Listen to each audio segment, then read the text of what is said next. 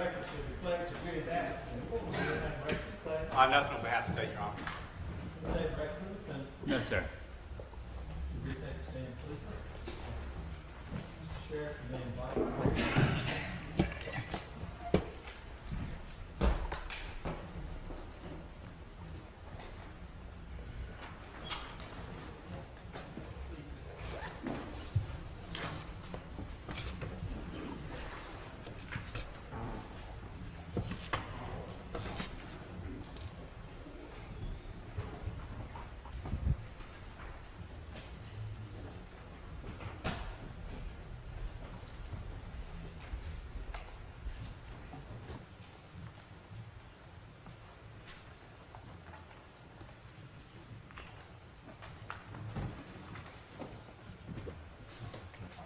Good morning, ladies and gentlemen. Good morning. We thank you for coming back and being with us today. Mr. Campbell may be bound by his oath to tell the truth that he took yesterday. Mr. Campbell, when we finished up our examination yesterday, I had showed you that gun. Is that right? Yes, sir. And that was a .22 pistol that you had in your pocket in the West Virginia woodline. Is that correct? Yes, sir. And you told the jury yesterday that you had taken that gun and smashed it with a rock. From what I remember, yes, sir. All right. And then you told us later that you placed a rock very hard on top of it. Yes, sir. And that's because you never smashed it with a rock. Is that right? I don't see the difference between this and... When you were talking to Roger Baker on January 1st of 2015, and he asked you about the gun, you said it was already in my pocket. Is that a fair and accurate statement? Yes, sir. And he asked you, he said, okay, so you had the gun on you when you got out there in the white vehicle, so you had a gun on you too? Question mark. And you said, yes. Yes, sir. And he asked you, was that the .22? You said, yes, sir. So when Roger Baker asked you, when you went over the hill and you got out of the truck and you ran, how far from that truck did you go before you threw that pistol away? And you responded, it crashed. It kind of crashed into a ditch. Over the first hill, it's buried. Did you bury it or just throw it down? You said, buried it. Is that a fair and accurate statement? Yes, the gun was smashed and buried. Okay, so with respect to Sergeant Baker, who you were giving a statement to at the time, you're telling the jury that you did not tell all the facts to him. Is that correct? I told him everything that I could, that, Okay. that I possibly remembered.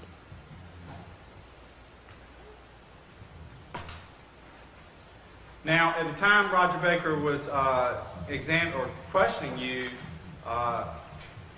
he was concerned about the whereabouts of Holly Smook. Is that right? I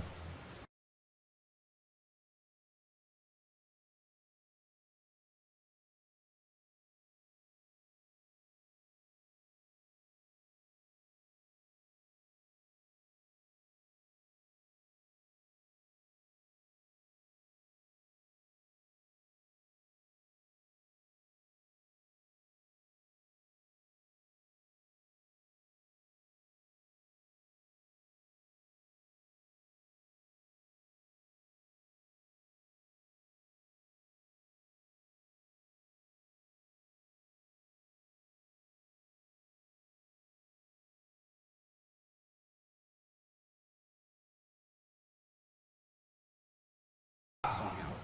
Yes, sir. And he asked you, did he beat her up or something? And you said, I assume so. He never told me. Yes, sir. Now, that's not true, is it? He never explained what happened that night. But you knew what happened that night, didn't you? From the charges that he was charged with, You knew because you visited the home that night. You walked out of there on Holly, didn't you? I walked in. Shane was with me at the time. I heard they were fighting, and I turned around and walked right back out. You didn't hear a fight. You heard your dad beating Holly. Isn't that right? No, they were arguing back and forth. They were arguing back and forth.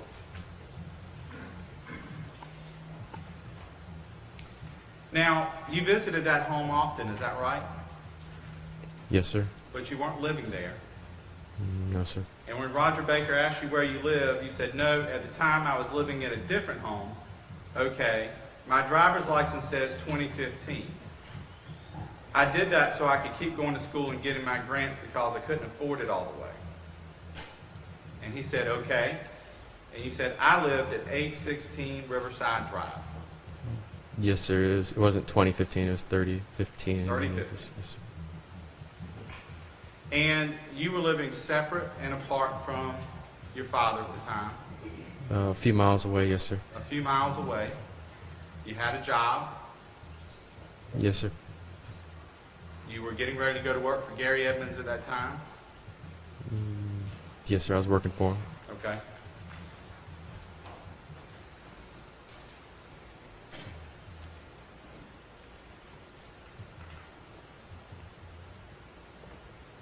Now, after the assault, Holly moved out, didn't she? The house was empty. And you moved back in. Yes, sir.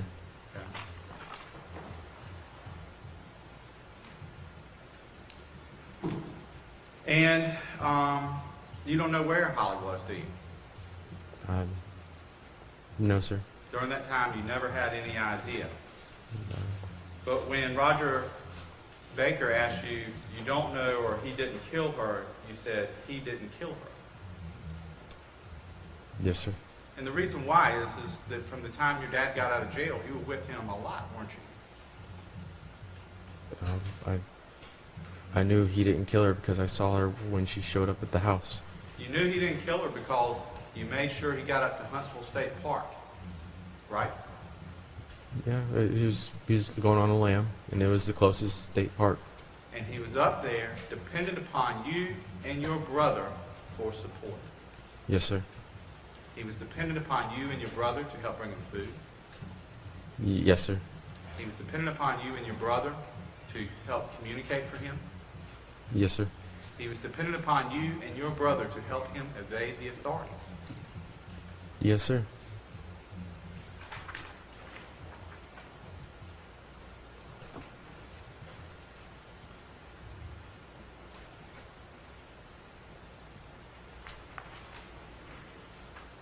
So, yesterday, when you were kind of acting befuddled about this white Suburban, the truth of the matter is you knew that he was entirely without resources, didn't you?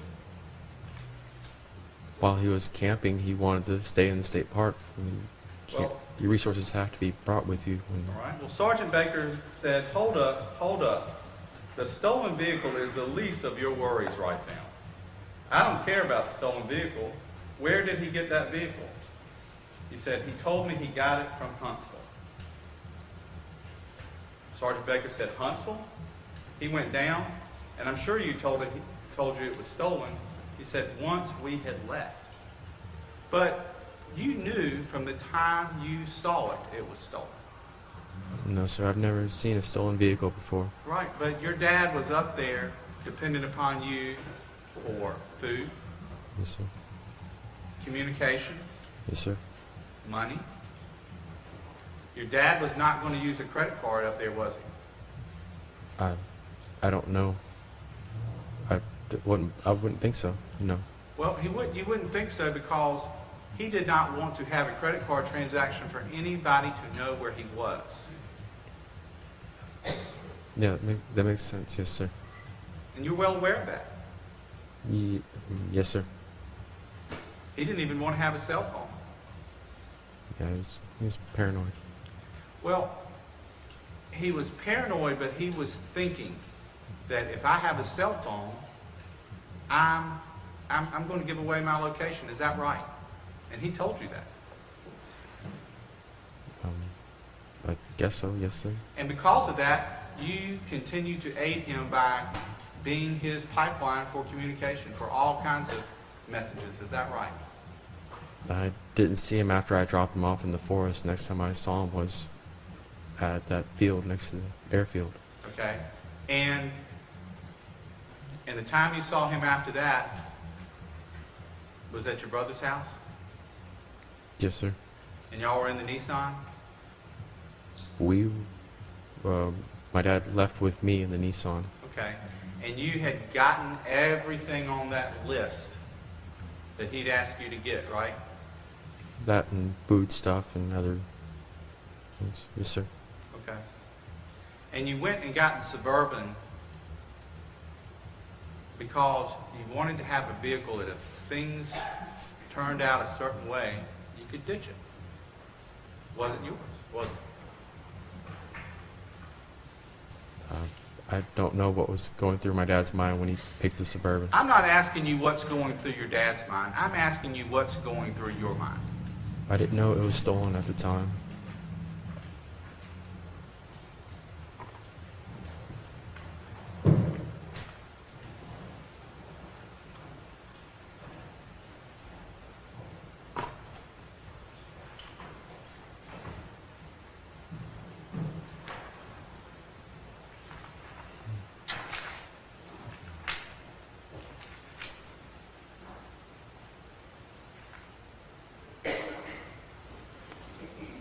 Yesterday, when you were telling the jury about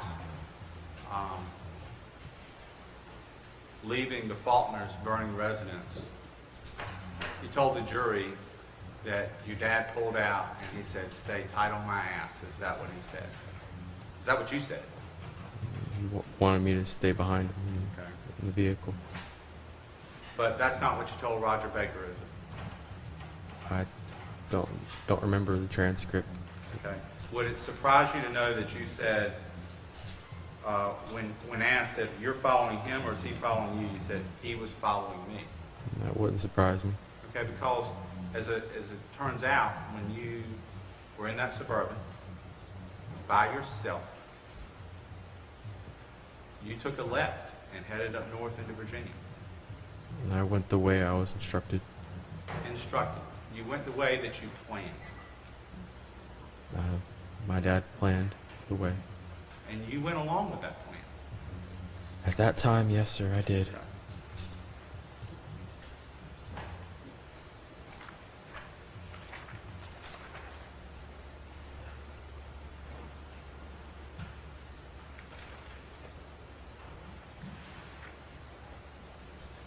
Now, that's not the only statement you gave to law enforcement authorities, is that right? That's correct. Because the next day, you met with Detective McPhee and Sergeant Hayes. Yes, sir. And you heard them testify here earlier this week. Yes, sir. Okay. And they advised you again of your right to remain silent, Yes, sir. that you had a right to an attorney, Yes, sir. that at any time you could discontinue it. Yes, sir. And once again, you made a knowing waiver of your rights.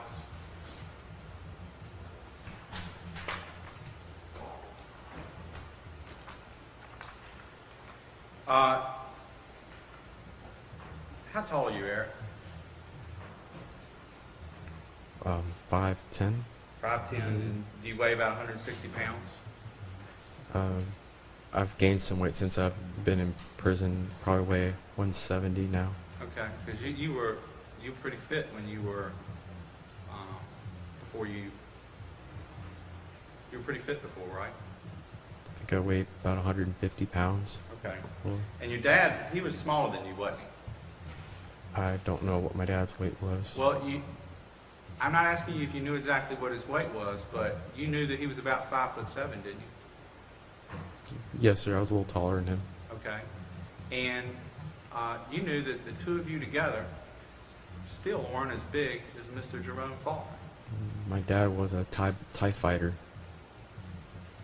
in his earlier life. And you did some kickboxing too, didn't you? I had a punching bag that I would just work out on. Did you ever break your foot kickboxing and have to go to the doctor about it?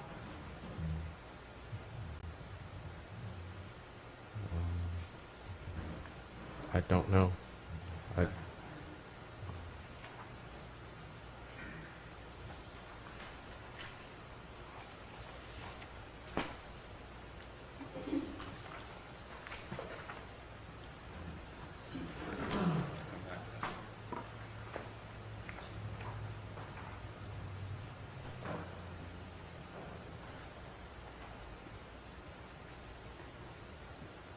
So again, for Detectives McPhee and Detective Hayes, you recounted the story that evening of the last evening of the Faulners. Is that right?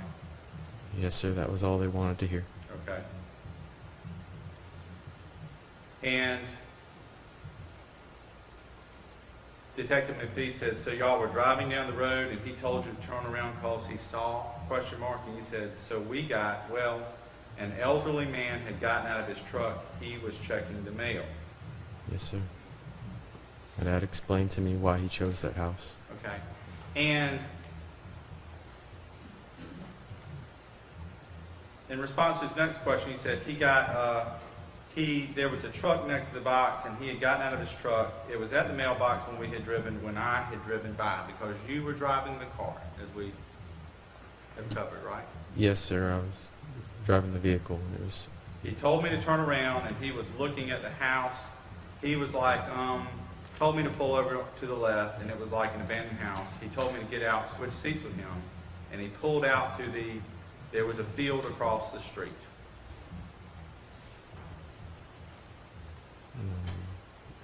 Guess so, yes, sir. Okay. And you go on to say the sun had finally set all the way. And we came up on this guy's house in the back. And Detective McPhee said, so you came up from the back of the house? He said, yes. And you go on to say it was dark in the house, and he went up some of the windows and tried to open them up. Tried the back door, it was locked. And he was going to break in, and he kept saying he needed money, so he was going to break in and rob the place. He wanted to make sure it was empty before he busted out the window. That's not what you told the jury here yesterday, is it? Those are things that my dad told me, and that's what I thought he was that's what I thought he was doing when he walked up on that place Well, and went inside. but you said yesterday that you just came up on this house. I could see my dad's shape from the tree line as he was running up to the house. And you met him at the corner of the house on the sidewalk outside. Is that what you told the jury? No, I met him when he was walking down the patio. The patio. And you said, hey, what's going on? And you said he kind of shushed you a little bit, right? He didn't want me to even ask anything at all. He didn't want me to talk. And then he went over and rang the doorbell. Yes, sir. And you said you thought y'all were all getting ready to run. Yes, sir. Kind of like it was a prank. I didn't know what to think at the time. Well, but when you talk to Detective McPhee, it's a different story, isn't it? Yes, sir. I didn't remember at the time that my dad had rung the doorbell and ran. Did you remember at the time that when he was going up there and trying to pry open the windows So that's what he in the said. dark to of me. the night, that he intended to enter that house? I didn't know he was trying to pry the windows at the time, but he said. That's what he said. You didn't tell Detective McPhee that's what he said. I know, I was trying to tell him everything I could. I didn't get everything right. But the point is, it's not about what your dad said. It's about what you saw and what you did. From what I saw and from what he said, I put together everything I could, and I told him that. Okay, but you were here yesterday, and you testified after swearing to tell the truth, the whole truth, and nothing but the truth. You told the jury that you were on the patio, that you were at the corner of the house. Yes, sir. You were right there. Yes, sir, I was. So you weren't telling Detective McPhee what he said. You were telling Detective McPhee what you saw. From the tree line, I saw my dad go up to the window. I could see his silhouette moving along the back of the house. And when I got to there, he was walking down off the patio. Okay. While you were at the corner of the house, posted as a lookout. My dad didn't tell me to look out or anything like that. But when the car drove up in the driveway, you certainly alerted him to that, didn't you? He had told me to be out there and look on the driveway. Okay. As in to keep an eye out. To keep an eye out for an intervening neighbor? Is that right? Yeah, yes, sir. One of the many friends that the Faulkners had that would have come to their rescue had they just known. Yes, sir. For the sheriff's department, they would have come to stop you if they could. Yeah, yes, sir. Me, my father too. To keep a lookout for them. Yeah, yes,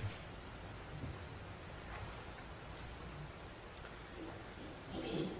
When you talked to Detective McPhee about the sprayer, he was stunned, wasn't he? I don't know. He asked you, do you know what was in the sprayer? And you said, it was water he had put into it that I saw. Yes, sir. And Detective McPhee said, just water? Question mark. And you said, no. Later because I asked him about when he was started spraying him. He said he put lye in it. Yes, sir. So, you are telling this jury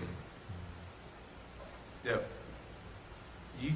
that at the time when you're here, you're telling Detective McPhee that he just put water in the sprayer. When we were at the campground and I was leaving, I saw him have a water jug. Okay. But you also told Roger Baker the day before that you knew that he had the sprayer and that you knew he was putting lye in it. I didn't know there was lye in it till at the house. You knew that he was putting lye into it because he was going to spray it in their eyes, didn't you? I never saw him put lye in it.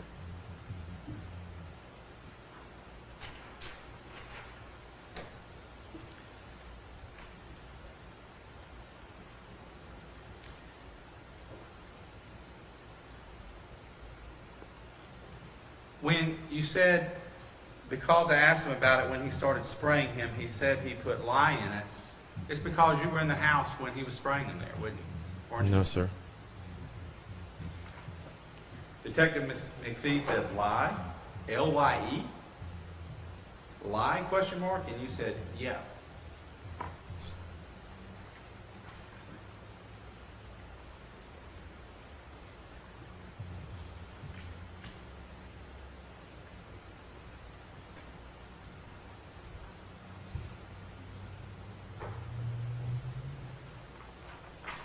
Now,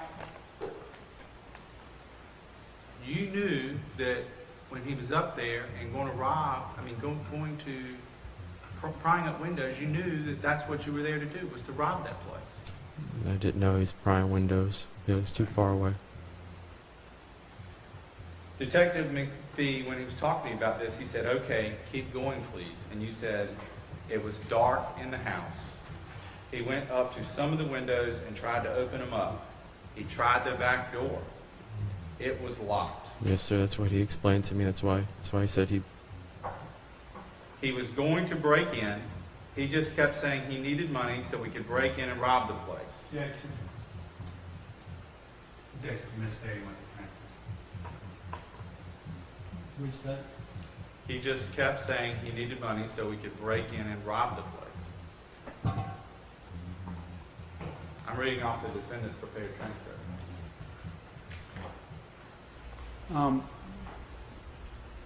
Okay, I'm reading off the one that was done by the court reporter that reads differently. I apologize.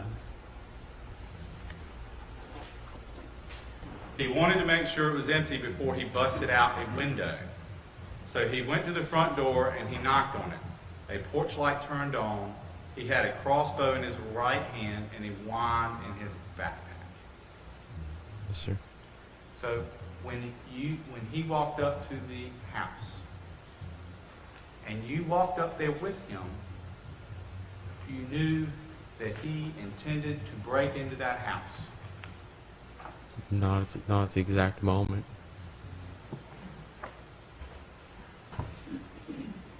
But that's what you told Detective McPhee.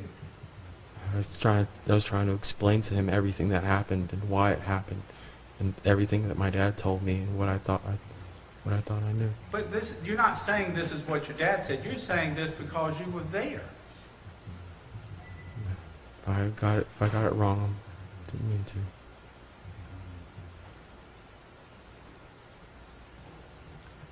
You were there on the patio. I was not on the patio. My dad walked down off the patio, walked by. Did you ever walk on the patio? No. No, sir, not when he was first walking up to the house. Okay.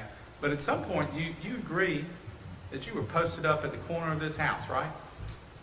I was following my dad. I wasn't put up as a lookout or anything like that. Well, that's what your job was, wasn't it? No, I don't know what my job was at that time. My father didn't give any kind of notice of what was going on. I knew that he was talking about robbing and from earlier times that we had spoken in the day, but we had agreed that we would discuss it in the morning what we were going to do. Okay, so you said we would agree. And the reason you said that is because you knew that your father would listen to you. I could reason with him, yes. He was usually more reasonable in the mornings. He was usually more reasonable in the mornings. Yes, sir. Okay? Because the fact is that your dad listens to you from time to time, doesn't he? Yes, sir. That was part of my goal of going with this trip was Okay. for him to listen to me. But with respect to what you knew, in the moments before the Faulners died, you knew that he had a sprayer Yes, sir.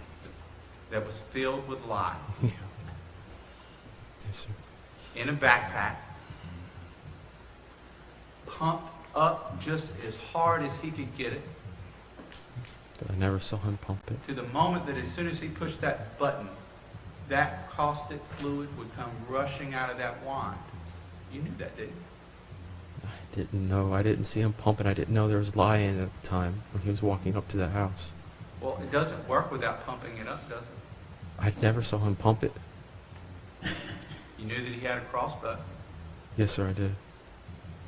You knew that he had been riding down the road with you driving, and that you had seen Mr. Faulner at the mailbox, and he told you that he wanted that truck. That's what he explained to me why he had chosen that house when we're inside the house. So when he went up to that house in the dark with a crossbow and a sprayer Yes, sir. and started trying to pry windows open, He told me that before we were inside the house that he had tried to get in through a window, pry through a window. okay, but it's not what he told you. You were right there. I was not right there when he was By at the your very windows. own words, you testified to this jury yesterday that you followed him through the woods. Yes, sir. You said you were having trouble keeping up with him. Yes, sir. Despite the fact that he's 5'7", smaller than you, 30 years your senior, you were having trouble keeping up with him. Yes, sir, I was. Okay?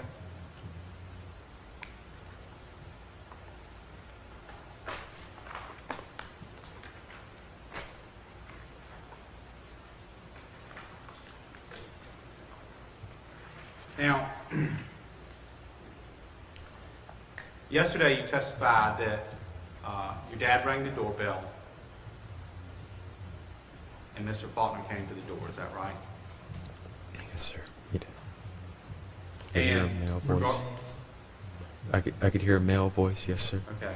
And regardless of whether he rang the doorbell or knocked on the door at this point, the fact is the door was open.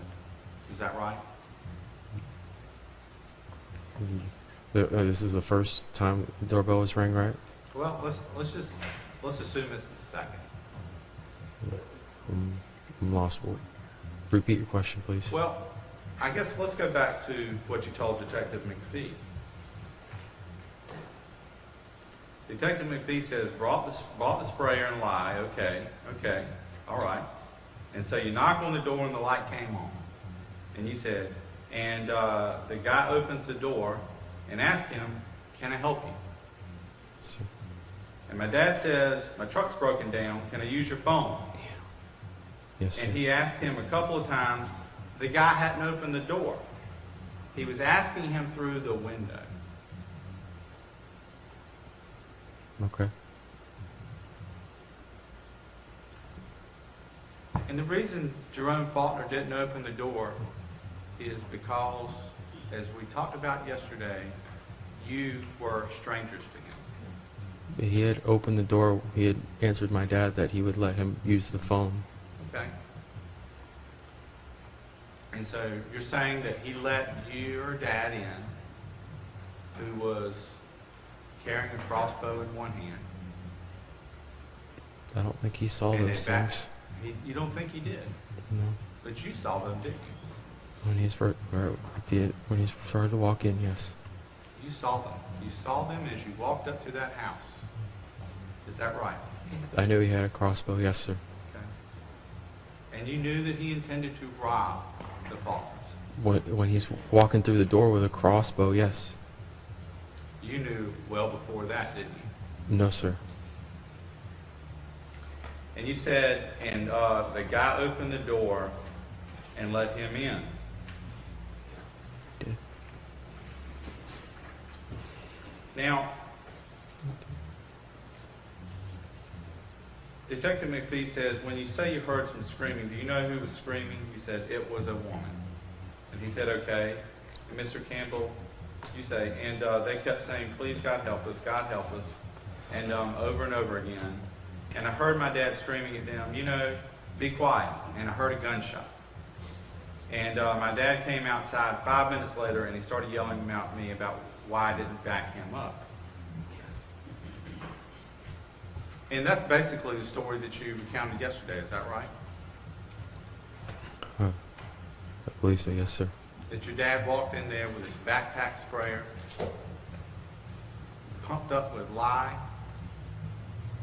and a crossbow, and Mr. Faulkner welcomed him in the house, Well, shut the door, and 5 minutes later is when you get brought in. Is that right? I don't think Mr. Faulkner knew when he opened that door.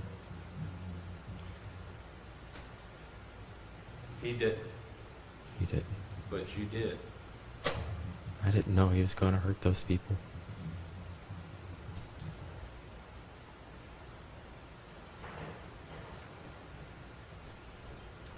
When he came back out and got you, you said, and he grabbed me and he pulled me inside and he sat me, took me into the bedroom that they were in. And Detective McPhee said, all right, when you walk in, do you know which bedroom that was? You said, yes, the main, the bedroom on the left. Yes, sir. Yes, sir.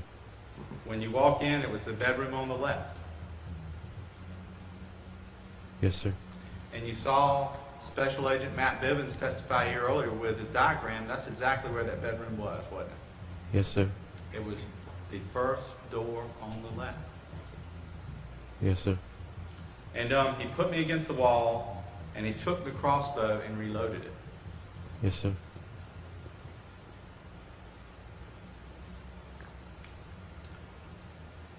But why did he need to reload it, Detective McPhee asked you. Was it loaded when he went in the house? And you said yes. Okay. It had to be loaded because of the arrow in a guy's chest. It had to be loaded because that's what you saw as he was standing there walking in that door. It was dark at the time. You said the lights went on. It probably was loaded. Father probably did load it. Can you speak up? Yes, sir. It probably.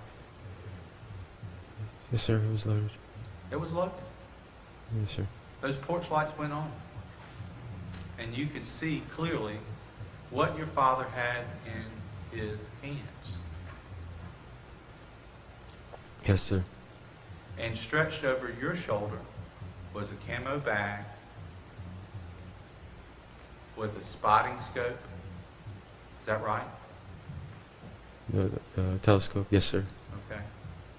And an antique spear, Yes, sir. some electrical tape. I didn't know what else was in the bag. I just took a quick look in it to see what I was carrying. You said, and he put me against the wall, and he took the crossbow and reloaded it. We talked about that, and you said, and the man had an arrow sticking out of his chest, right? Right here. Because you were showing him where that arrow was sticking out of his chest. Yes, sir. Detective McPhee says, okay, when you went in the room, he had an arrow sticking out of his chest, and you said, mm-hmm.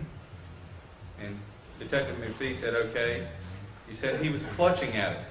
His face was beat up, and he was lying on the floor. He had a wound on his leg. And you go on to say, and the woman was still screaming, and he took the crossbow and shot her. Yes, sir. So at the time that you were in that house, Jerome Faulner had been shot with his crossbow.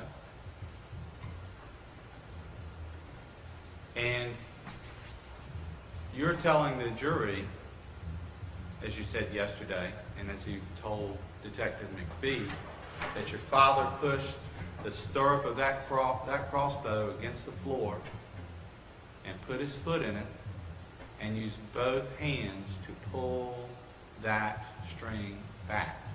Is that what you saw? I don't remember him reloading it, no. Well, he took one crossbow bolt and shot Jerome Faulner Sr. in the chest. Yes, sir. Is that what you presume? Is that what you know? Yes, sir. Okay. And so the crossbow at that time was unloaded. Because you can only shoot one at a time, right? Yes, sir. And you're saying you're in the house, and she hadn't been shot yet, and he loaded it.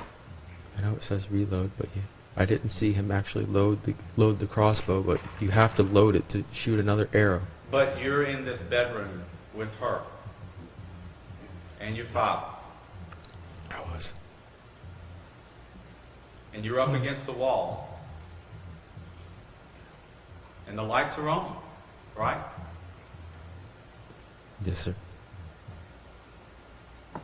And this wasn't some mansion up on the hill, was it? No, sir. Just a simple home with two folks in it. And you could see very clearly through that bedroom what was happening. Yes. Yes, sir.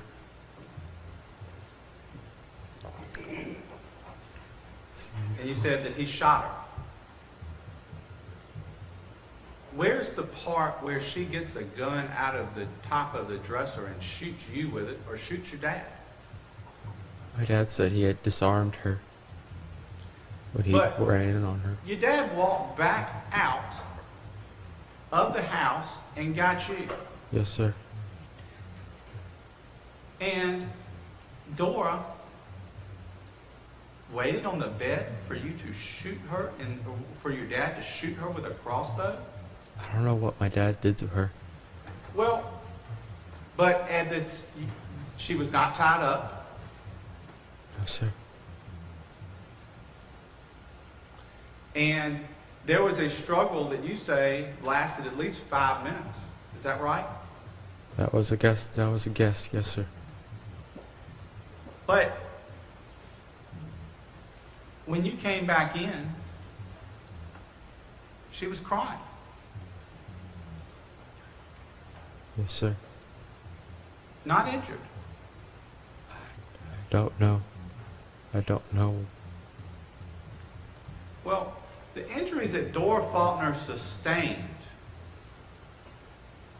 that led to her death was where her skull was bashed in by an antique spear, right? I Or the don't know. butt of a crossbow. don't know. because pieces of that crossbow were stuck in her skull. Oh. Yes, So, sir. again, Eric, why didn't she pull out one of the many guns that were in that house and shoot you or your dad? I don't know.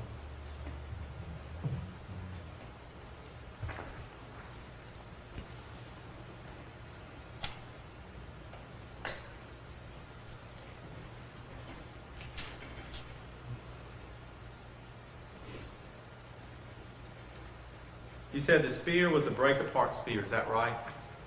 Yeah, yes, sir. And that's the spear that you carried to the home Yes, sir. in this camo backpack. Yes, sir. May I approach? Yes.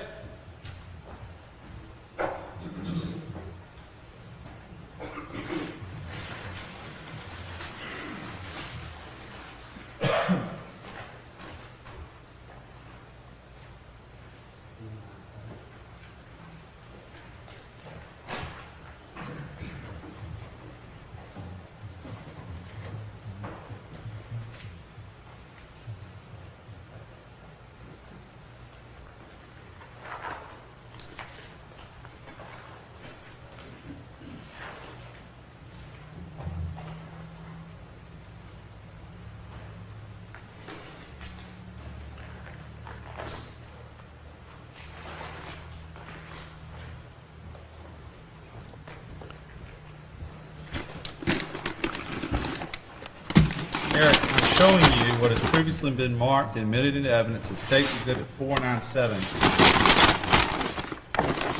Is this shoulder bag that you walked up to the woods with? Is that right? Yes, sir. You walked up to the Faulkner's house, and the collapsible three-piece spear that you had, that you said was in here, it was sticking out of this bag. Is that right? I guess so. Okay. And when you put that bag on your shoulder, the shoulder strap was not like this, was it? No, sir. It was just a normal bag. All right, it was a normal bag with a black strap, right?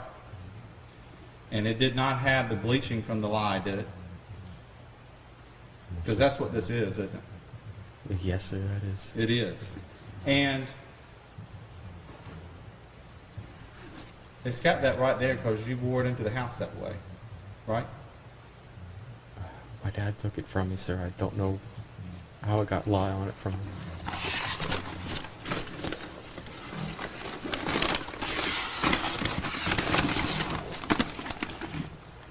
Have you ever seen that symbol before? I haven't. Okay, would it surprise you to know that that is a symbol for Texas Energy?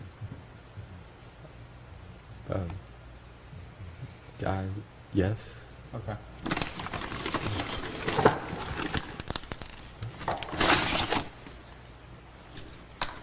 Why we got this out?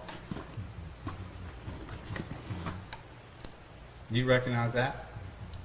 I don't. Isn't that a piece of the crossbow? I don't know.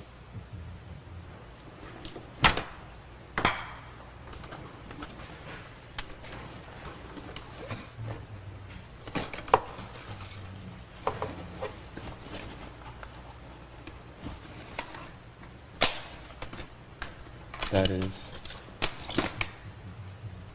That is, isn't it? Yes, sir. That's the back of the shoulder stock. Yes, sir.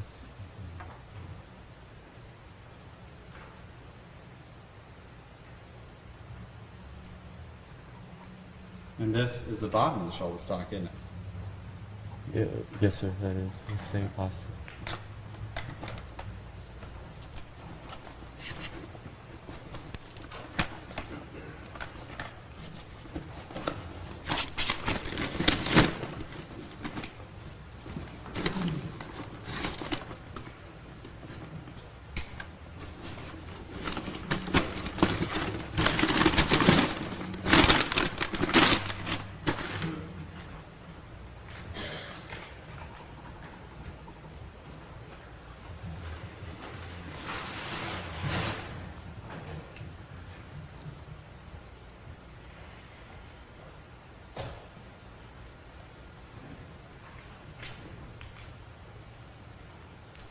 You said, so he went into your back, so Detective McPhee said, so he went into your backpack and he got the break apart spear. And you said, mm-hmm. Said, okay. And he started trying to bash your skull in. Yes, sir. But that's not the debris that was found up in Miss Faulkner's skull, was it? I was just telling you what my dad told me, what he did with that thing. I'm not asking what your dad said because you've already told the jury you were right there when it happened. I wasn't watching what my dad was doing. I was looking at a man that was on the ground dying. Okay.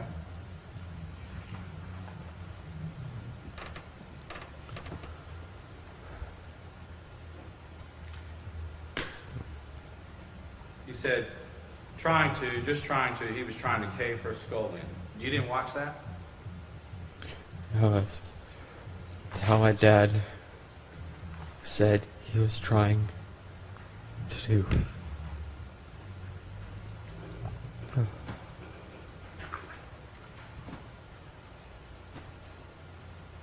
Detective McPhee said, okay, but he wasn't hollering anything, and you said, nope.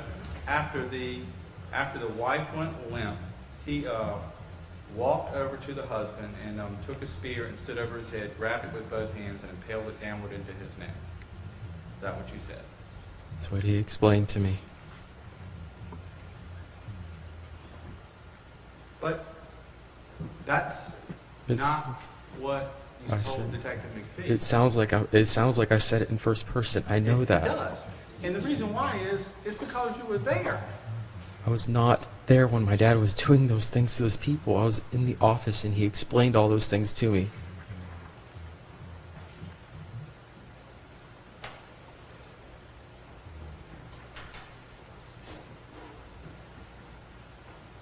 Detective McPhee said, okay, all right. After, well, obviously he was dead at this point, or at least very close to it. What occurred after that? And you said, we walked out of the room, and then we walked around the house. And Detective McPhee said, mm-hmm. And you said, walk back in, the guy was still gurgling, wheezing. And Detective McPhee said, right. And he said, and he took a plastic bag and put it over his head. Is that a fair and accurate statement? My dad walked back in there. He complained about the guy not dying. He walked by me with a black bag. But, what black bag?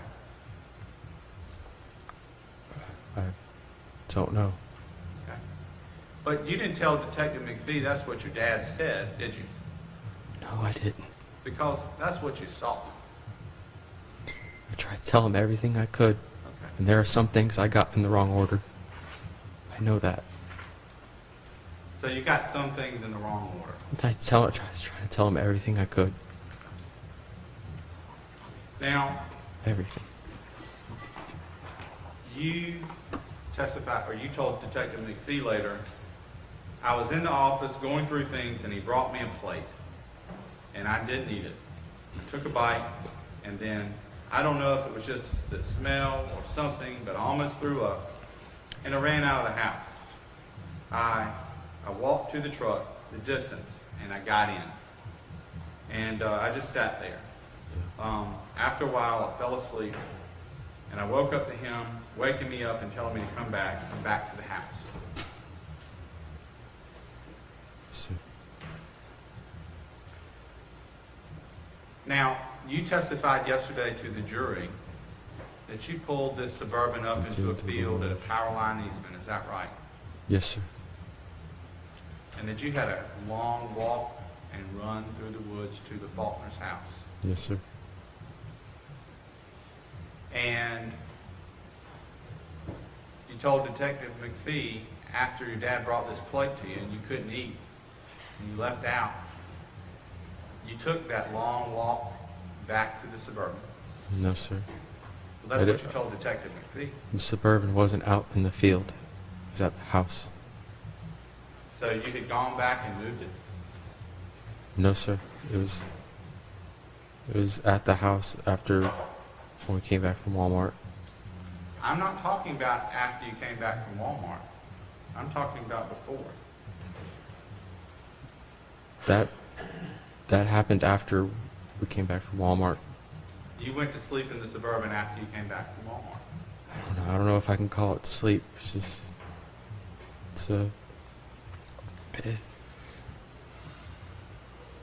I was sitting in there and I just was staring off. Not really even there in the best way I could explain it at the time. I didn't understand what it was or what else to call it. You didn't tell the jury yesterday that you went to sleep, did you? No, sir. And you said in your statement to Detective McPhee, I walked to the truck the distance and I got in. Yes, sir. Now, this was another opportunity for you to leave, right?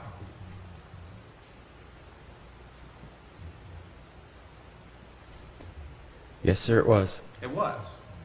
It was another chance for you to leave and alert the authorities. If I thought that I didn't think I could get away from my father. If I believed I could have. You had a Suburban. Yes, sir. You had the advantage of surprise. My dad didn't know what to do with me when we were at the house. He couldn't decide. What do you mean he couldn't decide? I could just tell when I was in the office and he was looking at me, he was weighing my actions and things I didn't do, and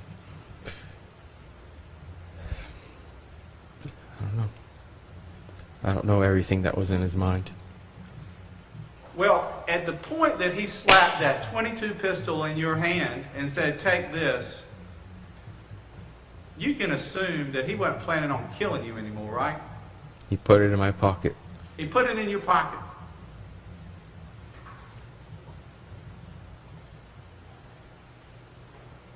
He put it in your pocket. He gave you a gun. One Yes, sir. that was loaded. Yes, sir. One that already had replaced the cartridge that fired the bullet into Jerome Faulkner's leg. So just in case 5 shots wasn't enough, you had now 6. I'm not the type of person to shoot people.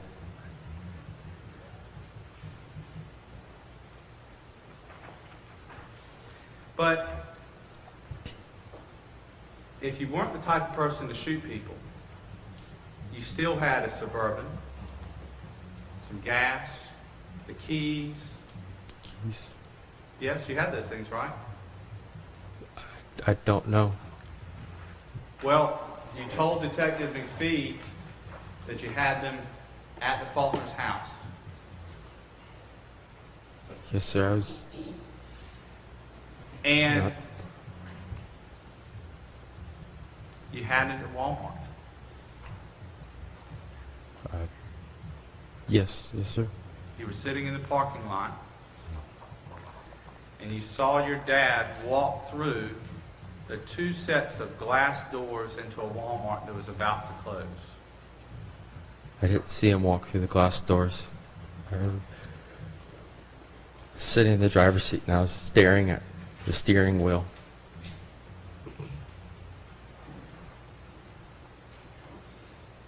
You didn't No.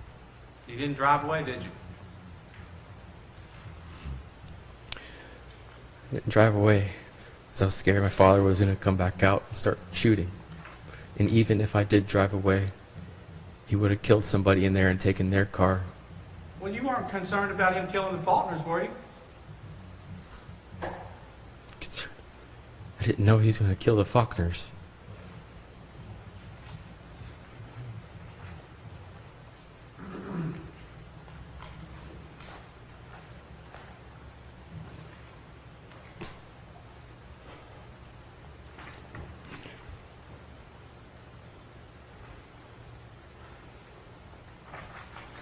You recounted to Detective McPhee about that gun, that .22 pistol, and what you did with it, didn't you?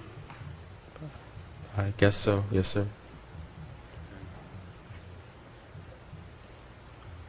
You said, I ran 300 feet into the woods in between the highways, and I just stopped. I sat there for about an hour. So I had the gun in my front jacket pocket my dad put there. Yes, sir. Yes, sir. And he asked you, do you know where the gun that he put in your, and you interrupted, he said, yep, it was the owner's. And Detective McPhee said, the people that were in the back of the truck, okay? And you said, I took that gun and I lifted up a rock and I put it in there, and then I smashed the rock on top of it. And I started making my way, started back walking towards the scene. But that's not exactly what you did, is it, Eric? No, there was other items. There were other items. And those items, just like the gun, you moved leaves out of the way. Is that right? I don't remember any of the other items besides the gun. Okay.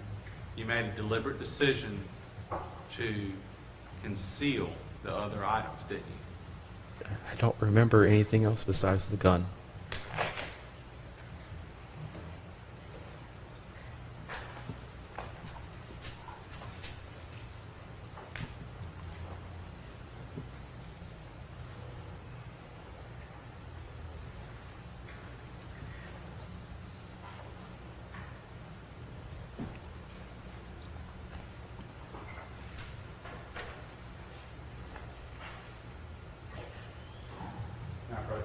Yes, sir.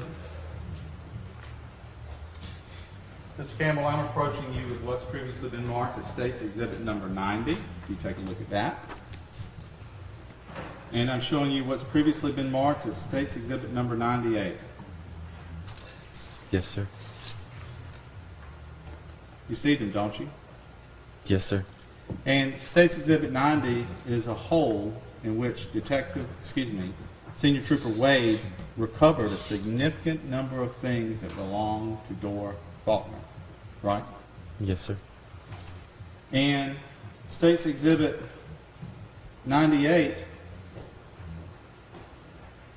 that's Miss Dora Faulkner's pocketbook, right? Yes, sir. And it's under a log, right? That's what it looks like. Yes, sir. And it's got some leaves pushed up against it.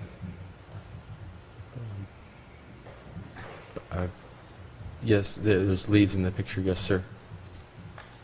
And it's concealed. Yes, yes, sir. And it was more than just the gun that you concealed up there, right? I just remember the gun. But you made deliberate decisions to do this, didn't you? I don't know if I made deliberate decisions to hide those items. I don't remember them. Well, those items were evidence, right? Along with everything else in both vehicles, yes. And you're saying you don't remember, but you told Detective Fee you remember, didn't you? It's a gun. With respect to the gun, You know. you told Detective McPhee said, do you remember what any of it was? And you said cards, just a pile of cards. Those. He said, I didn't look. Well, what about anything else that you took from? Did you take anything else from the truck when you got out? He said, yes, there was stuff in the jacket. Was that pocketbook in your jacket? I don't remember it being in the jacket. He said, I buried that stuff with the gun.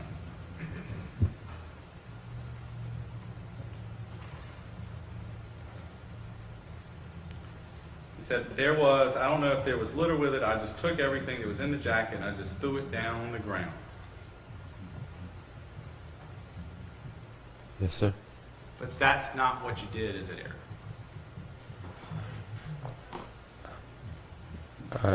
From the pictures, no. Okay. Not from the pictures, from your recollection, right? I remember the gun. You remember the gun. But you were making a deliberate decision to conceal evidence. I don't remember it being anything deliberate. Because when it came down to it, you could make a decision that was going to help save you. Oh, like I said, my dad had just shot at people. I wasn't thinking of anything like deliberate.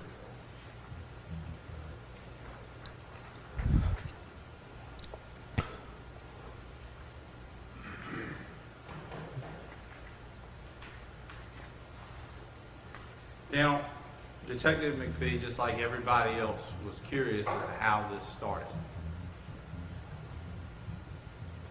And you said he wanted to get out of Texas. He didn't like that state. And it started out as a camping trip, just staying once we got on our way. He started talking about money and stuff, and once again, you're letting Detective McPhee know, just like you did let Roger Baker know, that long before you got to this patio, you knew what your father's intentions were. I didn't know my father's intentions were at that house. You said he started talking about money and stuff.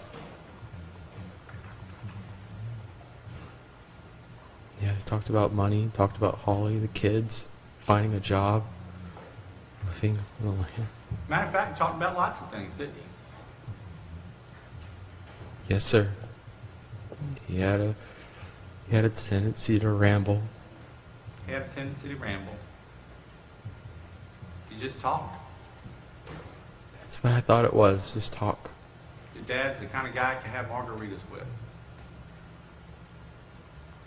Yes, sir.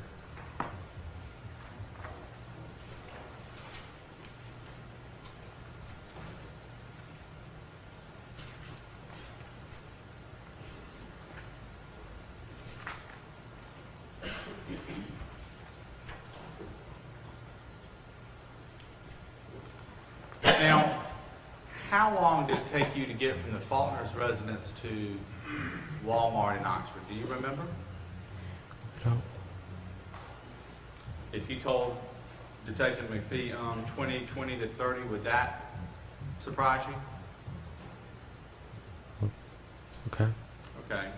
And you arrived just before midnight at Walmart, right? Yes, sir. Okay.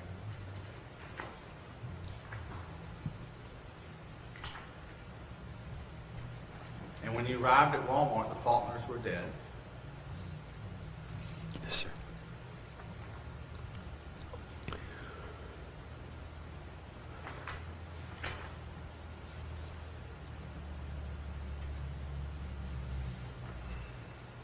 Now, one thing they didn't find in the wood line up there in West Virginia was the walkie-talkie, right?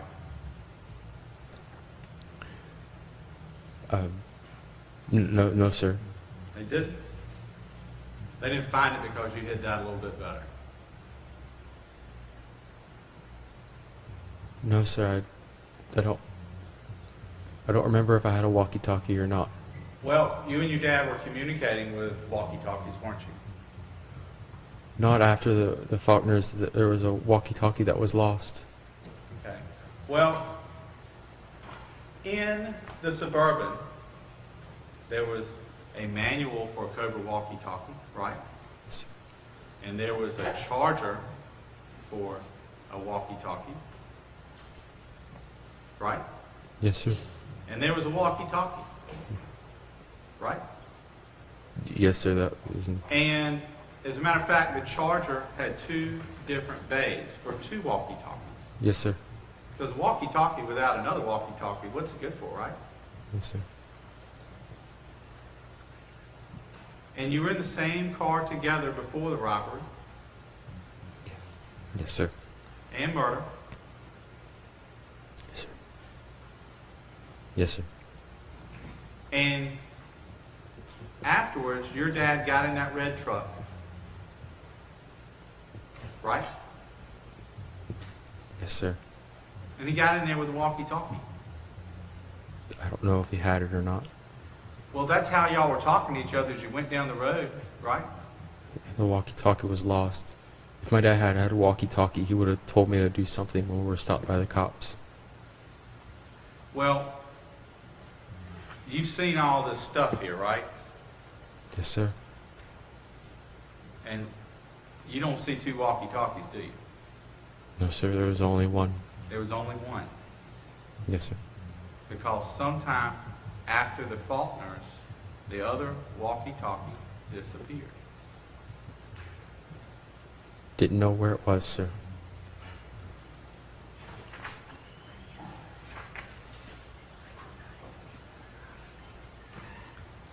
You knew where yours was, didn't you? I didn't.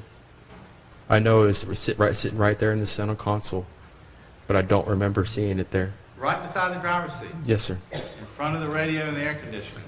Yes, sir. When I saw the picture of where it was, 'cause I remember my father, we stopped at one of the mountain trails, and my father had wanted to find the walkie-talkie. Well, you had two walkie-talkies. You had two walkie-talkies when you were in the Suburban before. Yes, And the reason why you would have two walkie-talkies is if your dad got away or you got separated somehow, you had a way to communicate with each other. Is that right? yes, sir. And you communicated via walkie-talkie because you did not want to use a cell phone, did you? I don't know why my father got walkie-talkies, but we did buy them. Yes, sir. You wanted a walkie-talkie because you did not want a cell phone signal to go up and alert anybody else in the world who was looking for your father as to where the two of you might be. Walkie-talkies can be used. You don't need to recharge them with minutes or anything. You just...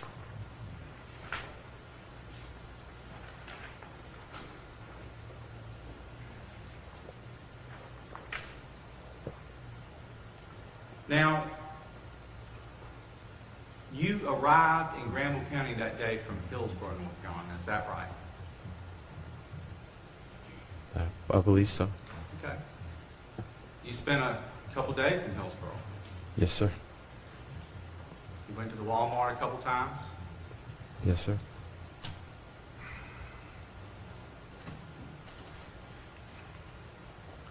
And you spent some time at a place called Huff Road, didn't you? I don't recognize the name. I know there was a letter and evidence that said Huff Road. There was. There was a letter of evidence that said Huff Road. Do you remember it? Yes, sir. I remember seeing it. You remember seeing it? Yes, sir. And it was taken out of the Suburban. Okay. Yes, sir.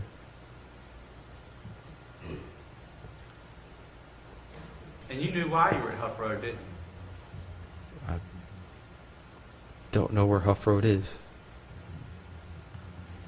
Do you know why you were at Huff Road?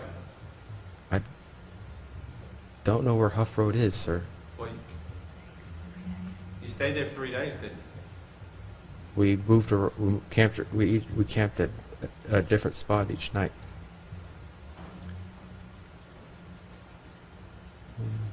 Yes. But you visited Huff Road, didn't you? I don't know where Huff Road is.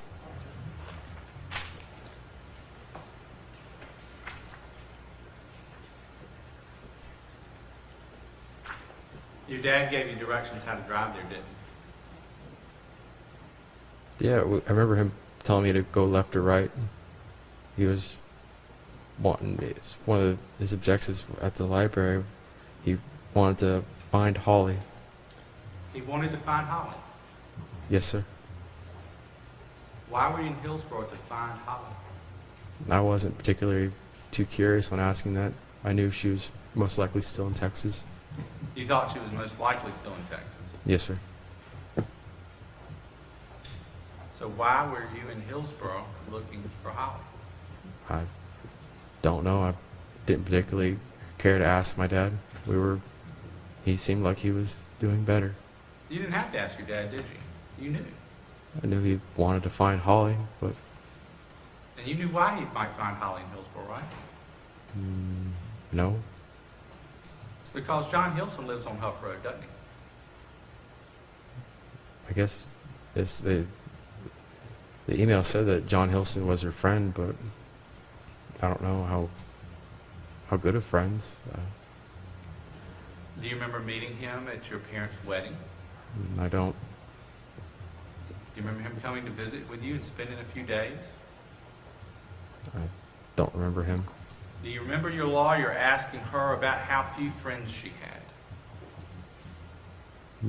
Yes, sir. Okay. And that they regularly exchanged emails. I guess so. And you knew that when you were driving to Hillsboro that your dad was looking for Holly. Yes, sir. It was one of the things that he would talk about.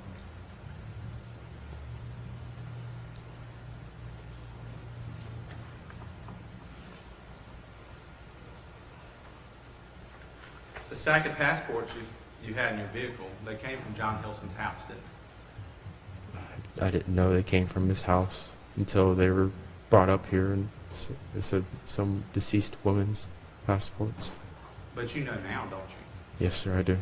You know that they came from the inside of John Hilson's house. Yes, sir.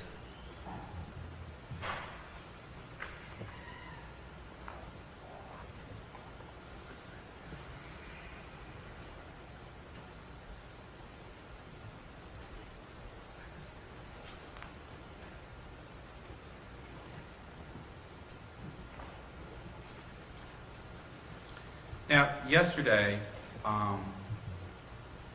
defendants 35 and 36, they were a recorded conversation between you and your brother Nick and your father at the Brazoria County Jail, right? Yes, sir.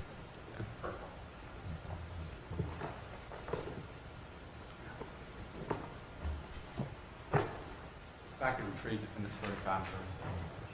Yes, sir.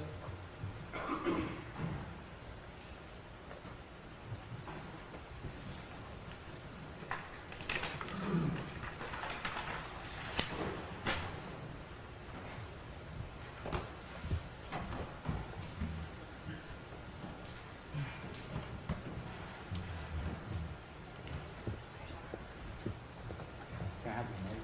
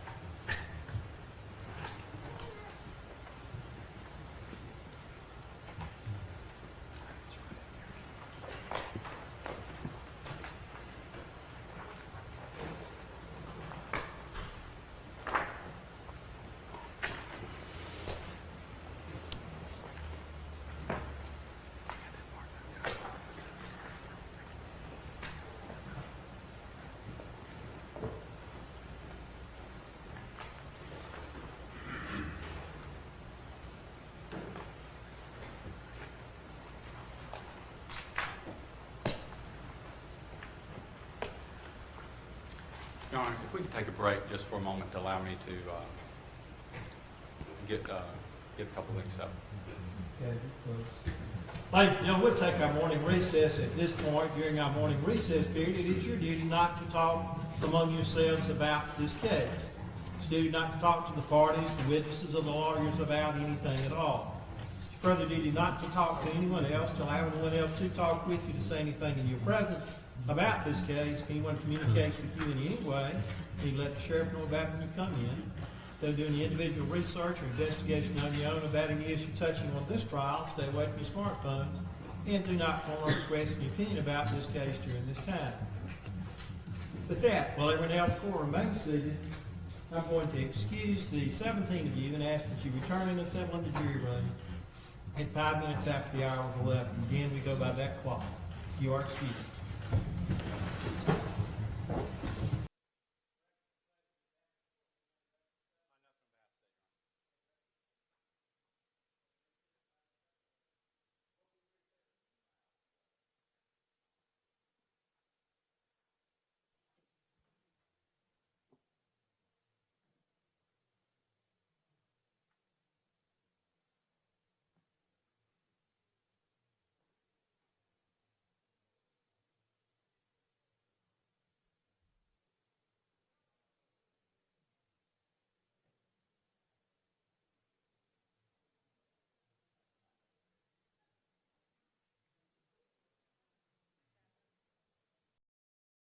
Yes, sir. And you knew that that call, or not that call, but that visit was recorded Yes, sir. because your father was behind a thick piece of plexiglass, right? Yes, sir. And there was a telephone that connected you and your brother Yes, sir. to your father. And there were 3 voices on that recording, right? Yes, sir. Okay. I'm going to play a portion thereof, and I want you to tell me who is talking, all right? This call is subject to recording and is monitored. Hey, how you doing? What's up? You guys get me out tonight? Guys, tomorrow I leave.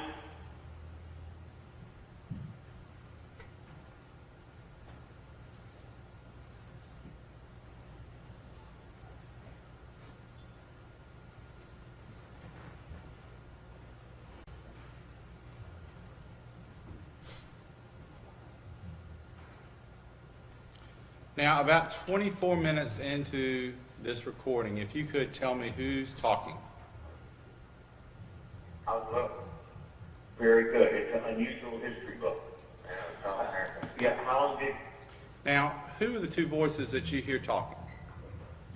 I ordered him the book for South America.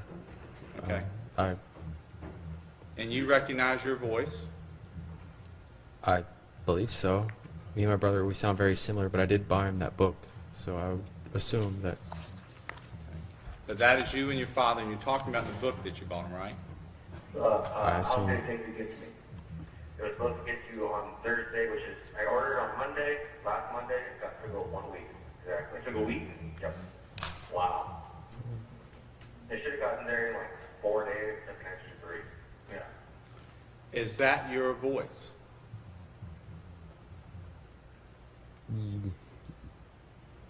Yes, sir. Yes, sir.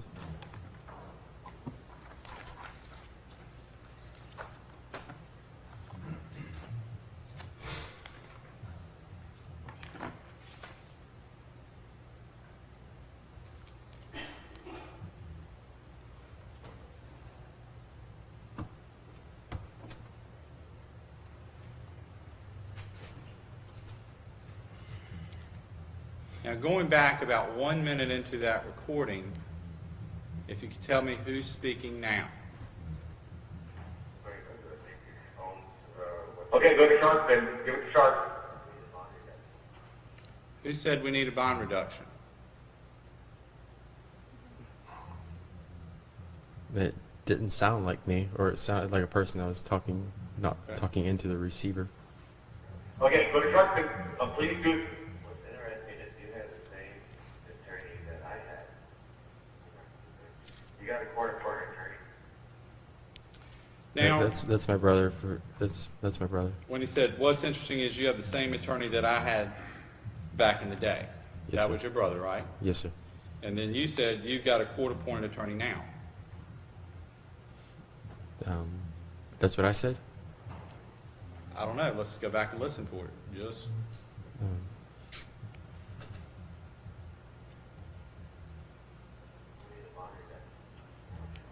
talk to a police who's interesting is you had the same attorney that I had. You got a court-appointed attorney now. I know this. Aren't those two different voices? About the court-appointed attorney, I don't know. I don't know if my brother moved closer to the phone or. Well, let's let it play a little further and see if you can. Is that good or bad? Yeah. So when that person said Nick knows the guy, that's you, isn't it? Yes, sometimes when we talk to my dad, we'd put our heads together and listen with the phone between us, the best we could.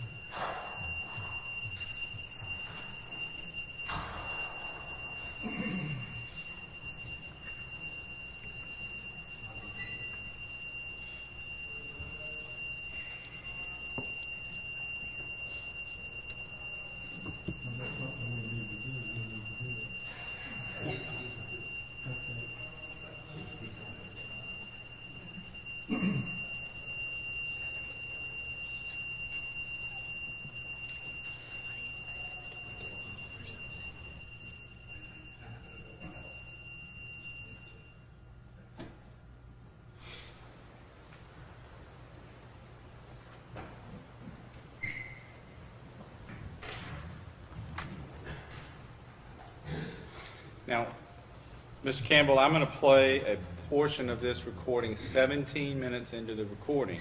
Okay. First off, show me on time. We try to talk to him beforehand. Sherry has letters that we get to him. Go ahead. Whenever you want to talk. No? Is that your voice? I can't tell.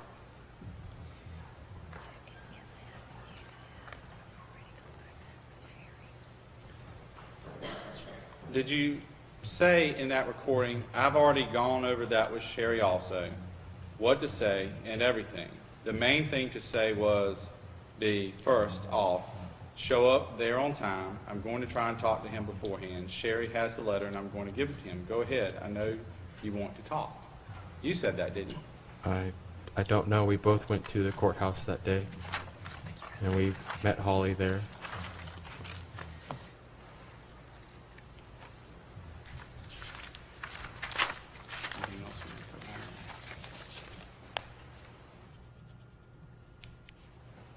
Now, at a point 20 minutes and say 15 seconds or 10 seconds into that recording, I would like you to tell me whose voice this is.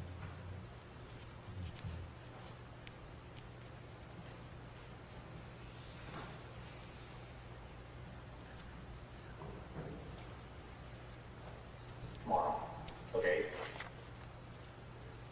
If you can, talk to Holly. Say, hey, you need to get Daddy out because he's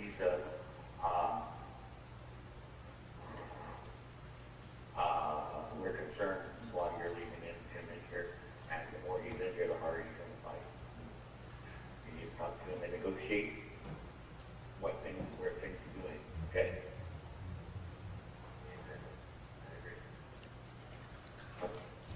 Was that your voice? I couldn't tell.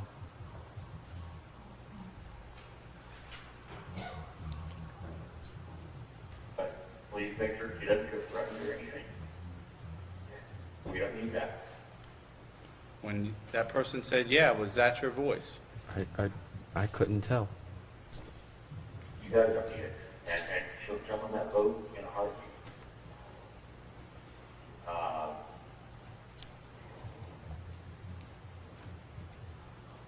Please read on the letters for me. It's so important. I write and rewrite those letters. Send it 3015. Check them out later. Is that your voice, Mr. Campbell? I couldn't tell. Well, That person said, send them to 3015. I check the mail every day. The mail at that time, if I remember correctly, the house wasn't getting any mail. Well, you were living there, right?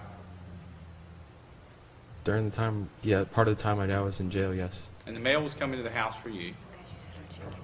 There was a point after, near the end, when my father was about to get out, that I was able to go to the post office and get the mail returning. But at that point, you were checking the mail every day. That's what you told your dad, right? Yes, sir, when I get home from work.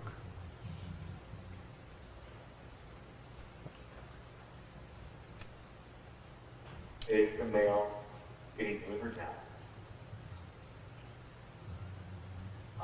Is there anything specific in the mail that is of concern?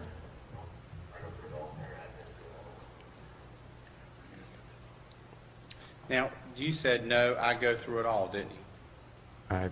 I couldn't tell the difference in voices, but I did collect the mail and bring it in the house, and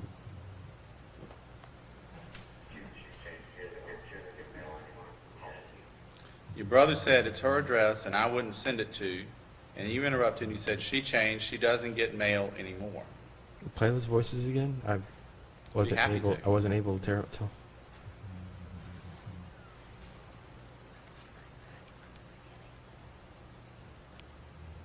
So starting it back where we began, Just the last little bit, the last 5 seconds you just played. If you can, talk to Holly, say, hey, you need to get Daddy out because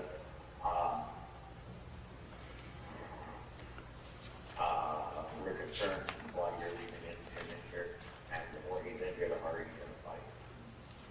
You need to talk to him and negotiate where things are doing, okay? Okay, but please make sure she doesn't feel threatened or anything. We don't need that. You guys don't need it. And she'll jump on that boat in a heartbeat.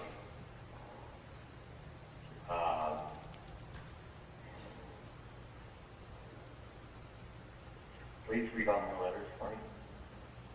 It's so important. I write and rewrite those letters. Send it to 3015. Check the mail every day. Is the mail getting delivered now? Is there anything specific in the mail that is of concern?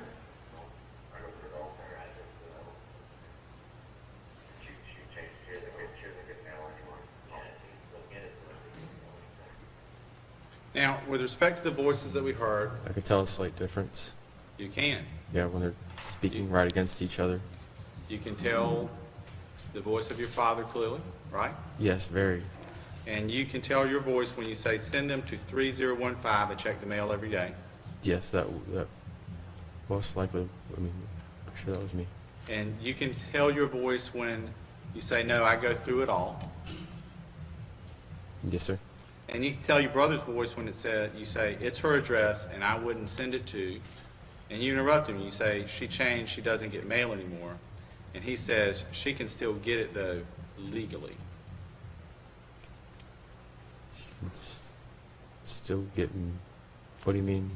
But with respect to it, you recognize your voice, don't you? At certain parts, I do when we're.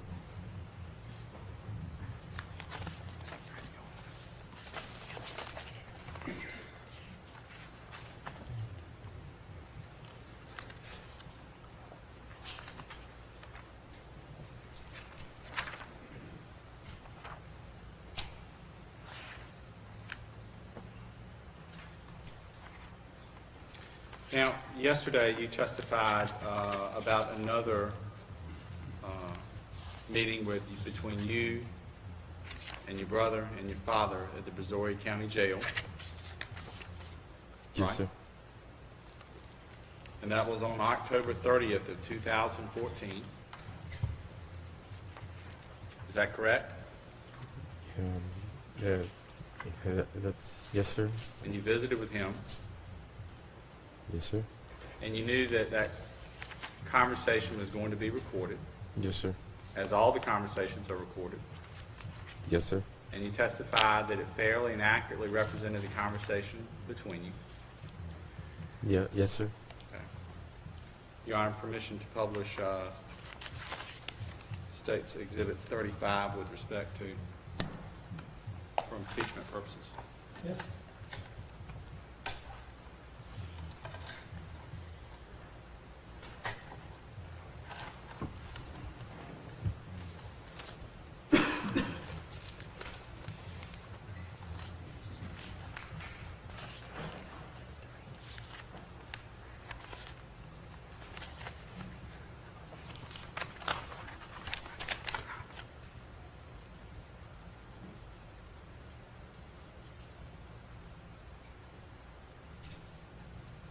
This call is subject to recording and involuntary.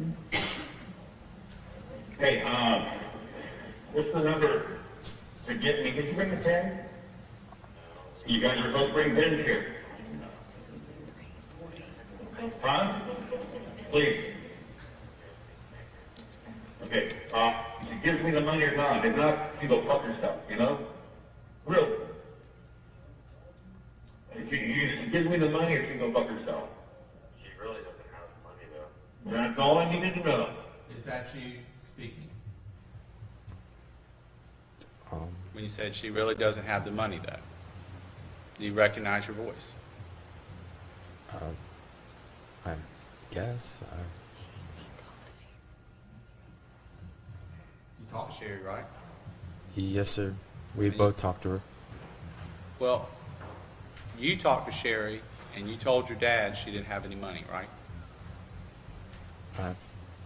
I can't tell the difference, but I need to if you go want me to back say and- yes, I will. Shit. Yeah, well, I told her all the facts, the basic one.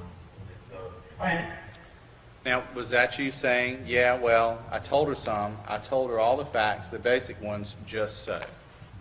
Did you recognize your voice then? I don't know. Do you have a part of my brother's voice that you know for sure on that, so I could hear it? I'm gonna do some gossip with that shit, you know? Who cares? Yeah, I know. Do you recognize your voice then? I don't know. Play a part in my brother's speaking. Better than nothing. I mean, I agree. But she said that she'll call Aunt June and see if that. But the thing is, though, is she told me that with the charge that you have, that she doesn't know if Aunt June will really help or not. She's fooling around on me, blah blah blah. Yeah. Okay. Well, that was the case. You guys are sending a call. I just wanted to recall. You know, if it works, it works. If it doesn't, we just keep working our plan. Okay. Did you find Holly? Not yet. Do you recognize your voice then? I don't, but I don't know the difference between. I couldn't play a part that you know my brother is speaking. We did, didn't we? What? I did earlier when your brother said, what's funny is that you've got the same court-appointed lawyer I did back in the day. Yes, I do remember that. And his voice was distinct from yours. When they're right next to each other, yes. But your dad had told you to be looking for Holly, right? That's what he says on the CD. I'm not asking what he says on the CD. You were there, Eric. Yes, if I was there, if me and my brother were both there, then yes, he would have told. He said, Would have told again, us. did you find Holly? And on October 30th, while visiting him in the Brazoria County Jail, you said, not yet. Is that a fair and accurate statement? I would guess so. I mean, I don't think I even told her when I told him about when I ran into her at the house. I just. People, leave up the letter. I'm not going to give a damn thing. I really don't think so, but yeah, we will. Was that your voice, Mr. Play- Campbell? Play it just a little bit behind that when I can hear mine and then that voice. I'll be happy to back it up a little bit.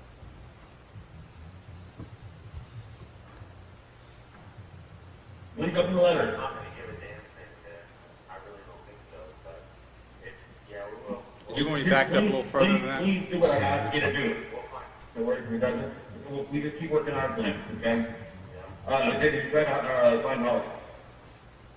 Not yet. That's the big one. Link up in the letter. I'm not gonna give a damn thing, I really don't think so, but it's, yeah, we will. Just please do what I ask you to do. Because I know more things than you guys do, and I know more than you. Please, just do what I ask. And you guys do what you think is best to do. Huh? Was that your voice, Mr. Campbell, when you said, "We'll find her after tonight"? I never actively looked for her. That's not what you said. Your dad's asked you, again, did you find Holly? And you said, not yet. I know from the testifying of Holly's security officer that my brother apparently went to a hospital looking for her, but Okay. And you knew your brother went to a hospital looking for her, didn't you? I was surprised when he said that. But you said, we'll find her after tonight. Well, your dad couldn't find her, could he? No, He was in jail. no. And sometimes you have to agree with him just to get him off the subject. You could say whatever you wanted to him and the entire world, right? I didn't want him to start beating himself in front of me from what something I must have said. He was behind plexiglass. Beating himself. I'm sorry. Just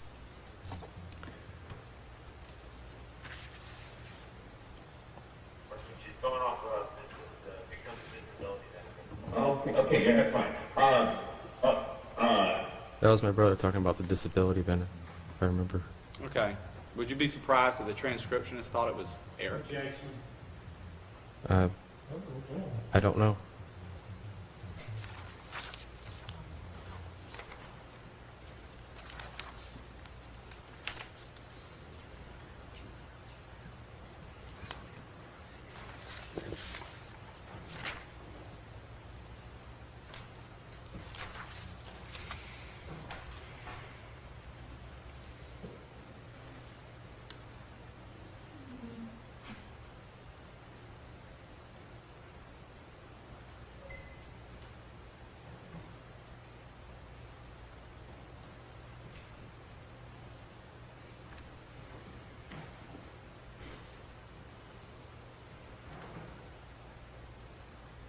And about 7 minutes and 25 seconds into the recording, your dad got upset.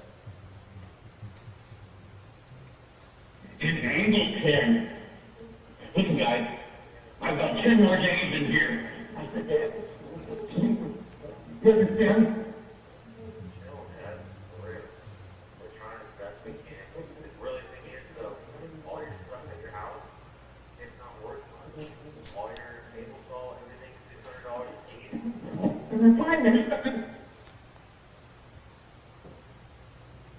Ms. Campbell, do you recognize your voice?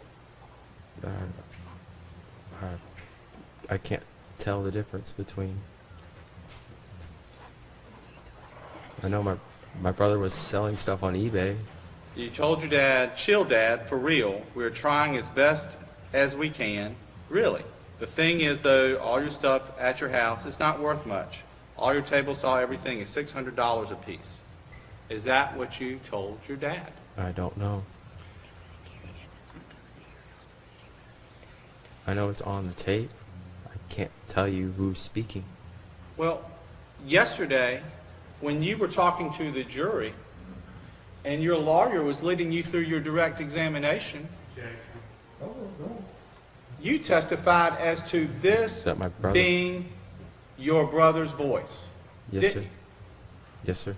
But here, as we hear it play, today you're not certain? On one of the video, on the second video that my attorney played, I remember hearing my brother's voice apart from the other one, and it was a little, like it was almost, in one of the instances, it was kind of croaky a little bit, and I could tell the difference. But today you can't tell a difference, can you? I didn't mean to speak in an absolute. I was just trying to. But you spoke in Explain. absolute yesterday. I believed. Trying to tell you what it was. Now, with respect to your visits to the Brazoria County Jail, you made several of them, didn't you? Visiting the county jail? Yes. I guess. You first visited on 10/14/2014, is that right? It's probably right if what it says. That's right. Yes, sir. You went with your brother that day. If No, excuse me, you went by yourself. And then on 10/16, you went back with your brother. okay. Is that right? I can't remember the exact date, but if it says that, that's right.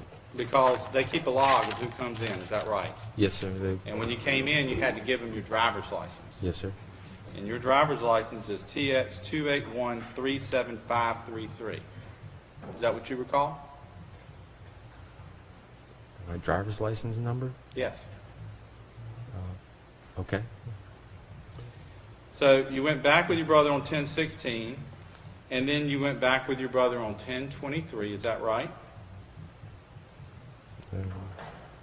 Yes, sir.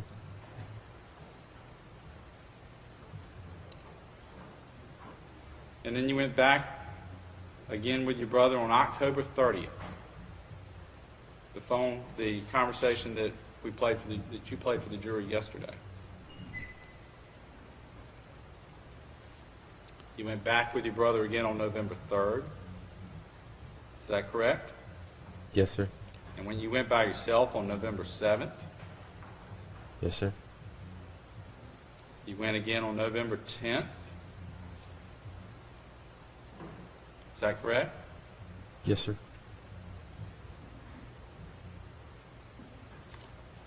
You went again with your brother on November 12th. Is that correct? Yes, sir.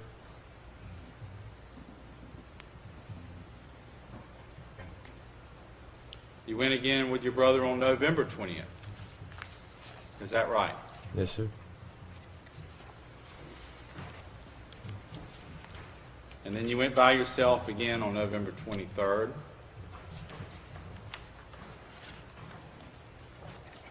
You went again on November 24th. Is that right? Yes, sir.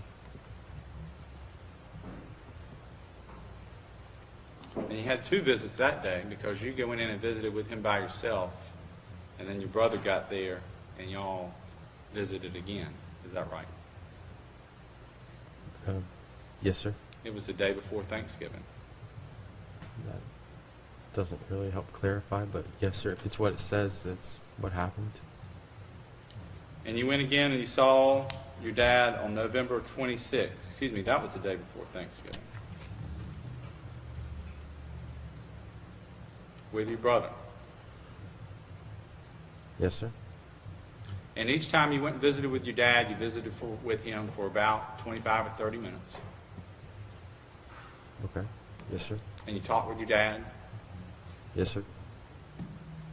laughed and joked. It was. He tried to make it light sometimes. He was usually upset whenever he saw us. But the recordings that you played for the jury yesterday, they aren't representative of how most of your meetings with your dad were at the Brazoria County Jail, were they? I don't know. Well, Eric, you were at those meetings, right? Yes, sir. The ones I was. Yes, sir. Okay. And so the audio recording, it captured Everything that happened between you and your dad. Yes, sir. What do you remember about the meetings?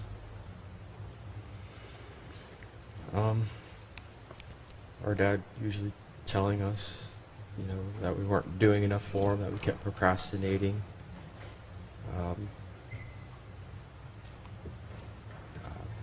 Just usual stuff like that. How terrible it was. He needed more money on his books.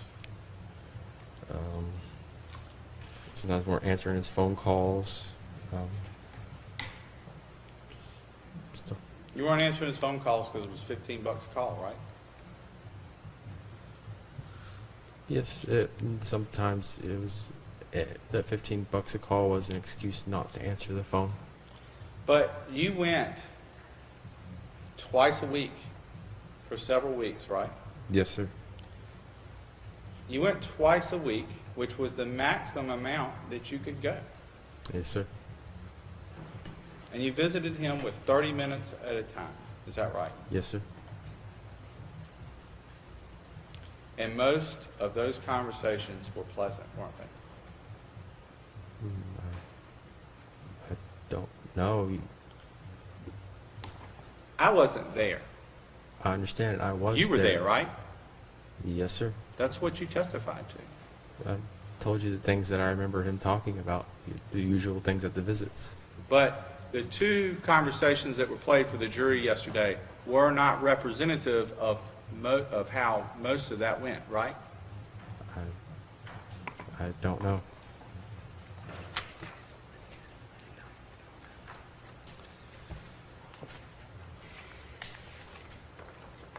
Now, we spent a lot of time yesterday. You spent a lot of time talking about your childhood. Yes, sir. And one of the things that you testified about was your dad taking your Adderall. Is that right? Yes, sir. Now, your dad took you fairly often to Pearland Pediatrics, didn't he? Yes, sir, he did. He did. And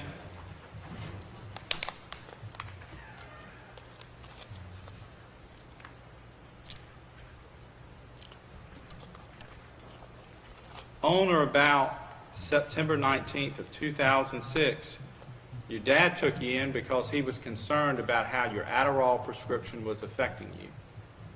Yeah, sometimes we'd go in there and he wanted to get it increased. What did you say? Sometimes when we'd go, sometimes he talked about how I needed more Adderall, increase the dosage, I believe. Well, on September 19th of 2006, the chief complaint was, Dad feels dose needs to be decreased due to personality changes, would like to go back to 20 milligrams. It was 2007, I would have been 14. I still would have been in junior high. Okay. I think I would have been junior high.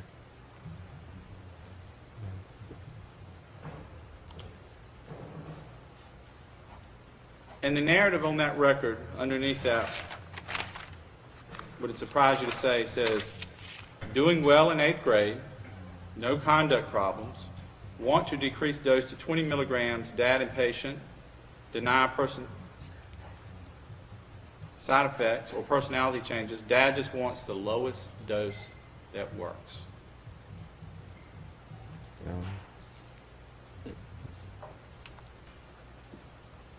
Okay.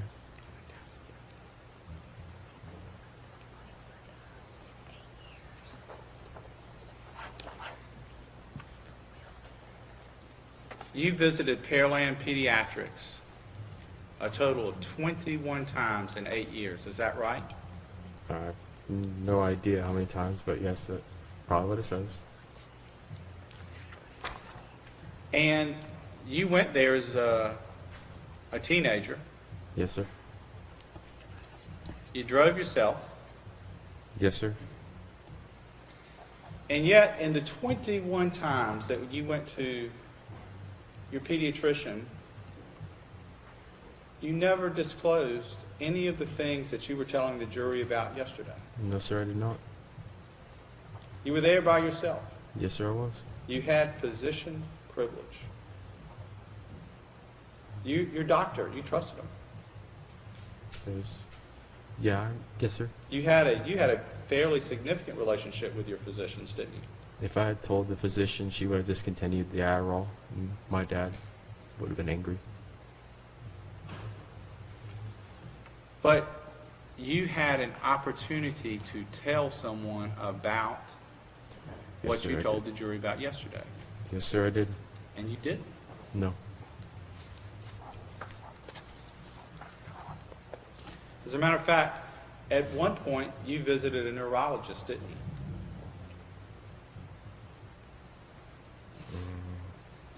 When? When? With respect to the time you said your dad hit you in the head with the butt of a gun, did anyone ever find anything wrong with you? I don't know. It's maybe 4 or 5.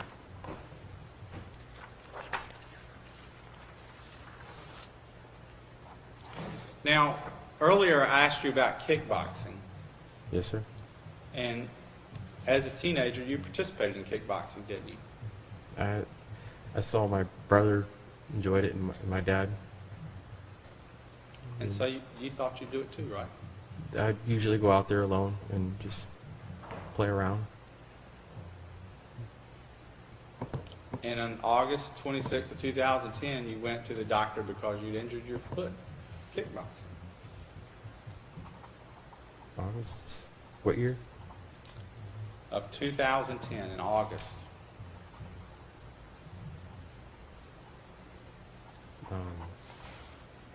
Yes. Yeah. Excuse me? I guess so. Yes. Okay. When did you go to report your broken hand? I never did. Never did. No, sir. Your dad carried you to the doctor 21 times and you never went for your broken hand. No. You never reported that to your physician. No. My dad, when I came home when I came downstairs that morning afterwards, he took my hand and looked at it and squeezed a little bit, and he said that it wasn't broken, it was only fractured, and that was it. That's what your dad said. That was the end of it. You testified yesterday you broke your hand. Yes, sir. A break and a fracture are the same thing.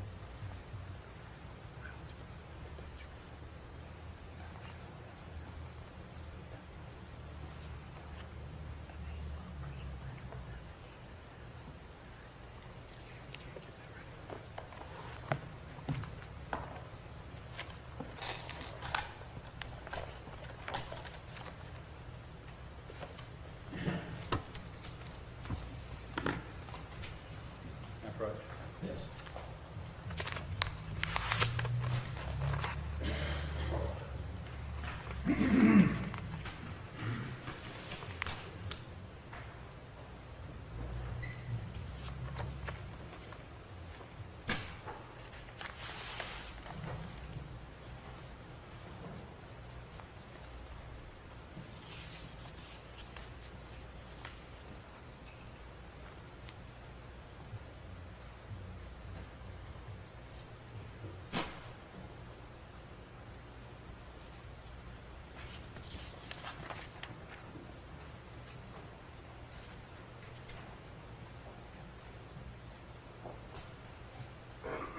Eric, I'm handing you what has been marked for identification purposes and previously testified and admitted into evidence, Defendant's Exhibit 25. A picture of your father and Holly Campbell, Defendant's Exhibit 26. And Defendant's Exhibit 27. Defendant's Exhibit 28. And Defendant's Exhibit 29. Can you take a moment and look over them? Yes, sir. So, If you could take each of these pictures and hold them up to the jury and point out where the date is and what the date is for each one of those pictures. this is 12/23/2009. 6/30, 2009.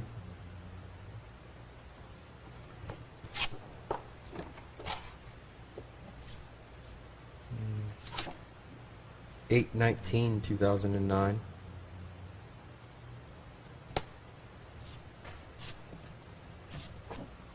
8/18, 2009. Mr. Campbell, yesterday you testified about having to stay home from school and watch your step-siblings. Yes, sir. Matter of fact, you were talking about when the third one came, you were kind of burnt out. The third one, is that what you said? Yes, sir. Okay. But those pictures with you and your stepbrother and your stepsister are all between June and August of 2009. Yes, sir. And you were out of school, right? 2009.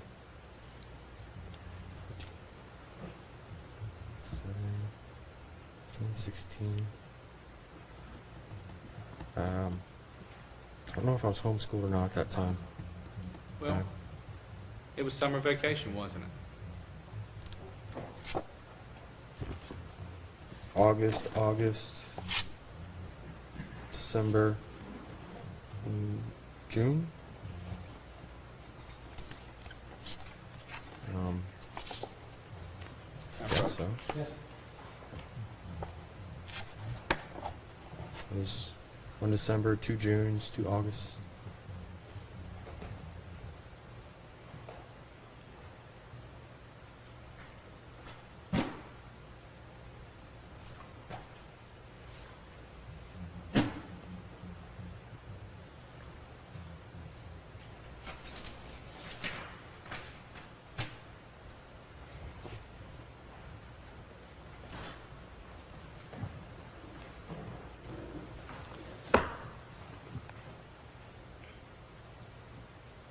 Eric, you testified yesterday about being placed in DSS custody in Texas.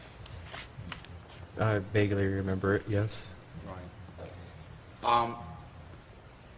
But you didn't testify about disclosing the assaults and all the things that you talked about yesterday, did you? At the DSS or what? Did you ever tell anybody at DSS about your dad hitting you? I don't know. I don't remember. They said my attorneys told me I went to DSS twice, and I only remember once, and that was when I think that was when my dad was drugged up on the toilet. I only remember a couple bits about it. But you went into foster care Yes, sir. for 3 weeks. Roundabout. Yes, sir. Right. And there was a record of that, right? Okay. Yeah. There would be a record. But the record is devoid of you ever talking about or telling anyone about your father hitting you. Yeah. I don't know. As a matter of fact, with respect to the record, the worker said, worker explained to Eric that he was returning home with his father. He was very excited about this. He stated he was happy to be going home. Yes, sir. How old was I? Well, that was on May 3rd of 2001. I was 8 or 9. So it was after you were 4. Yes, sir. It was after you were 5 years of age. Yes, sir. After you were 6. So 8 years old. Yes, sir. And you were 8 years old and you were very excited. You were happy to be going home.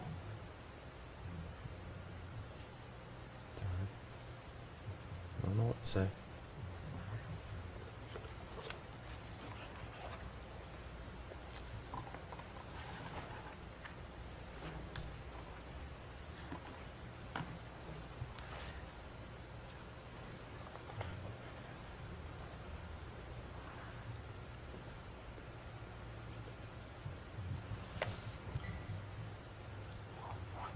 Yesterday, Eric, you testified in a lot of detail about what happened at the Faulkner's house. Yes, sir. And Mr. Campbell, you testified about your father bringing you into the house. Yes, sir. And that Mr. Faulkner had a crossbow bolt sticking out of his chest. Did you say that? Yes, sir. And that Miss Faulkner was in her bedroom crying.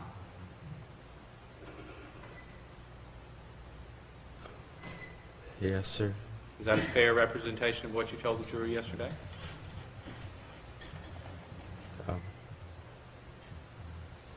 Yes. And that your father reloaded the crossbow and shot her in the side with a crossbow. Yes, sir. That's what you told the jury. Yes, sir. Right. Yes. Yes. And that after he shot her with the crossbow, he was frustrated about her not dying quick enough, and so he took the antique spear and he bashed her skull in. No, he said that about Jerome when we were in the office.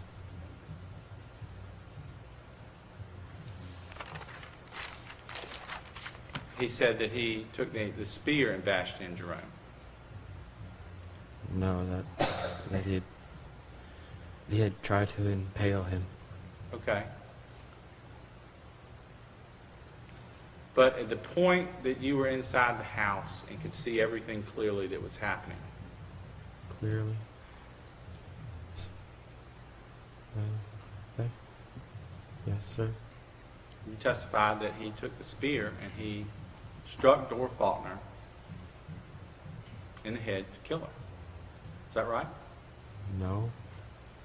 I didn't see him do that. You were in the room. I understand I was in the room. Okay. After she died, you said that he went over to Jerome Faulkner and placed a bag. Actually, you said he took the spear and he stabbed Jerome Faulkner in the neck. Yeah, I think I said it. And he then put a plastic bag over his head because he was still breathing, right? To put him out of his misery. That's what the transcript says, yes, sir. Okay.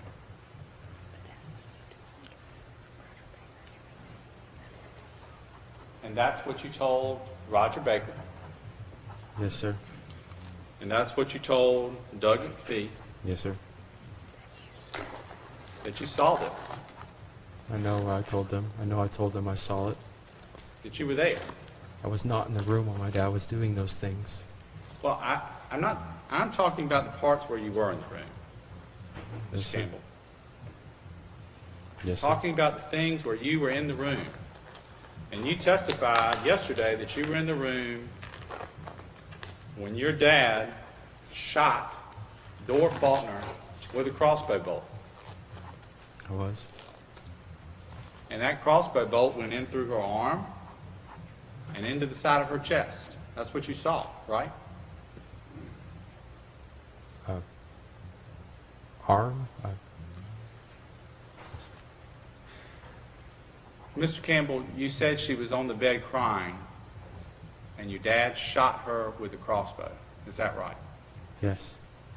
And then thereafter, he struck her with an antique spear. I don't know what he struck her with. Well, you were in the room, right? For a small part of the time, yes. Okay. And then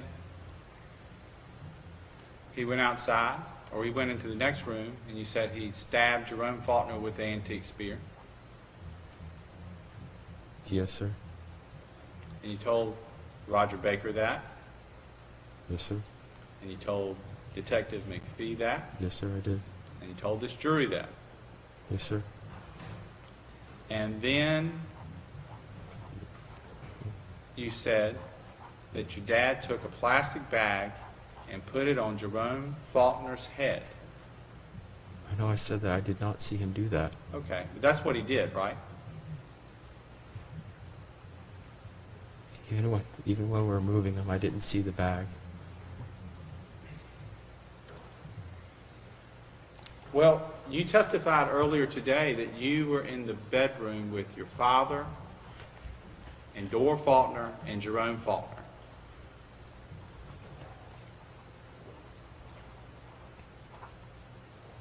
Is that what you testified to? Yes, sir. And that's where you were. You were there in that room. So it was. And so your father wouldn't have walked out of the room to put a plastic bag on Jerome Faulkner's head. I wasn't in the room when he did that. I saw him walk by when I was in the living room. But you were in that room. You weren't in the living room with Jerome Faulkner. I was in that. What room are you talking about? You testified earlier that they were both in the bedroom. Yes, sir. And he put a plastic bag over his head. I did not see that happen. May I approach? Yes.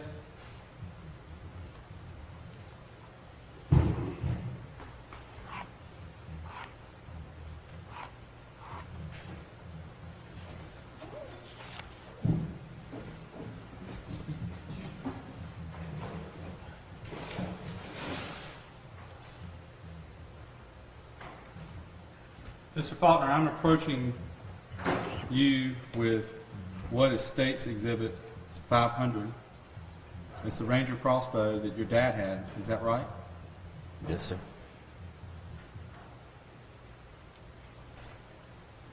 It's the Ranger crossbow that had Jerome Faulkner's DNA on the foot stirrup here that is obviously bent. Right? Yes. So how in the world did this crossbow fire a bolt into Dora Faulkner? I do not know.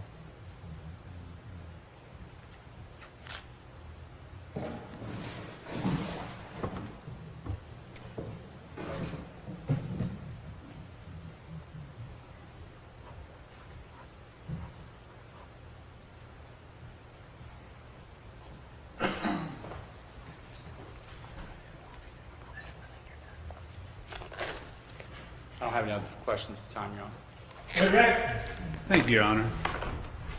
Mr. Campbell, are you exactly sure of the order of which your father caused the injuries to the Faulkner? I am not.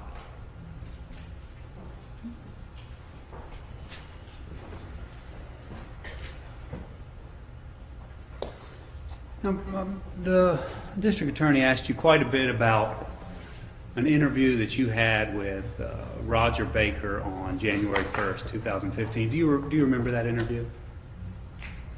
Very vaguely. I knew I was interviewed after the arrest. And that was immediately after your. Well, when exactly did that interview happen? Was that right after you were arrested in West Virginia, or was it the next day? It was right after. And I think you testified on cross that this was after you'd seen your father kill the Faulkners as well as shoot 2 police officers in West Virginia. Is that right?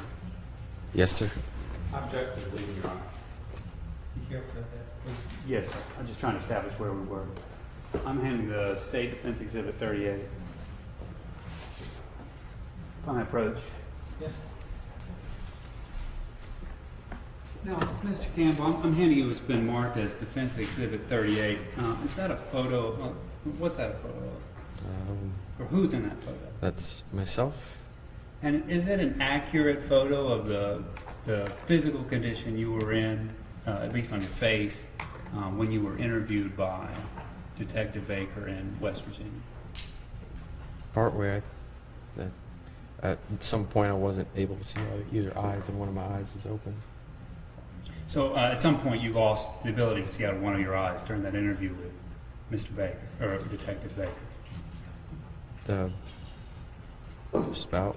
I don't think it was swollen as too much in that first interview, but in the second one, I couldn't read the paper, one of the papers that they gave to me to sign. And the injuries to your face, were they obtained before? I mean, did those happen before you were interviewed by Detective Baker? Yes, sir. And After. And after. Would this picture help illustrate your testimony? Yes, sir. Your Honor, this time I would move defense 38 into evidence. Inject. No object. No claim. Your Honor, I would ask that the deputy be allowed to show this Yes, sir. to the jury.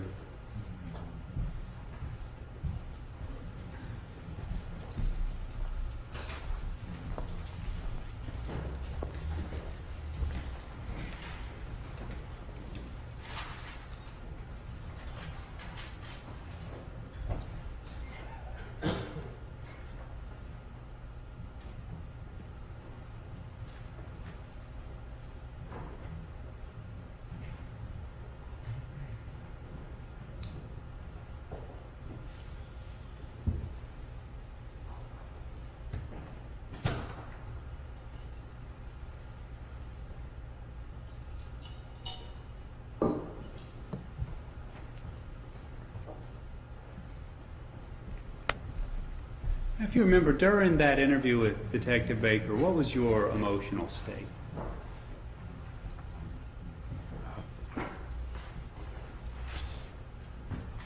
Shocked and very, I was very afraid.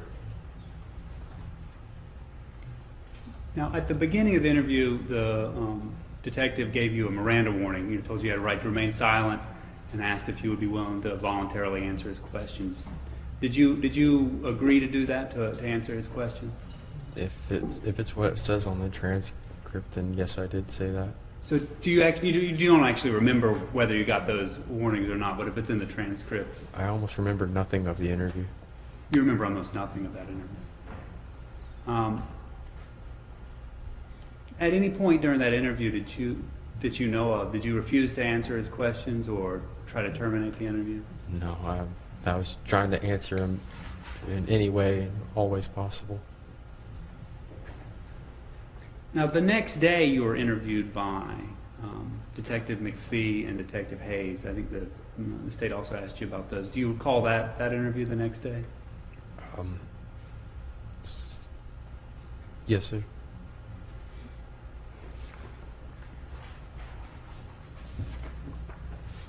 And in those two interviews, the state is, do you remember telling, or being asked about that by Detective McPhee? I don't remember. Would seeing the transcript refresh your recollection? Probably not. I But can I know approach if the it witness said that, then that's what was said. Can I approach the witness with what's been more? I would object. Well, he can look at it and see.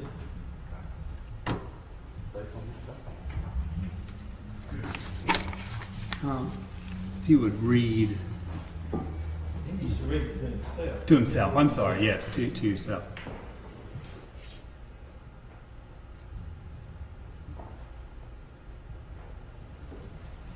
Okay. Now, did that refresh your recollection? Yes, sir.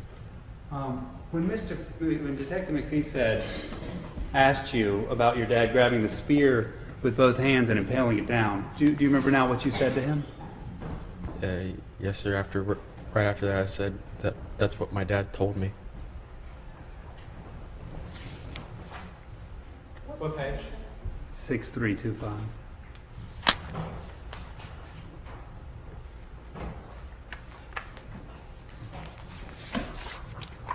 Now, when your father was doing all these things inside the Faulner home, were you watching him do those things? Why not? Because I didn't want to see that.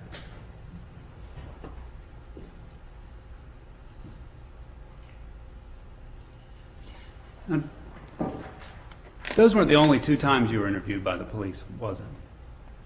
No, sir. Do you recall being interviewed by Detective Deeds and Detective Bowles on January 6, 2015? Yes, sir. Do you remember if they gave you Miranda warnings or if you agreed to talk to them? I remember the interview better. You remember that interview better than the earlier ones? Yes, sir. Better. And did you answer all their questions? Yes, sir. Did you ever terminate the interview or refuse to talk to them? No, not at all. Do you remember being interviewed by the FBI? Yes, sir. Did you answer all their questions? Yes, sir. Did you ever refuse to talk to them or tell them, I'm not talking to you anymore? No, I did not.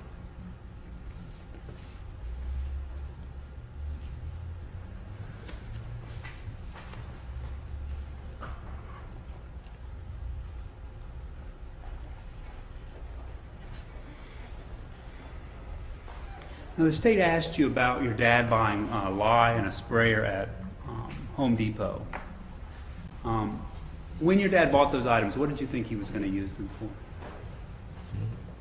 Thought he was getting all the supplies together to make his methamphetamine.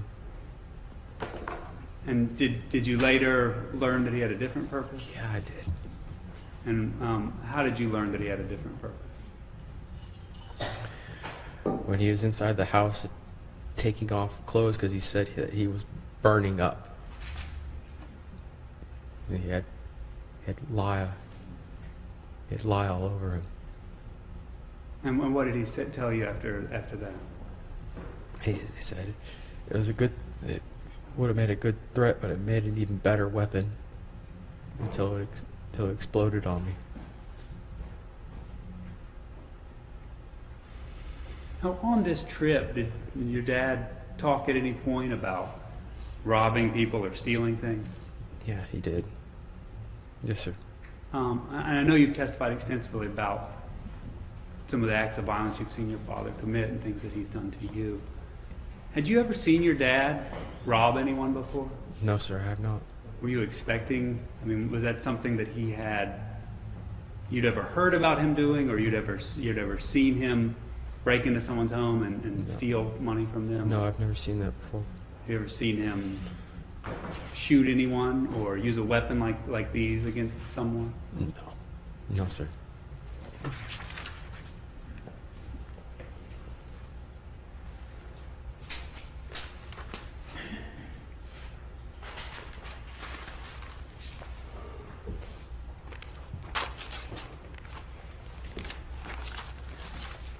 And in all those interviews that you gave with the different police officers,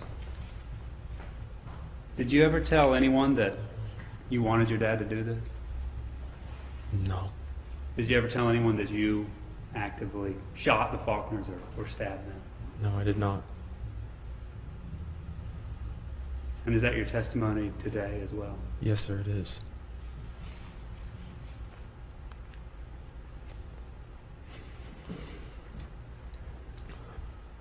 I have no further questions. Thank you, Mr. Campbell. Thank you, Purple State.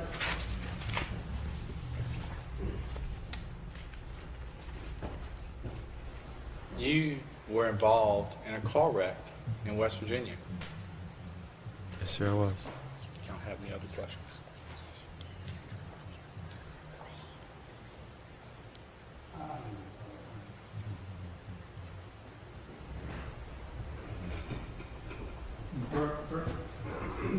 No, sir. Oh, I'm sorry. Further proof? Anything further? No, nothing further. with respect. Yeah, this Campbell calls Lee Hagan.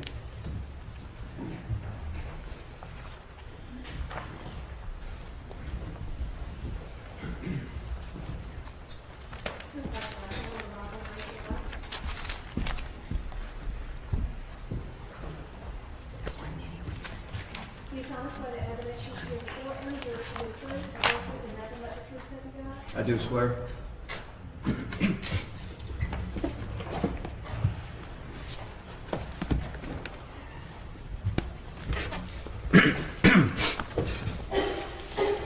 Sir, would you state your name and spell your last name, please? Lee D. Hagan, Ph.D. The first name is L-E-I-G-H. The last name H-A-G-A-N. And where do you work? Where's your office? Well, my office is in Chesterfield, Virginia, but I work all over regionally on the East Coast. What is your profession? What do you do for a living? I'm a solo practitioner, which means I work for myself. I'm not employed by a hospital or agency, and I practice clinical and forensic psychology. And first of all, tell the jury what a forensic psychologist does.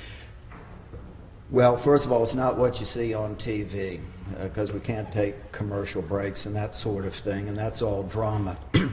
What the forensic psychologist does is comes into a case, a matter in controversy, usually in court, although not always in court, when the issue has to do with human behavior as relates to a legal question. So the psychologist may evaluate an individual, or in some cases actually doesn't evaluate the person but reviews records, and then offers opinions that may help other people decide the legal outcome of the case.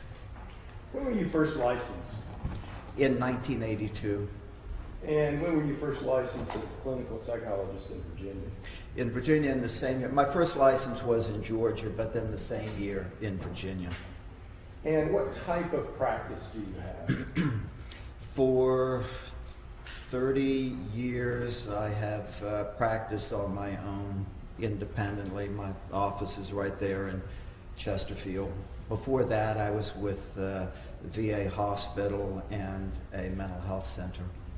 And tell us a little bit about your education. Well, I have an undergraduate degree in psychology and a master's degree in counseling from University of Virginia, and I have a doctorate in psychology from University of Missouri at Columbia. Did you do any postdoctoral training?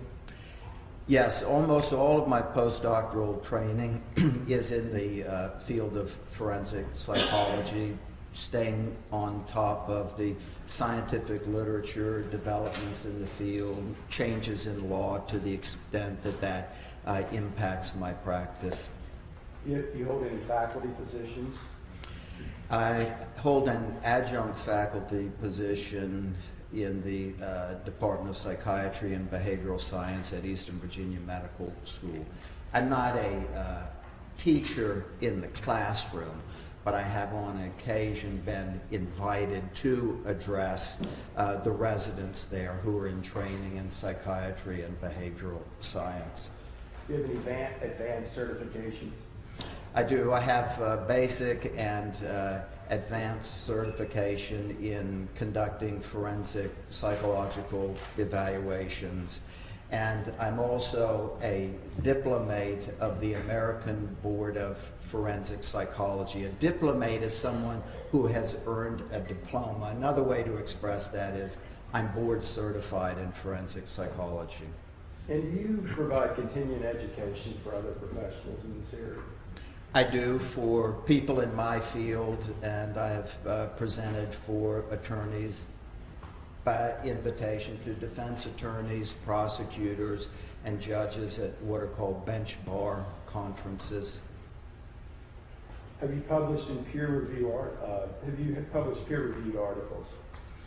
I have. No, peer review means that the manuscript that I submitted for publication has been, that it's met two tests. One, that the work that I conducted was scientifically proper. There wasn't any cutting of corners or any of that sort of thing. And second, that the article that I wanted to publish had sufficient merit to warrant publication in a journal. Now, in my adjunct faculty job, I'm not required to publish, so I do it on my own initiative when I think it would bring value to the field.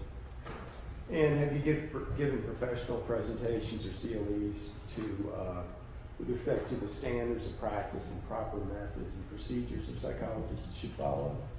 I have, CLE means continuing legal education. That's when the audience is attorneys, and I have probably given 80 such presentations, presented papers, or published articles.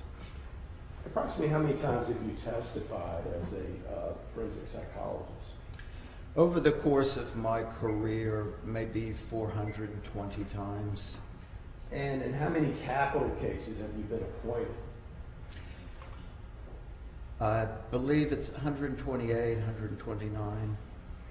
Who hires you in these cases? Which side? Well, in my capital case practice, 60% of the time I'm appointed on motion of the defense attorney, 40% of the time on the motion of the prosecutor or the attorney general. And have you qualified as an expert in clinical and forensic psychology in other states in capital cases? I have in Florida, Texas, Virginia, Pennsylvania. Those are the ones of which I can recall. Here at this time, I tender Dr. Hagan as a witness who is qualified to give an opinion in the field of forensic psychology. Inject. No, sir. Take place. Dr. Hagan, tell me a little bit, how did you get involved in this particular case? Well, I first got involved, but it wasn't in this particular case. It was, thank you very much, sir. It was in the West Virginia matter when Eric Campbell was first in custody there. His attorney representation was by the West Virginia Public Defender's Office.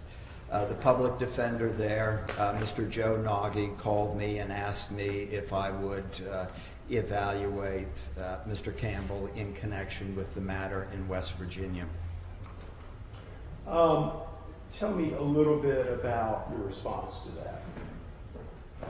Well, based on the very little that I knew and knowing that that Mr. Campbell had just recently been taken into custody and the offense conduct as alleged was very recent, I thought it important to get out there and capture the interview information as quickly as possible so there wouldn't be further deterioration in memory as a result of passage of time or those other things that we know compromise an individual's recall. So that, from a scientific standpoint, that was my interest, capturing the data as cleanly as possible. The second factor that prompted my getting to West Virginia quickly was Mr. Nagy was concerned about his client's mental state and suicide risks.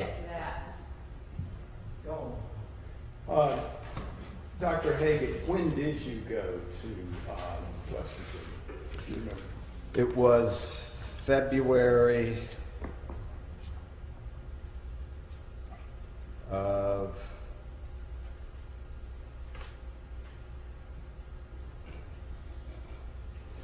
February 2nd of 2015.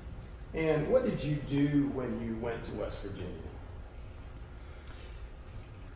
Well, I made my usual advance arrangements with the jail, made sure I could take my computer in, checked on security issues. I have my own security concerns when I go into a jail. Frankly, I don't want anything to happen to me. So I checked with jail security to see if Mr. Campbell had any write-ups for any rule violations or violent behavior in jail, and I made certain that we had what's called a contact visitation room. In other words, it's not through the plexiglass by phone. We're across the table from each other. I provided my credentials and took care of all those procedural elements. And then when I met Mr. Campbell in contact visitation, we had conversation, interview for, I think, 5 hours or so, a little over 5 hours. Now, after you interviewed Mr. Campbell, what did you do as far as not what you did that moment, but what was your follow-up involvement in that particular matter? Well, I spoke with Mr. Nagy actually in the jail parking lot. It was snowing, I recall, and gave him my point of view on what I had learned from Mr. Campbell, and asked if he required anything further of me or if he required a report. And did you hear again from Mr. Nagy or from any of his, from Mr. Rogers, who also worked with him on the case? Yes, well, actually, I initiated the follow-up and asked the same question. Is there anything else you need of me? Do you require a report? And did they ever ask you for a report or any follow-up as far as the West Virginia matter was involved? No. What, when did you get involved in this case again, or get involved in evaluating Mr. Campbell again? Well, it was much later. It might have been 2016 when the Capitol Public Defender's Office in North Carolina asked me if I was available to provide them the work that I had developed in the West Virginia case. And did you provide that information?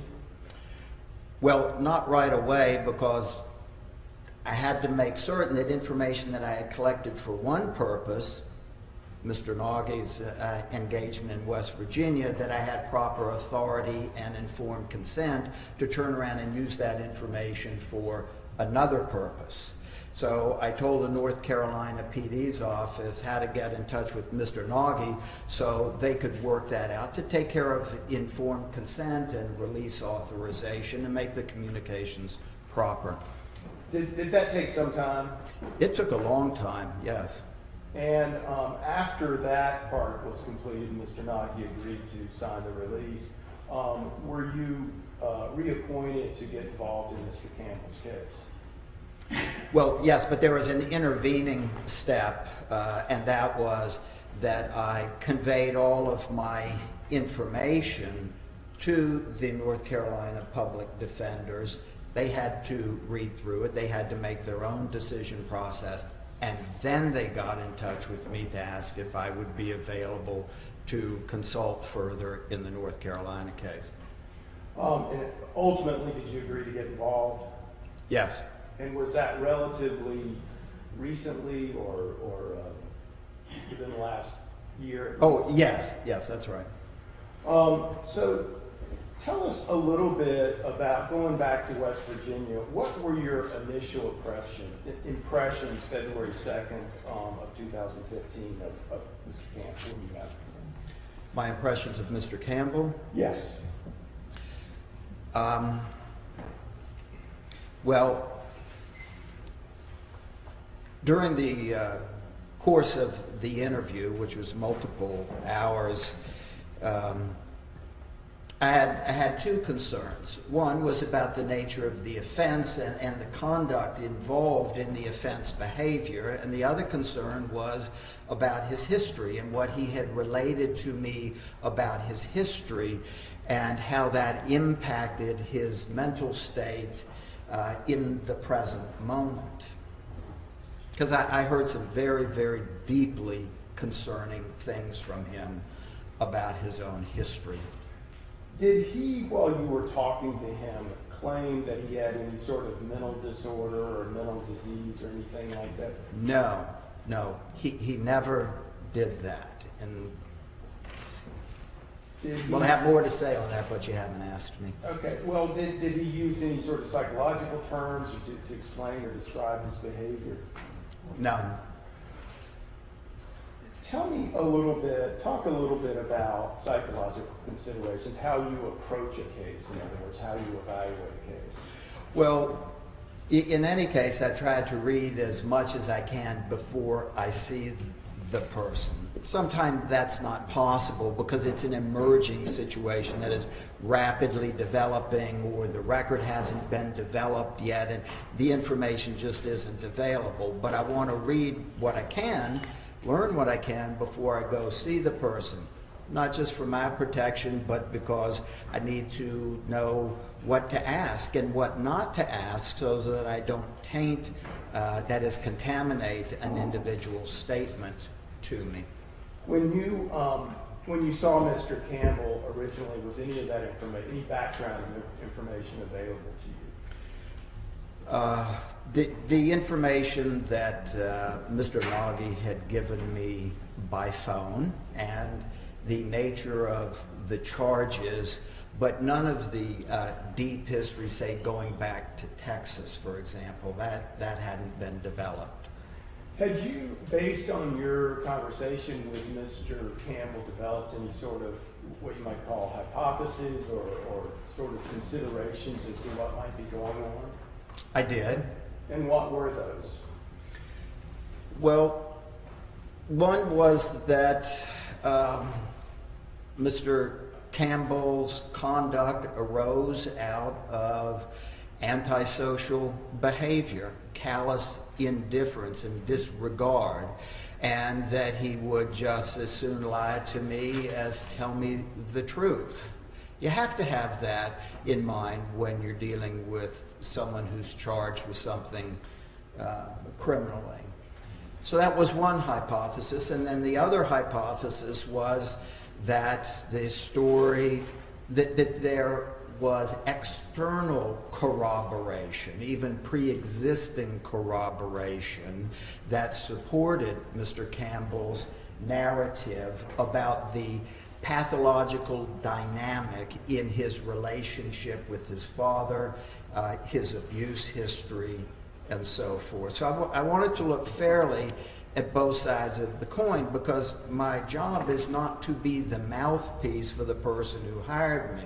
My job and my reputation is based on me getting the best scientific information I can to accurately inform people so they can make decisions about how to do their job. The outcome of the case is not my job. My job is to accurately inform folks as best I am able.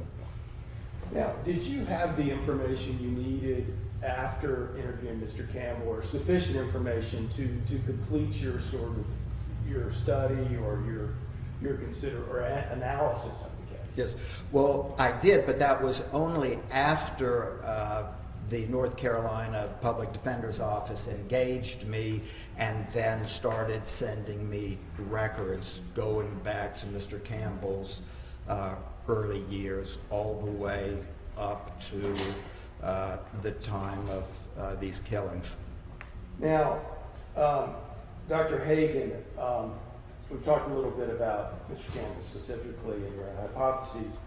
You've heard a lot of talk here about, or you've heard some talk about Mr. Campbell's background, his relationship with his father. And I want to ask you some questions, not specific to him, but in general. Talk to us a little bit about brain development and childhood development and why that's important. Well, and this is very important in understanding how people form patterns in relationships, especially with parents or caregivers. And this is true of all members of the human species. When born, children are absolutely helpless. They can't feed themselves or see after their own security or protection, warmth, any of that, hydration. They can't do any of that. So they're fully dependent on caregivers. And there is this process referred to as the circle of security, in which the caregiver has a responsibility to the vulnerable child to do three things. First, provide a secure environment to keep the child safe. This isn't limited to putting child safety locks on the kitchen cabinets. It's all aspects of child safety and security. Second, the caregiver has a responsibility to foster the child's healthy exploration of their world and to find a place for themselves in the world where they can be a satisfied and independent individual. And third, the caregiver's responsibility is to show joy and delight upon the youngster's return to the caregiver. This is based on research over 50 years. It is well settled. It is not in dispute at all in the scientific literature. Now, where the wheels fall off the cart is if the caregiver fails in any one of those three areas of responsibility. When that happens, when there is not a secure, safe, healthy environment, when there is not a healthy fostering of independence, when there is not a showing of joy and delight when the youngster comes back to the caregiver, a pathological or insecure or defective attachment becomes crystallized, that it becomes the pattern for that youngster in understanding not just that relationship, but how to have other kinds of relationships. And the youngster forms a template about whether the world is a safe place, how to make themselves safe, and learning how to interact with the caregiver to try to get that caregiver to take care of them. This template is pretty well crystallized by age 4. It might take a little longer, but by age 4, those patterns are ingrained in the neural pathways of the brain. And this is tremendously important because when an infant is born, there aren't patterns in the brain to process information. And this is why the brain develops so quickly in very young children, because they have to develop patterns so they too can find their way to navigate safely through life challenges, including such simple things as don't stick a fork in the electric outlet, but also to learn of the human beings in the youngster's environment. Who is a safe person? Who's going to take care of them? And who is a dangerous person? Who do they need to avoid? So the brain has to develop these patterns. The patterns become fairly crystallized and set in place and end up repeating themselves over the course of the individual's lifespan. This is why when mental health professionals are conducting an evaluation, At this point, I'm not sure that he's responding to the question. Let him call. this is why when people in my field, or even probation officers, are trying to do an evaluation of a person, they always begin with the early history. Who were your parents? What could you tell me? And it's not just to fill out space on a form, is because these are critical issues in shaping how the person sees their world, how they look to others to provide safety and security, and how they try to make themselves safe. And it helps explain patterns of relationships later in life, in elementary school, middle school, high school years, and so forth. Can childhood trauma impact behavior later in life? There's no question about that. Trauma is a highly stressful, frightening, sometimes terrifying event. And when the individual experiences that, it uses its own natural brain mechanisms to deal with the trauma. Neurotransmitters, these are little chemical communicators between nerve cells in the brain, get jacked up with cortisol or other highly arousing neurotransmitters. When that, and that's designed to protect the person, to kind of give them tunnel vision so they can focus on this crisis in that moment. But with the tunnel vision, people tend to lose the broader view. So they may make immediate judgments based on this very narrow tunnel vision, and the judgments may end up being poor as a result. But the more of those highly arousing, kind of fear-driven neurotransmitters that flood the brain, the more judgment gets impaired. And people who experience trauma once, particularly at a vulnerable age, are more susceptible. That is, they have a lower threshold for trauma down the road when other crises surface. Is there, when the trauma is caused by a caregiver, say, well, let me ask you this. Talk about the impact of childhood trauma that results from an abusive relationship with a parent. Well, the research solidly supports that trauma perpetrated by parent, caregiver, or somebody within the family becomes more ingrained and is more disruptive than, say, trauma that may happen in the community. For example, being in a car accident and being T-boned, or being assaulted at a football game behind the bleachers. When it happens within the family, it has a much more severe and lasting impact, in part because, and I loop back around to what I said before, the caregiver's number one requirement is to provide a safe and secure environment. And when that is breached, it undoes the individual's sense of trust and safety more generally than if they were attacked by a stranger. Are there sort of common features that psychologists look for when they sort of consider the possibility of an abusive relationship or family violence and things like that? Yes. Tell us a little bit about those. Well, one, you can look at the record. You can see if the government has been involved in the form of Department of Child and Family Services. You can look at police records to see if there were complaints.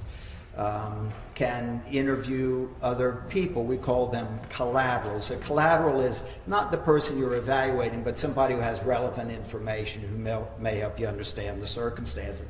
And you can ask the individual as well. What sort of people who are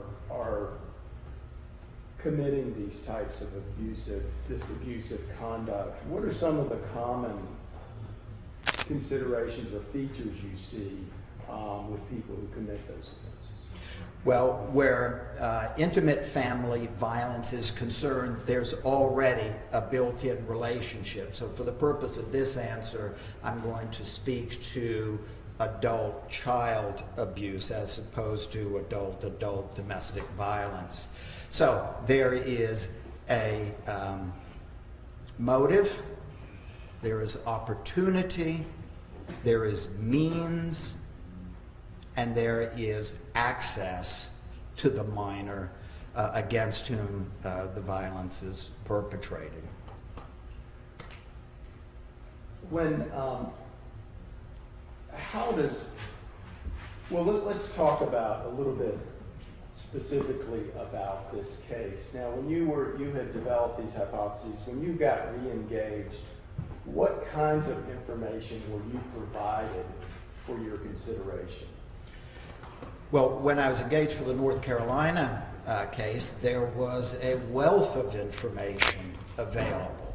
There was more information available about the factors surrounding the killings themselves, about the road trip from Texas to North Carolina, but there was also the deep history, some of which you've heard about. Eric Campbell's mother's drug-related stroke, her being... Objection to that.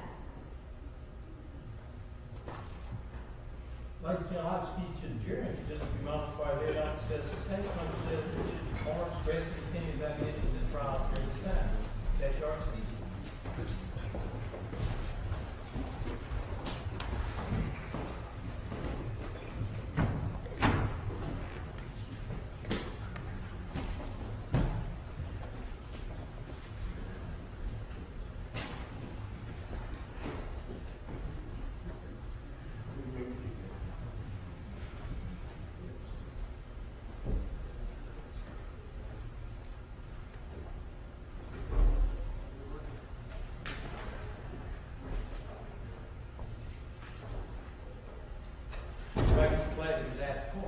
Judge, I don't know that there's been any testimony anywhere about the drug-related aneurysm of the mother. The only thing that's been testified to is Eric said that his mom had an aneurysm and moved out into a care facility as before Holly moved into the house. I don't think getting into any sort of medical history of Valerie Campbell is at all relevant at all to this case.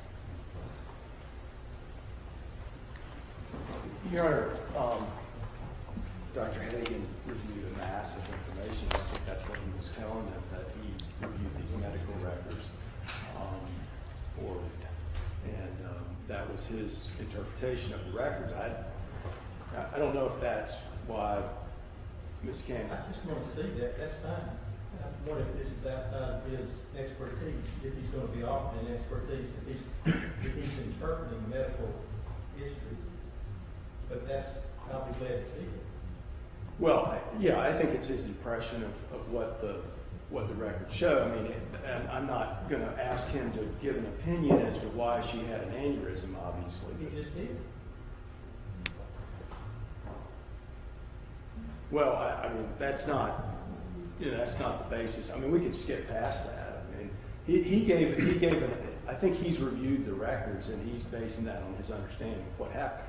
I think there is certainly in the records and in the information in this case from family members, as well as I think some of Edward Campbell's statements, that it was a drug-induced aneurysm. Certainly family members have their doubts about that, but that was his understanding of what happened. I don't think how the aneurysm occurred is critical to Dr. Hagan's consideration. I think he could just say aneurysm as far as I'm concerned. Well, we need to know the basis. You want to ask me any questions about that? Well, there's nowhere in the medical records that say it was drug-related that I've seen. I mean, there may be some folks who speculate as to what happened. I mean, if that's not what he's trying to say, then why are we saying it?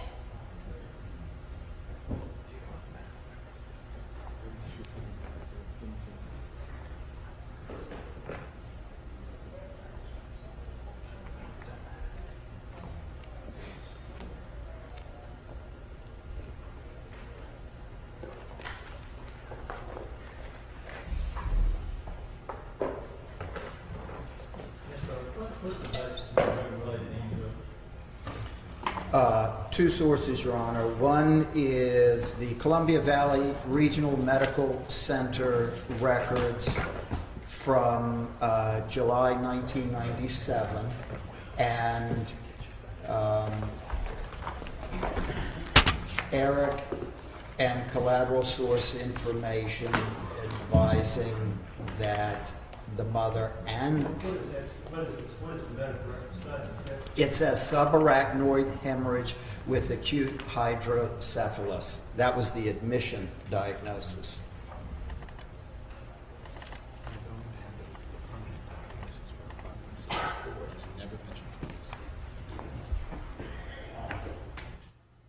I'm scrolling to see if there is a final diagnosis.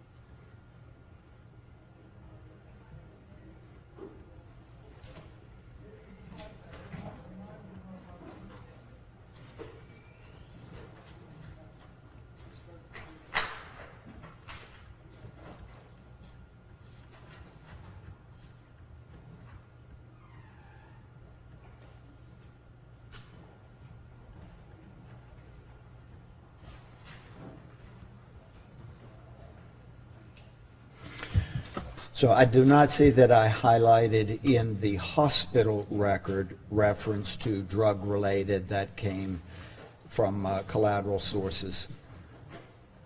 Yes,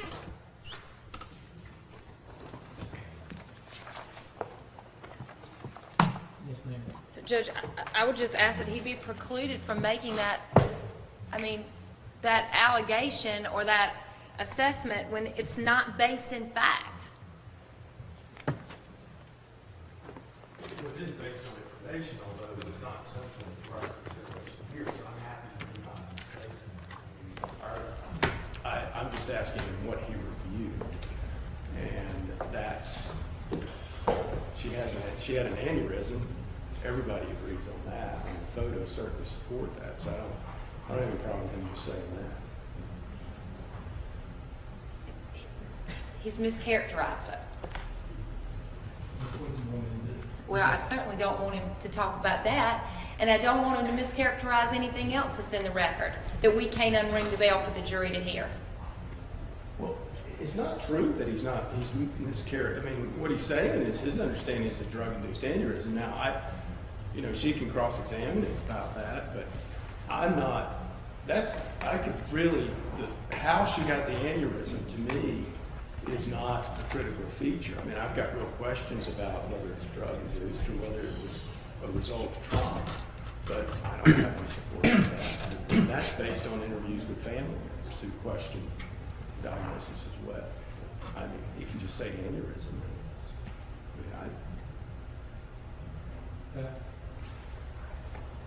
I'll agree, I'll sustain your objection, you can proceed on.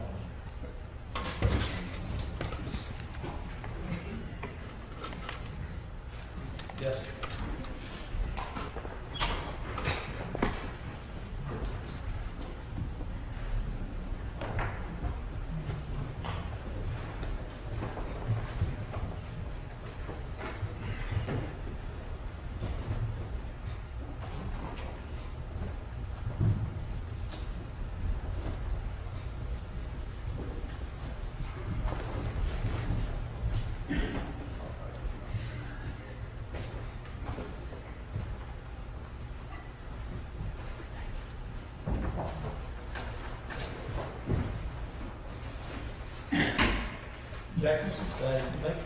Dr. Hagan, let me just sort of go through these with you. Did you review records that at some point Mr. Campbell's mother had some medical problems? Yes. And ultimately, was that, what was your conclusion what was your understanding, at least, as to what was the result of those medical problems, whatever the diagnosis was? That as a result of her condition, she required care and was not available to parent Eric and his brother, and that she was wheelchair bound, and then she needed nursing home care. Now, in addition to that early information, what other kinds of information was provided to you about Eric's early childhood development? There was the information about the Department of Family Children Services getting involved in the family, I believe, on 2 occasions, and Eric going into foster care, and the department requiring Eric to have a psychological evaluation. Were you provided things like school records and medical records as well? Yes. What about interviews with witnesses or people who knew the family when Eric was growing up?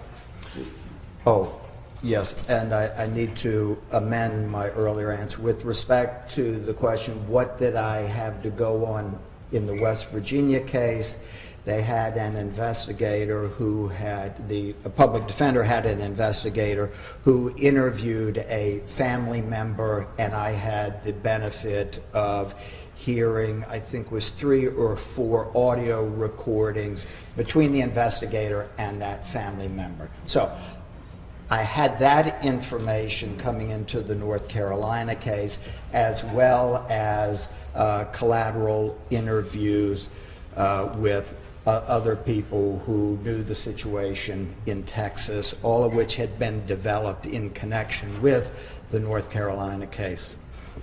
Did you have did you have records about other family members, say work records, professional records, and things like that? Were those provided to you? Yes. What were those? The father, Edward Campbell's records. I read his nursing license revocation proceedings from the Texas Board of Nursing, and hospital security records regarding Holly when she had alerted people that she felt victimized, threatened, and so forth by Ed, and they worked at the same place, so she notified hospital security. So I read about the security procedures that they put in place for her at work, and Ed's criminal records prior to these charges.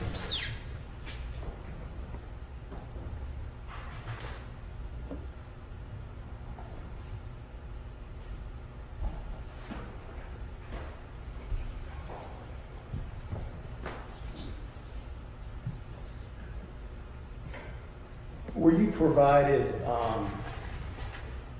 transcripts of different interviews? Yes. And do you remember which ones you were provided? I believe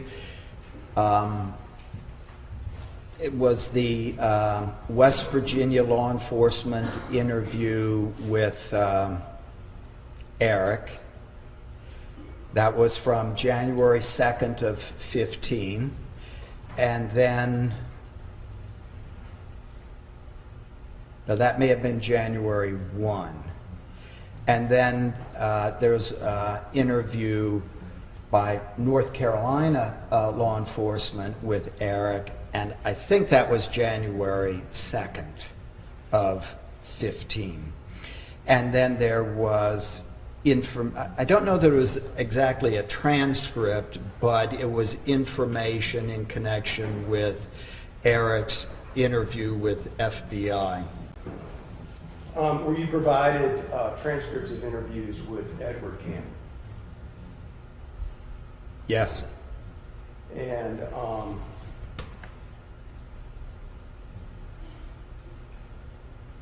were you also provided records about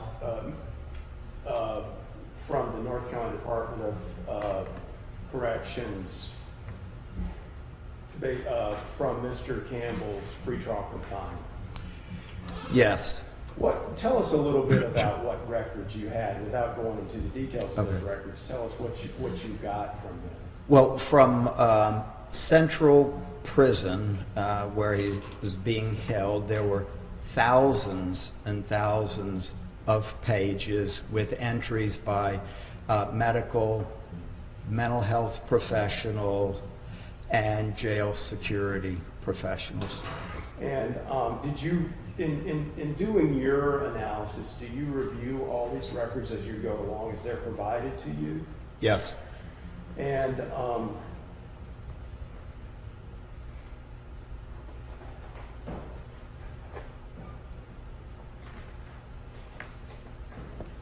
in addition to just the records about Eric, are you provided information about the actual case, the facts of the case from the investigation? That's correct. Tell us a little bit about what kinds of things you were provided about what we call discovery material. Well, there was the autopsy report and photos of Mr. and Ms. Faulner. There was additional FBI information from Agent Castillo. There was also the Brazoria, Texas assault photos of Holly as the victim of the assault in Texas. Police reports and supplemental reports, the fire marshal report, the first responders, the people who were there first on the scene, their reports and statements. Then there were the indictments. There was a letter from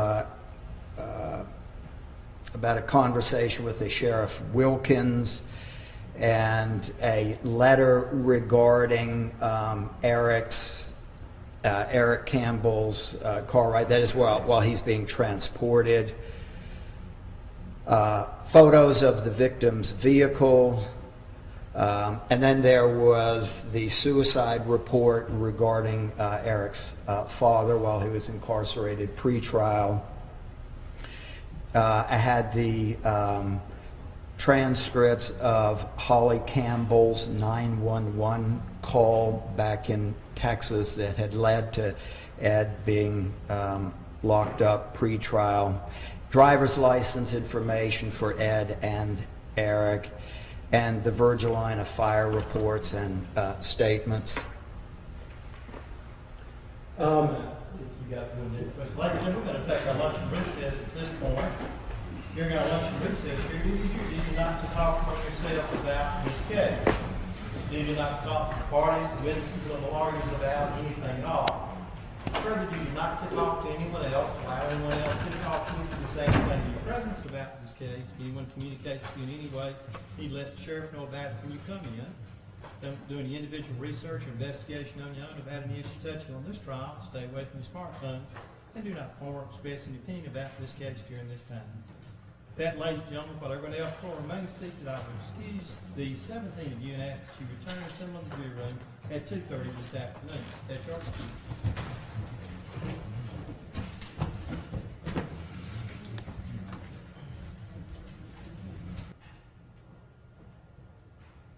Make sure reflect jurors asking for me. May record that. Yes, sir, Your Honor.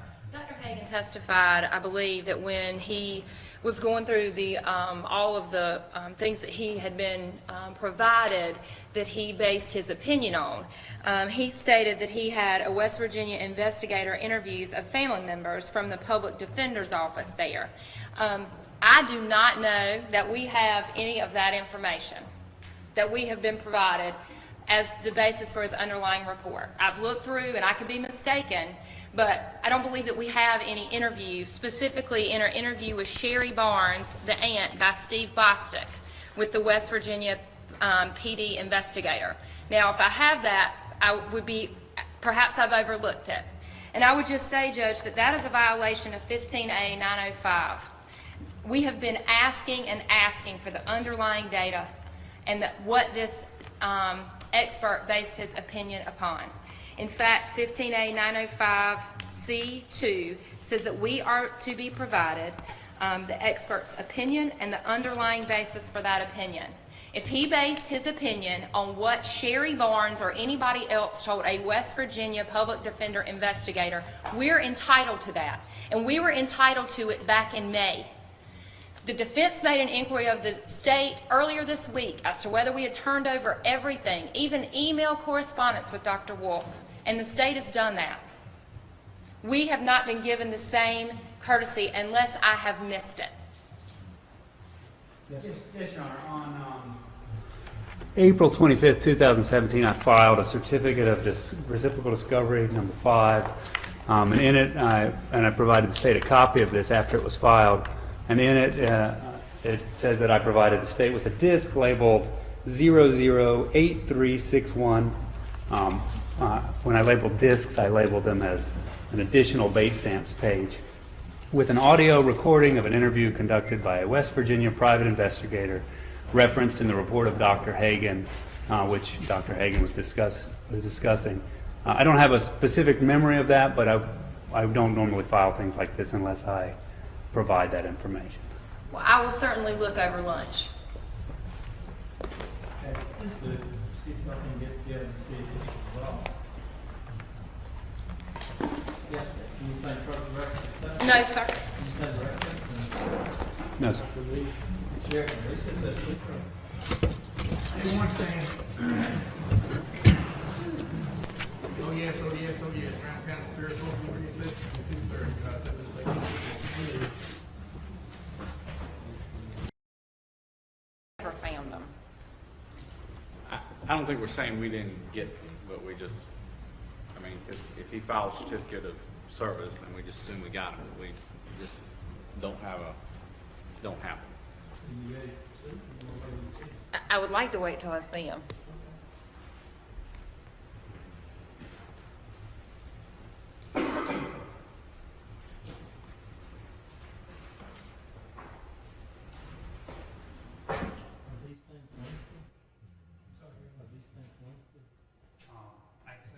I honestly don't think I've ever listened to them.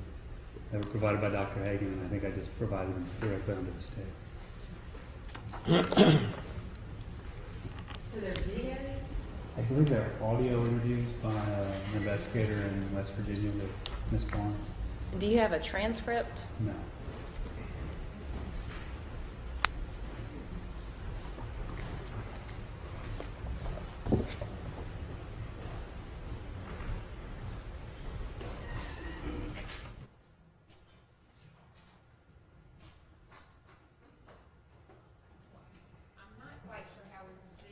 If we haven't, I mean, again, not saying we didn't have them, but I don't know how we proceed when I haven't, I don't know what's on here.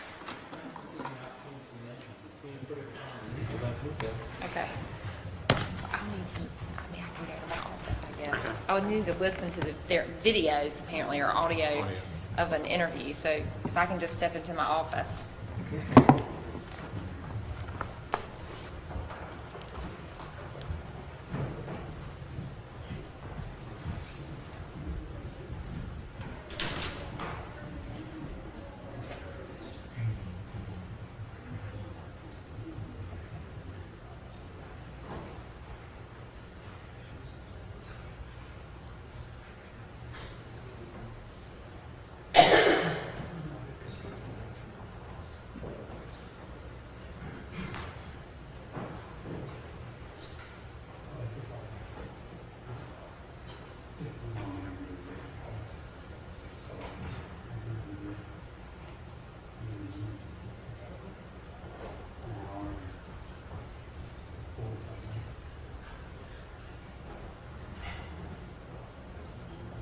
Police are an hour and 45 minutes.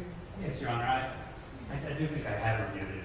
Now that I found some notes on it, it appears to be about an hour and 45 minutes long, broken up into a number of different files. But I think it was actually just one interview that had different parts, although I don't know that I can say that for certain.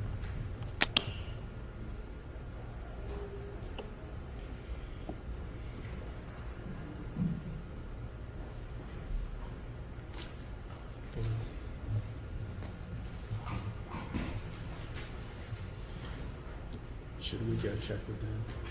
Sir? Should we go check with them about the way to proceed? I mean, You go check in the city, if y'all have a suggestion, I would be able to do it. and, well, I don't want to talk without them here, but I'll tell you. Yeah, free to talk now. Okay.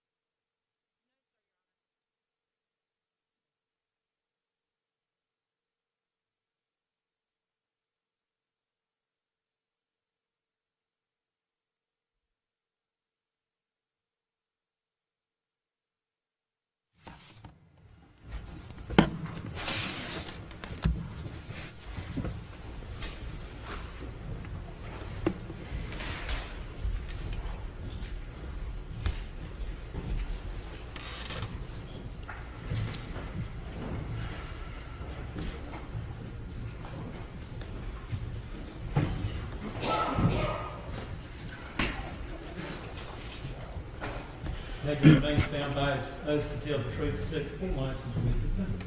Thank you, Your Honor. Dr. Hagan, before the break, we were talking about the different types of things you reviewed after you met with Mr. Campbell in West Virginia in 2015. I think we had talked about some of the discovery materials, some of the interviews. What kinds of witnesses interviews did you review? Let's see, there were, people who knew the family during the time that they were in Texas. And were these people who were neighbors and family members, or did it go beyond that? It did go beyond that. And what did you review, in addition to the CPS, the Child Protective Service records, the school and medical records, what other kinds of records did you review from Texas?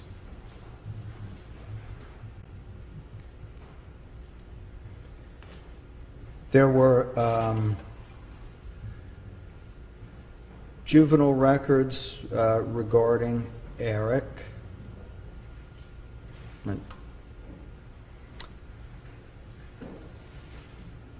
I think that covers it. Beyond the medical department of, well, they call it Family and Children's Services, school, health. Did you also review a police investigation at some point related to an incident in high school? Yes, I did. And when you ask for these records, do you ask for records that reflect favorably on a person, or do you ask for everything? I want the whole shooting match. And why is that? Explain that to the jury. Well, as I explained at the top of my testimony, I'm not interested in just driving this bus to one destination. I want to find out what are the reasonable hypotheses that may explain the behavior, and I need to be able to assign weight with reasonable certainty to different hypotheses. So I need the good news and the bad news about an individual. Did any of the records you reviewed include psychological or psychiatric assessments of Mr. Campbell? Yes. And which records were those? From Department of Social Services, during one of the abuse and neglect investigations, the Department of Family and Children's Services had a psychologist evaluate Eric. Do you remember around how old he was when they conducted that evaluation? Well, it was on May 24th of 2001. So let me tell you how old he would have been then. It was 1993 was his date of birth. So. Okay. So what's that? 8 years old. 8 years old. Okay. Yes. Now, when subsequent to that, have you reviewed any records of psychological or psychiatric assessments of Mr. Campbell? Yes. And what records have you reviewed? Well, from North Carolina Central Prison, and there are several, or at least 2 mental health professionals in there, and then a Dr. Chaudhry, who's not with the prisons. She did a psychiatric evaluation, and there was a Dr. Fox who did a psychological evaluation, and a Dr. Wolf who did a psychiatric evaluation. And Dr. Hagan, I probably most of the jurors know this, but just to be clear, what is the difference between a psychologist and a psychiatrist? Well, a psychiatrist has completed medical school and done various residencies, maybe in X-ray or OB or whatever, before they concentrate on psychiatry. They can admit and discharge to hospitals. They can write prescriptions. Psychologists do not, well, in most states, psychologists do not have prescription privileges. They do not admit and discharge. However, they have some tools in their toolbox that psychiatrists don't have, including psychological testing. And when you talk about psychological testing, what do you mean by that? What are psychological tests? Well, in some scenarios, measures of intelligence, problem-solving ability, achievement, that is reading ability, and also measures of personality and personal adjustment, including personality measures that have indicators to show if a person is going out of their way to fake bad in order to gain sympathy, or going out of their way to fake good, to give the impression that they're of high moral character and so forth. So there are those validity checks built into some of the personality measures. Now, let me ask you, did you diagnose Mr. Campbell with any sort of mental disorder, or did you give him a diagnosis? Well, no, that wasn't my charge in this case. Have you actually met with him since you met with him in West Virginia? No, I just heard his testimony yesterday and this morning. And I was going to ask you, had you evaluated any testimony as related to your consideration of this case? Well, I heard the testimony, yes. Now, I want to talk to you about the, has anyone given Mr. Campbell a psychiatric diagnosis since that you've reviewed? Yes. And tell us about that. Well, in chronological order, the first evaluation was by a PhD, that is a psychologist in Texas in '01 when he was 8 years old, on referral from Department of Family and Children's Services. And she diagnosed 3 traumatic events that contributed to his condition. One, well, you didn't ask me the basis. Yes, but if you would give us the basis. Oh, okay. She cited 3 bases for Eric's trauma at age 8. One was his mother's brain injury, which occurred when he was 4 years old. Second, her removal from the home and placement into the nursing facility. And third, Eric's father's incarceration for domestic violence. In review of those records, while we're on those records, Dr. Hagan, was there anything that stood out to you related either to that psychological evaluation or the Child Protective Services records in general? Yes, the evaluation was under-informed. That is, the evaluator did not have the full story, as often happens for children in Eric's situation. And why is that? Because Eric didn't tell them. In fact, Eric told her that he hadn't, I want to get this as straight as unrefreshed memory will permit, but that he hadn't been beaten with a belt, but they made him lift up his shirt and pull his drawers down, and they made notation of the wounds on his back and on his legs. So Eric was not ratting out his dad, but they had the physical evidence that led to, it was founded complaint. Now, when you say a founded complaint, what do you mean?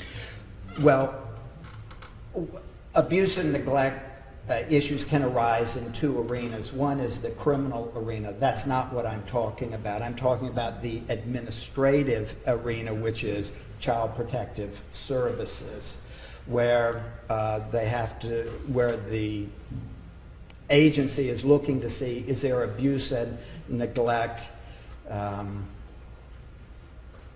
and if it is founded, then the agency can take some action, but it is not a criminal conviction. It doesn't lead to, it doesn't cause incarceration. Now, subsequent to that, did you review additional records that diagnosed Mr. Campbell with some sort of psychiatric or psychological disorder? Yes. And when was the next time he was diagnosed? The next was in North Carolina Central Prison on February 19th of 2015, Dr. Newman, N-E-W-M-A-N, diagnosed chronic post-traumatic stress disorder stemming from a long history of physical and emotional abuse by Eric's father. Was he diagnosed again with, was he ever diagnosed again by someone at Central Prison Hospital? Yes. 4 months after that, Dr. Gabriella O'Connell diagnosed post-traumatic stress disorder, I will shorten that to PTSD, secondary to childhood physical and emotional abuse by his father. Now, you mentioned psychological testing. Was there any psychological testing done by anyone that tended to support or confirm those diagnoses based on your training and experience? Well, there was, but I hadn't actually finished my answer sorry, to go your ahead. first I question. apologize. There was a third individual also at Central Prison, Cindy May, M-A-Y, a staff psychologist who on July 30 of 15 memorialized that she was Eric's therapist in both individual and group therapy, confirming the diagnosis and that she was treating him for chronic PTSD. My apologies. Dr. Hagan, back to my question, did you review a psychological report that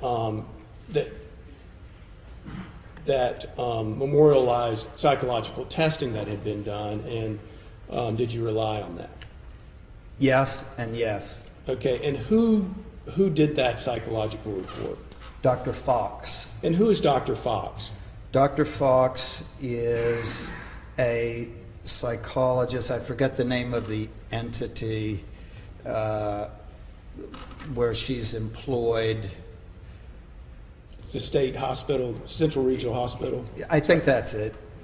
Here, I can find that. What were her conclusions in her psychological assessment?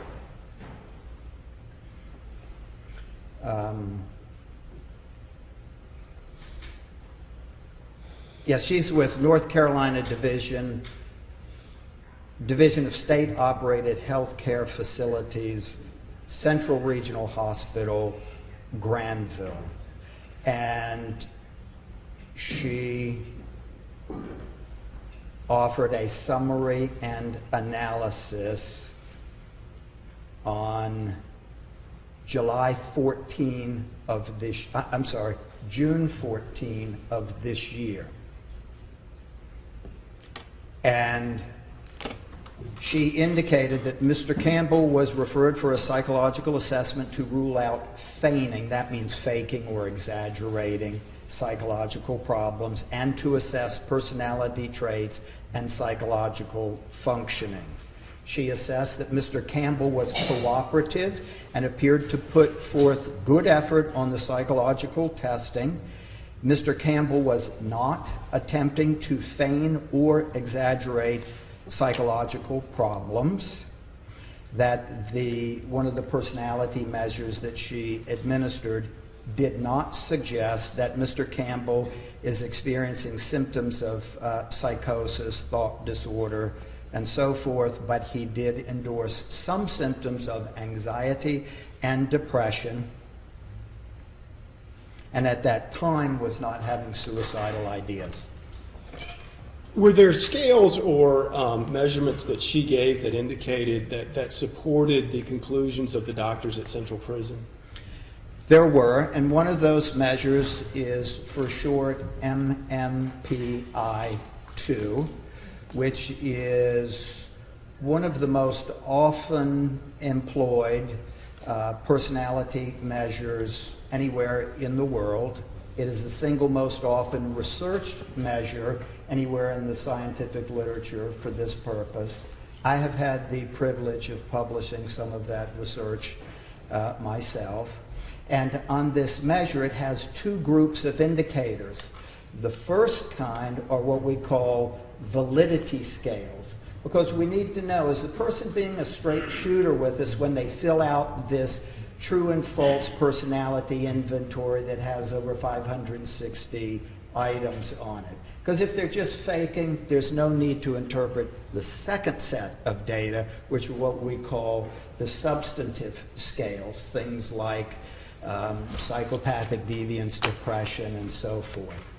So Dr. Fox employed this measure and reported on what she found with respect to the validity or candor indicators and the substantive scales. Well, what was her conclusion? Her conclusion was that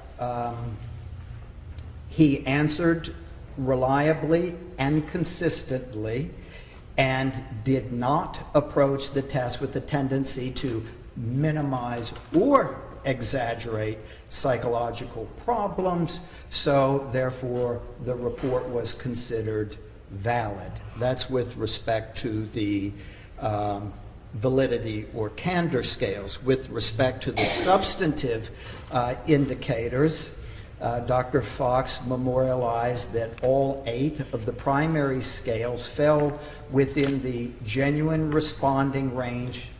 I'm sorry, that commentary goes to the validity checks. With respect to the substantive scale, she memorialized that he endorsed some anxiety and depression that he had not reported to her during the interview, but it became transparent through the testing. And he also scored higher than, well, he had a T-score of 70 on a scale designed to assess trauma and PTSD. What a score of 70 translates into in practical terms is Eric Campbell scored higher than more than 92% of the general population of males in the U.S. on that indicator. And that's important because higher scores are in the direction of the individual experiencing more trouble, more symptoms on that particular indicator. So it's not like an IQ test where we all want to have the highest score in the class. And this, higher scores represent more problematic emotion and behavior. And on the post-traumatic stress scale, he scored higher than 92% of the general population of males. When you met with Mr. Campbell in 2015, did you talk to him about his personal history? Yes. Without reading your notes or going into all the details, tell us a little bit, give us an overview of how he described his personal history. Well, he said, where do you want to begin? And I said, it's your life. You tell me where you want to begin. So he started at the beginning, about his growing up years, his life with his family, then life without his mom, and then as he got older, the transitions in the makeup of the household with,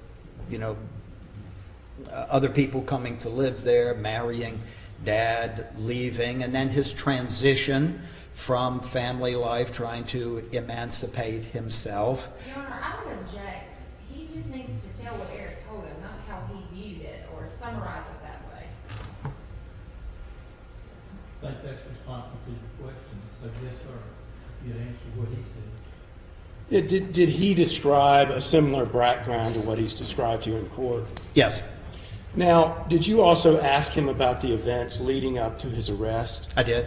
And did you discuss those things in detail and take notes? I did. And did he describe those similarly to the way he did here in court? Yes, sir. Now, I want to go back to something you told the jury at the beginning. You mentioned that you developed 2 hypotheses, and in a hypothesis I take to mean 2 theories of is that right? Well, 2 reasonable ideas that that haven't been crystallized or finalized yet. When you developed those 2 hypotheses, did getting this additional information help inform your consideration? Yes. And tell us a little bit how you worked through, tell us again what those hypotheses were or are, and tell us how you worked through that. Well, the first hypothesis was that Eric's conduct as charged arose out of antisocial personality disorder or sociopath or some other severe defect in his character, severe defect in his capacity to empathize with others, absence of a moral compass, so to speak. So that was one hypothesis. And the other was whether Eric's conduct in the time frame of the offense arose out of history of trauma, abuse, and reasonable fear for his own welfare in the time frame of the killing. So, with regard to the first hypothesis, tell us what things you considered in determining and considering that hypothesis. Well, I looked at his juvenile record, allegations that had been made against him. Now, these were official records memorialized at the time that these complaints had been made against Eric during his teen years. I also considered school records and health records. And what were your conclusions? With respect to the dispute between the two hypotheses? Yeah, how did you analyze those, and tell the jury how you came to sort of reach a conclusion or reach opinions in this case? Well, one thing that I did in trying to resolve the two competing hypotheses was to see if what Eric had told me in large measure, not in micro detail, but in large measure, was it supported by what other people had to say, what other people had found, particularly people who didn't have a dog in this hunt, as people who memorialized records down in Texas before all of that happened. And what I found in that regard was that what Eric told me in large measure was borne out, including the negative things, that is, things that didn't play to his interests or his favor. Well, and what kinds of, and when we talk about those things he told you about, what about the history of childhood trauma and abuse? Were those things corroborated by witness interviews or by records? Yes, they were. And did he talk to you about being in trouble in high school? He did. And did your review of that sort of thing, did it corroborate what he had told you? It did. Now, what were your conclusions after considering these things? After considering both hypotheses? Well, after considering the first hypothesis, I mean, did you determine that he was an antisocial or he had antisocial tendencies? No. Tell us why you reached that conclusion. Well, a conclusion about antisocial goes beyond isolated misconduct and rule violations. Antisocial personality is a subset under a larger umbrella called personality disorders. For all personality disorders, there has to be sufficient credible behavioral evidence of an enduring, well-ingrained pattern of behavior across the different domains of the person's life: family, school, community, other areas of life. That's what I mean by domain. So it is not satisfied by finding of misconduct or even illegal behavior, particularly during adolescence, unless that pattern continues. And then if it continued, there may be evidence of enduring, well-ingrained personality defect. And antisocial, as a specific variant under personality disorders, includes rule-violating behavior with disregard to the impact that that has for others. It includes an absence of moral compass, an absence of feelings of guilt and remorse, and a gross deficiency in empathetic capacity, meaning the person is really unable or uninterested in understanding how their behavior affects other people. Taking into account the totality of the information available to me, it's my opinion to a reasonable degree of psychological certainty that Eric did not meet those criteria, in spite of having some rule-violating episodes during his teen years. Well, since you've mentioned that, in all fairness to the jury, tell the jury what those rule-violating episodes were. 3 come to mind. One was a juvenile charge that he and his friend broke into an LDS church or temple and set off fire extinguishers and helped themselves to snacks and made milkshakes in the kitchen. And it ended up with tens of thousands of dollars from the spraying of the fire extinguisher into the church organ. It was a huge amount of money. It was in the daytime. The building was not occupied. And he ended up getting caught. He told his story.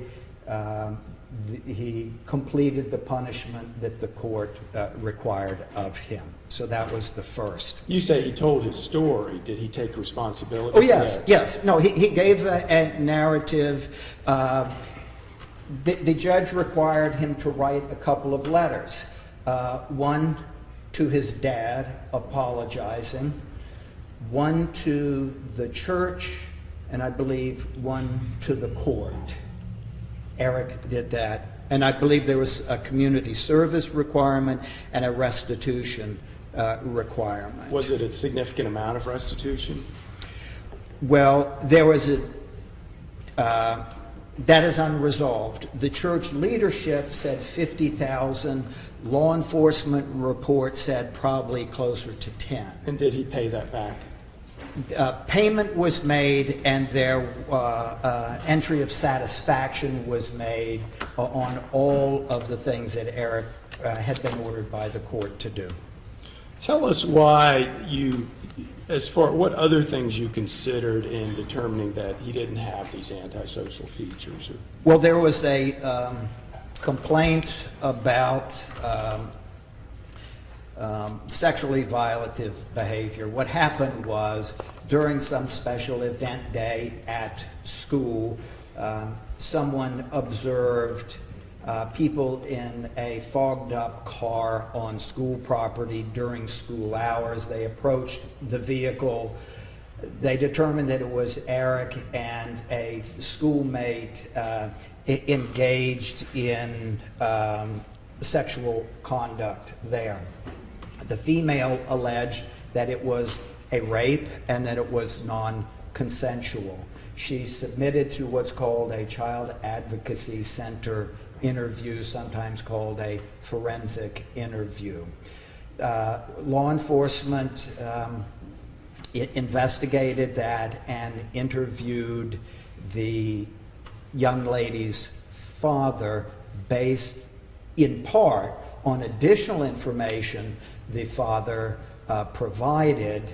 There was question about the young lady's veracity because she had made these complaints against several other people, including her own father.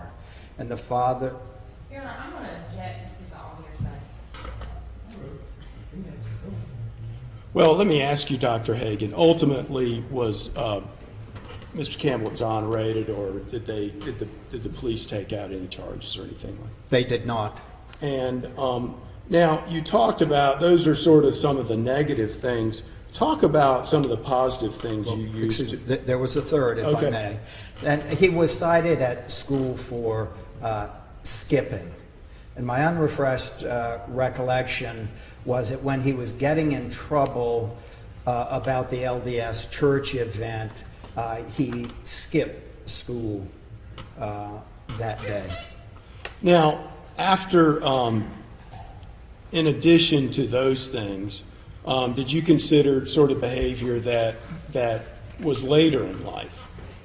That was later? Yeah, his pattern, in your report you say,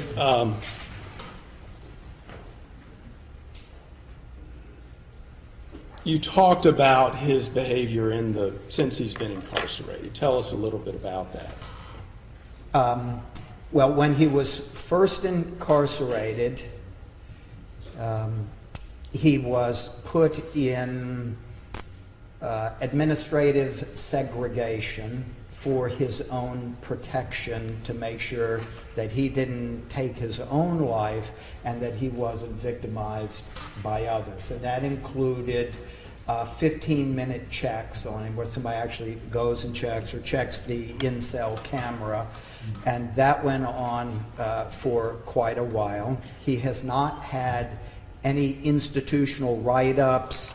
Those are rule violations. Sometimes they could be for minor events like failing to stand when the correctional officer comes around to do a head count, to take attendance, or standing in the wrong place or something like that. There were certainly no major violations of aggressive conduct. In fact, the records affirmatively state that he has not exhibited any aggressive behavior, and that when others in his pod, in his housing area, become aggressive or fight, that Eric would drop to the floor and curl up in a ball, or he would go and consult with staff about what should I do about this particular antagonist. He is the first person in the experience of staff psychologist Cindy May to be asked to actually lead a meditation group for other inmates for the purpose of calming, reducing agitation and tension, to make the place safe for staff and other inmates. And he also sought out permission to teach some of the other inmates how to read, but he wanted to do it in a way that wouldn't cause the illiterate inmates embarrassment. Tell us about your ultimate conclusion. How did those things inform your conclusion about your first hypothesis? Well, all of the opinions that I offer are to a reasonable degree of psychological certainty. So one of my opinions is that the totality of all of the information available to me did not support the hypothesis that Eric's conduct in this present offense arose out of an antisocial behavior pattern with disregard about how his behavior impacted other people. The second opinion that I offer is that the totality of everything that was available to me firmly supported the hypothesis that trauma and abuse victimization perpetrated by his father contributed substantially to Eric's conduct in the index offense. And shall I proceed? Tell us why you reached that conclusion. I mean, how did the trauma and abuse impact his decision making in this case? Well, trauma is not to be trivialized. It has emotional impact. It has neurological impact, because under trauma, as I explained before the lunch break, it triggers the production of cortisol and other neurotransmitters that are there to protect members of the species, to deal with the threat that they are experiencing. Trauma has another consequence, which is to narrow, the technical term is it narrows cue utilization. Cues meaning visual, tactile, olfactory pieces of information that can help us in problem solving. Another way to explain that is we become more tunnel visioned when we're under stress and trauma. And it makes it harder for us to take into account the bigger picture, other ways of dealing with the situation. And also the insecure attachment that Eric experienced meant that he was at increased risk of intense and overwhelming fear because he did not grow up with confidence that a caregiver would take care of that circle of security, the first job of which is to keep the youngster safe. So he comes to his young life with that predisposition, lacking that psychological armor. Now, attachment is not a romantic ideal. It's not something that you see on a Hallmark card. A breach in attachment is a breach in the security that the individual is trying to knit together, and it has lifelong consequences, both socially, emotionally, behaviorally, and in entering into or remaining in very maladjusted pathological relationships. This shows up many times for children of alcoholics, children of substance abusers, where what they want to do more than anything else is to get daddy to love me, to get daddy to see merit. And if I'm good enough, maybe daddy will change his behavior and be nice. But it's my fault and it's my job because daddy's mad at me, so I have to change my behavior. So the youngster learns to remain in a pathological attachment with the abusive so-called caregiver. It's kind of like in a boxing ring where two fighters are going at it, and one way for the subordinate, the weaker boxer, to protect himself is to get in the clinches. If you get really close to the person who's trying to hit you, they can't hit you because you're too close for a swing. Eric tried to mollify his father by being the good son, by being the good boy. Eric's testimony was that after this stuff happened, his dad told him that you're naive, your dreams are never going to come. I object to him commenting on Eric's testimony. That would not be what he used to form the basis of his opinion. Dr. Hagen, are there, in your records review and the information you have considered, are there aspects of the relationship between Eric's father and between Mr. Campbell and his father that are especially going back to the sense of trying to please or trying to help, or do you recognize that in the things you've reviewed? Yes. Tell us a little bit about that. Well, for example, Eric was not sufficiently disclosing in his interviews with Department of Child and Family Services, nor with the psychologist who evaluated him at age 8.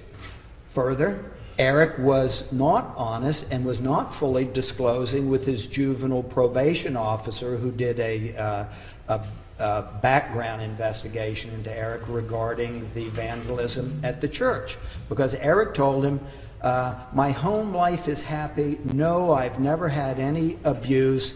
And I want to go home and everything is fine. But we know that isn't true because years before, the father had founded complaints for both abuse and neglect for Eric and his brother. Why would a child do that, though, who's in an abusive relationship?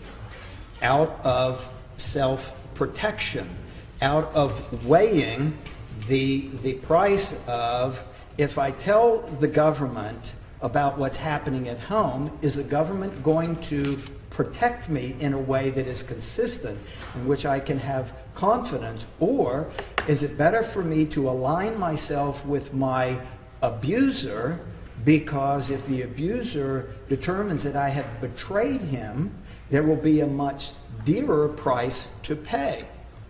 And Eric made his decision, and ultimately the government returned him to the abuser. Now, during this trip, was there evidence that that sort of dynamic was at work based on the information you've reviewed? Yes. Tell us a little bit about that. Well, Eric conducted himself with his father in the same way that he has in prison pre-trial. He would not fight back. He certainly wouldn't correct his father.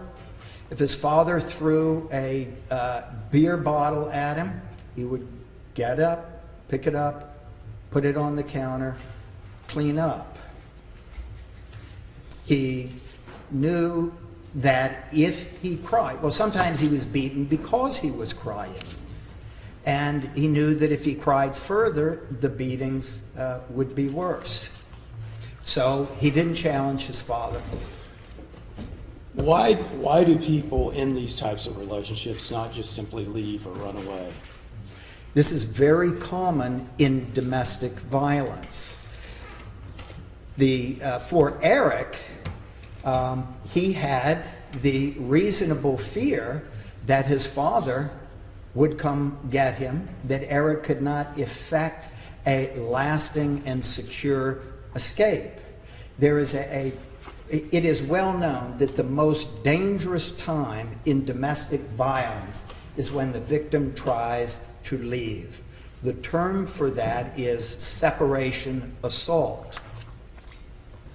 And Eric had every reason to believe that if he tried to get away, his father could get him. I've experienced this in another case with a young man about the same age whose fear was that his father would come get him even after he had killed his father. Dr. Hagen, in your experience, is there data or are there studies to show that people who are in these types of relationships have a fear that leaving the relationship will cause them harm or will result in their harm? Absolutely.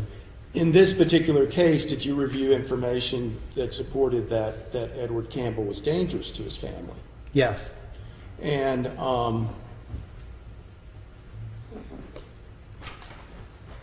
Dr. Hagen, based on your total evaluation of your interview with Eric, your review of the records in this case, did you reach certain opinions to a reasonable degree of psychological certainty? Yes. And what are those opinions? Well, the first two I've given, that I did not find sufficient behavioral science support for the antisocial hypothesis. I did find firm support to a reasonable degree of certainty that the abuse relationship substantially accounts for Eric's conduct in the time frame of this offense. And then your third opinion?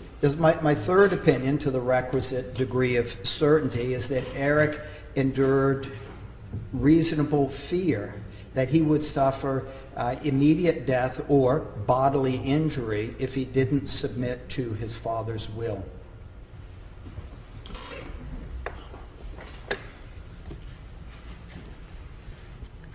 I may approach. Yes, sir.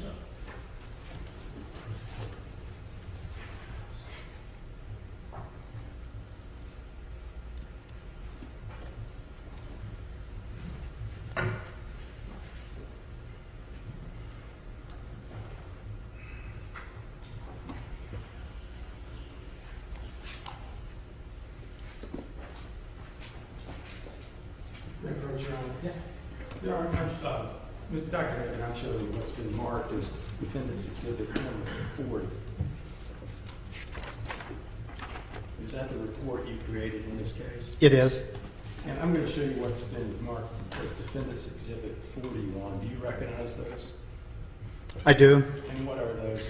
These are the records that I typed live and in the moment on February 2nd of 15 during my 5-hour and 15-minute interview with Eric in West Virginia. Your Honor, I'm going to introduce defendants exhibits 40 and 41. No, sir.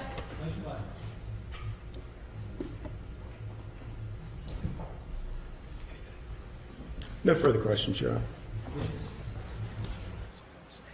We're gonna have a break now. Yes, sir. Ladies and gentlemen, we'll take our afternoon recess. At this point, during this afternoon recess period, it is your duty not to talk among yourselves about this case.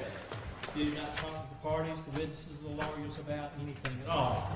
Further, you not to talk to anyone else, to allow anyone else to talk with you, to say anything in your presence about this case. If anyone communicates with you, you need to let the sheriff know about it and come back in. Don't do any individual research or investigation on your own about any issue section on this trial. Stay away from your smartphone and do not express any opinion about this case during this time. That, while everyone else is going to remain seated, I'm going to excuse these 17 of you and ask that you return and assemble the jury room at 20 minutes to the hour of 4. With that, your excuse.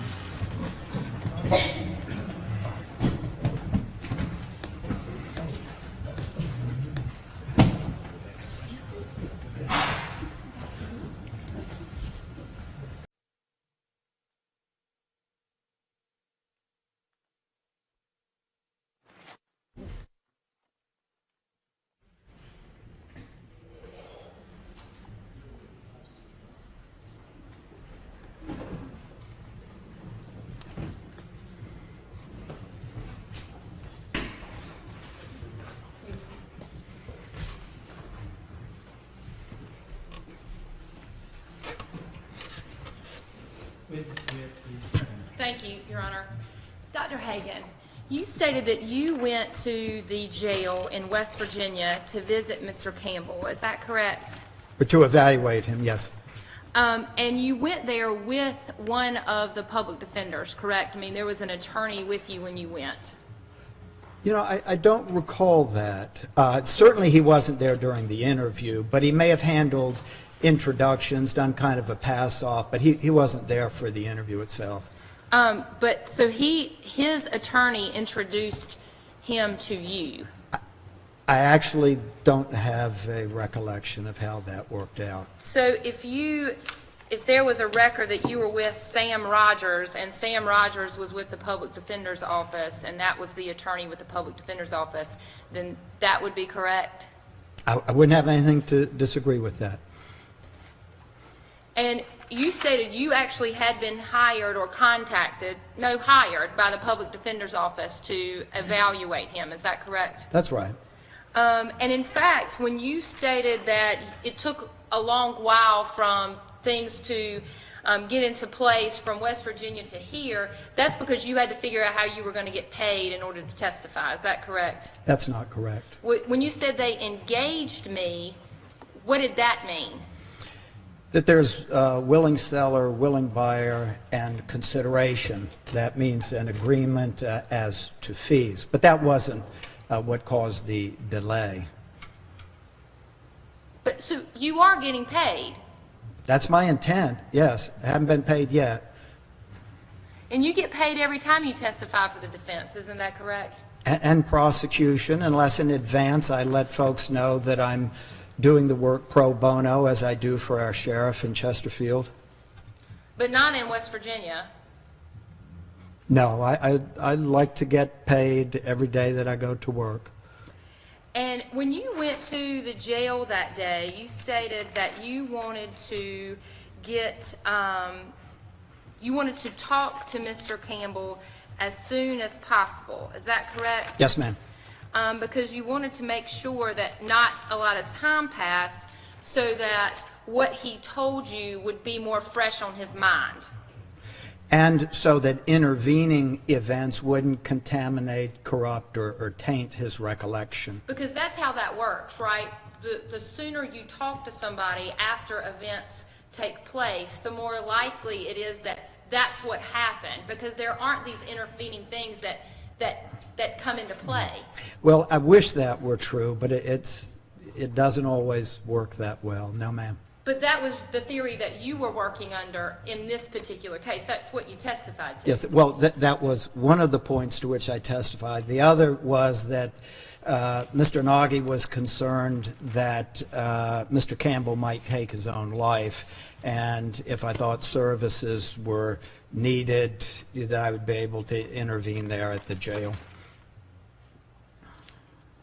And so you talked to Mr. Campbell on February the 2nd of 2015. Is that correct? Yeah, actually, he did most of the talking, but that's the right date. Sure. And you were there and you were taking notes, right? You said you typed them up. It's what you just looked at is defense exhibit, I think, number 40.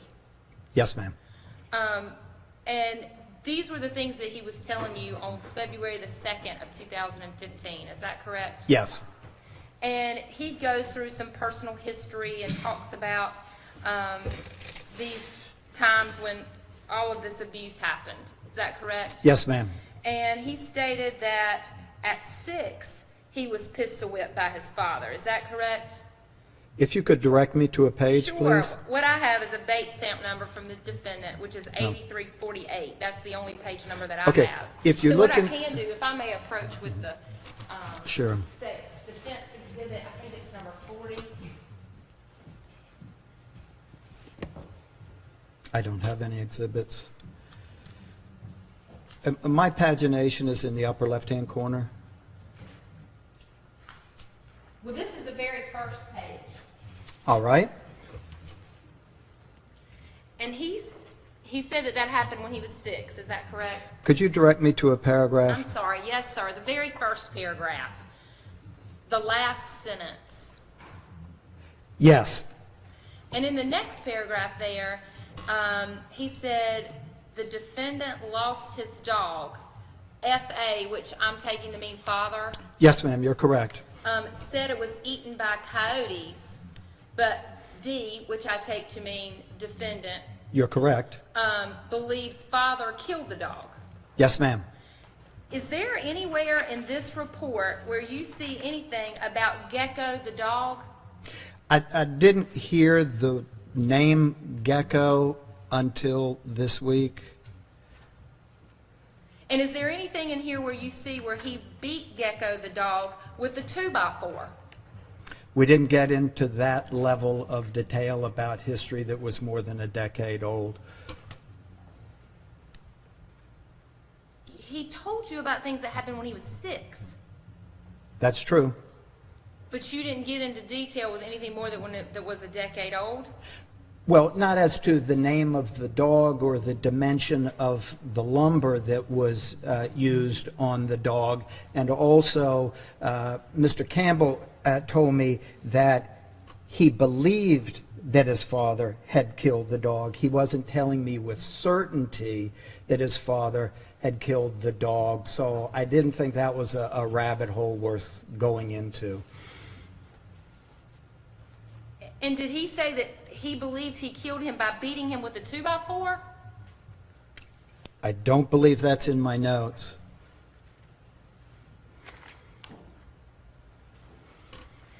And he tells you in here on page 2 of 12, the last paragraph, that he tried to kill himself when he was in the 9th or 10th grade by taking a bunch of Adderall, 15 of them. Is that correct? Yes, actually, more complete answer is that I was told he tried to take his life on 2 occasions, one by overdose with Adderall and the other by slamming his head against something hard like a wall. You were told by him, correct? I mean, these notes are what he told you. Yes, this is exclusively his input. And the only other mention of suicide in what all of this that you reviewed, all of the things that you told Mr. Tyndall that you looked at, all of the discovery, is in a juvenile report where Mr. Campbell reported to the juvenile folks when they asked him if he had ever tried to commit suicide. When he was 17 years old, they asked him this. His answer was no. Is that correct? That is correct for the reasons I stated earlier. Right, that he wasn't telling the truth then. Because he was in survival mode, he didn't want to anger his father by inviting the government into their living room. And when the government was already in his living room, when Child Protective Services was investigating, neither Nick nor Eric went into all of any sort of detail about there being abuse in the home. Isn't that correct? They did not go into this level of detail. They did report finding father slumped over on the toilet and the things that flowed from that, and about they were at, when father was locked up, they were at school and someone was concerned that there wasn't an adult home, so, you know, to care for them, provide oversight, and they did report that. But no, he did not go into blow by blow with family services or the juvenile probation officer. Not even did he not go into blow by blow with them when Irma Linda Espinoza, which I'm sure I have mutilated her name, she says that they stated to her, Nicholas and Eric deny any marks or bruises on their body. Eric showed the worker that he had some bruises on his legs from playing. He was diagnosed with attention ADHD. Isn't that correct? Yes, ma'am. And it doesn't say on here that they noted bruises on his back or bruises anywhere else on his body. Just bruises on his legs from playing. Okay. I may have misstated when I said back. I believe they had some drawings with the marks on it or photographs. I thought I had seen some visual representation. But if it was beating, leaving marks on the legs and nothing more, I accept that. And Nick was a 6th grader. Nicholas is a 6th grader at Katy Junior High School in Katy, Texas. And Eric is a 2nd grader, attends Huntsville Elementary School.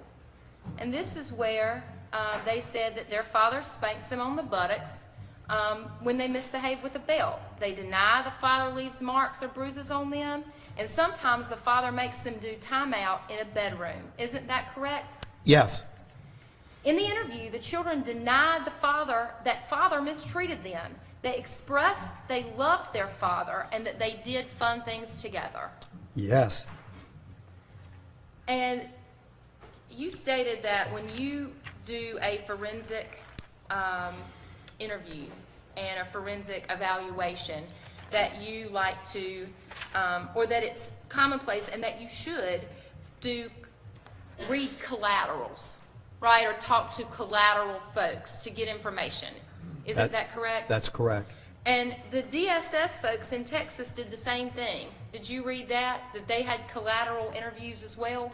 I did read it. I've forgotten. So on, they talked to a Linda Cook who stated that there was no concern about Ed abusing the children. Isn't that right? I don't recall that, but I'll tell you, none of that surprises me. There were a lot of people involved in this conspiracy of silence. Richard Reeves, who is a friend,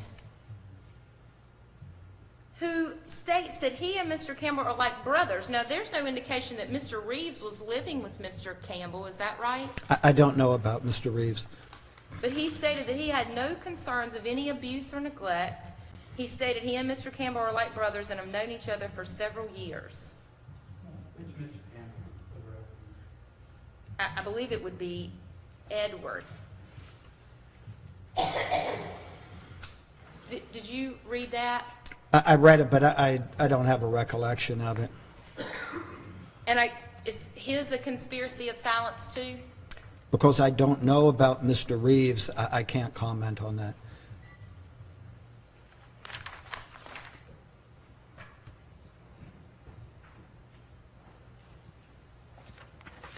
And when they talked to Nicholas and Eric about wanting to go back home, Nicholas states he wants to return home with his father. He denies any abuse. Is that correct? Yes, may I explain? I think you're allowed to. Okay, so 40% of all abuse nationally goes unreported. We know this because of anonymous surveys about people when they reach the age of majority, that is, age 18, where because the report is anonymous, there can't be any retribution. So 40% goes unreported. Additionally, it's my understanding that the father had told Eric while they were at the movies watching Peter Pan and Captain Hook, there comes a betrayal moment in that movie. The father said to Eric, "You better not do that to me." Dr. Hagan, where is that? Where do you have this listed about in your report about Peter Pan and Captain Hook and a conversation?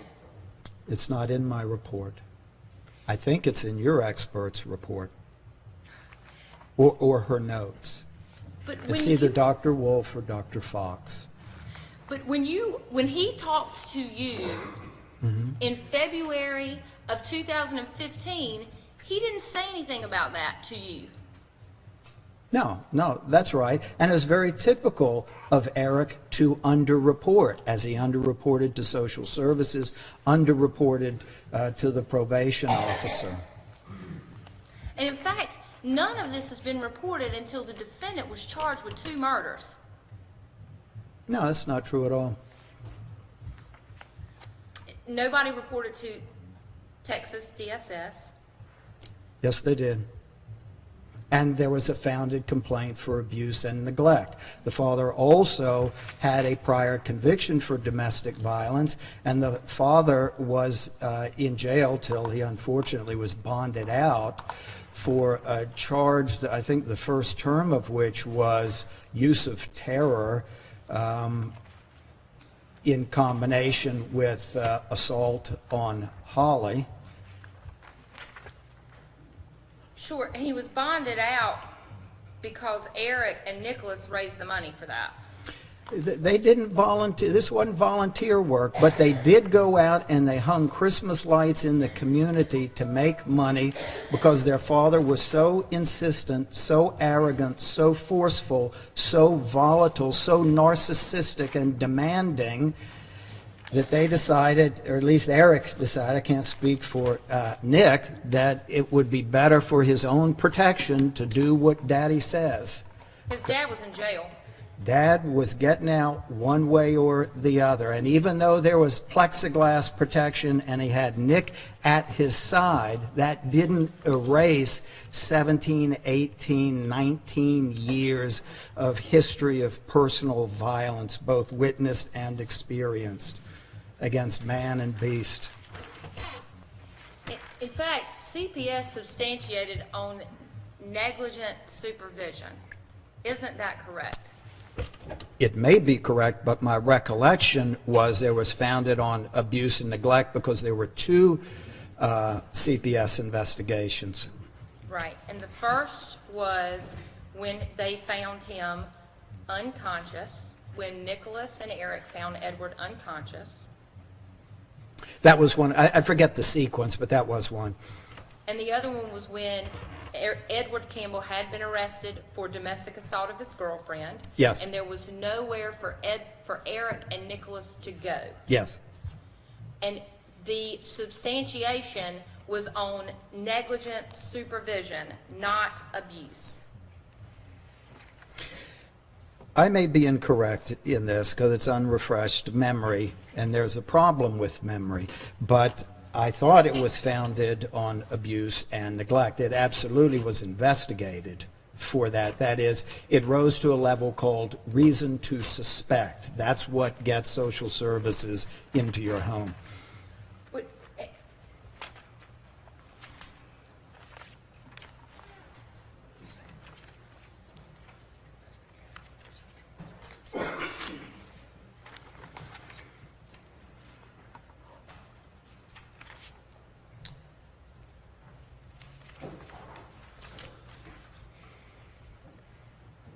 So on your page 5 of 12.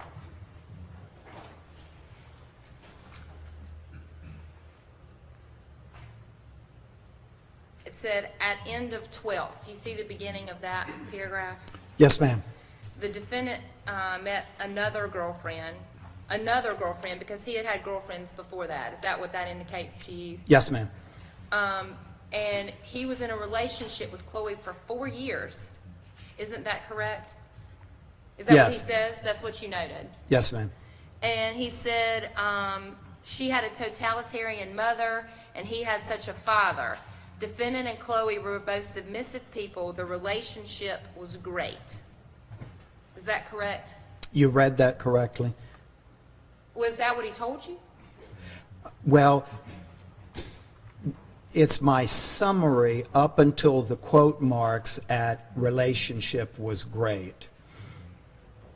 My summary is based on what he told me and what I made of it. The quote represents his own statement.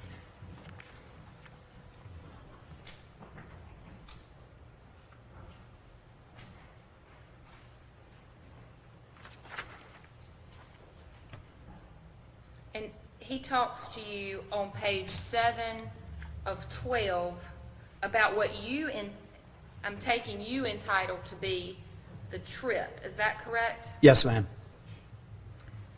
And he states that he gave me a list of stuff to pack. Some of it was off the wall, like a dry suit. Ma'am, I can follow you if you direct me to a paragraph. The very first paragraph under what you've entitled the trip. All right, where it says we started the trip off? Yes. I'm with you. Please proceed. And so it's the line before the last line in that paragraph. He gave me a list of stuff to pack. Some of it was off the wall, like a dry suit and a crossbow and some camping stuff. Correct. He didn't mention to you that he'd also been asked to pack a sword or a spear. Did he say anything about that? There was mention of a spear, and I can't remember if it was in that interview or something I read later, and he explained that when they lived in Arkansas, sometimes it was in the local culture there to go wild pig hunting, and they would use a spear, and he mentioned it in that context, or I read it in that context. But he did not go through the entire laundry list of things his dad told him to pack. And you guys talked for 5.5 hours? 5 1/4. And he told you, if you continue in that area down 1, 2, 3 paragraphs, drove up to Georgia. Yes, I'm there. Drove up to Georgia, and this is in quotes, right? So does that mean this is what he said to you? I'm rereading it to make certain. Yes. Drove up to Georgia and spent the night. One of the things he asked me to bring was a dress suit and a tuxedo. On the third day, we went out dancing at some rock and rap club.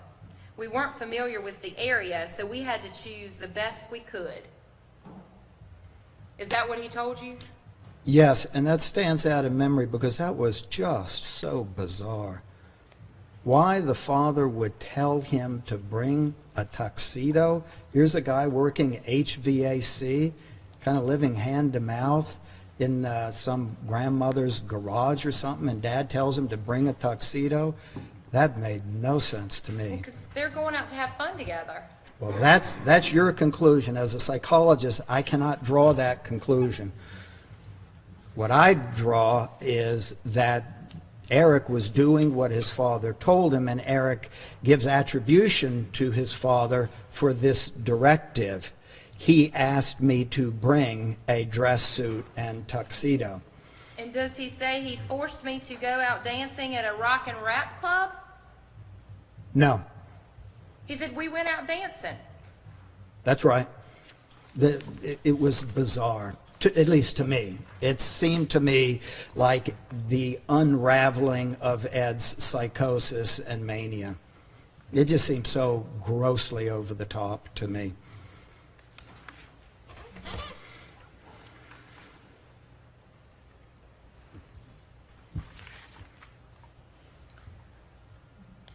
page 9 of 12,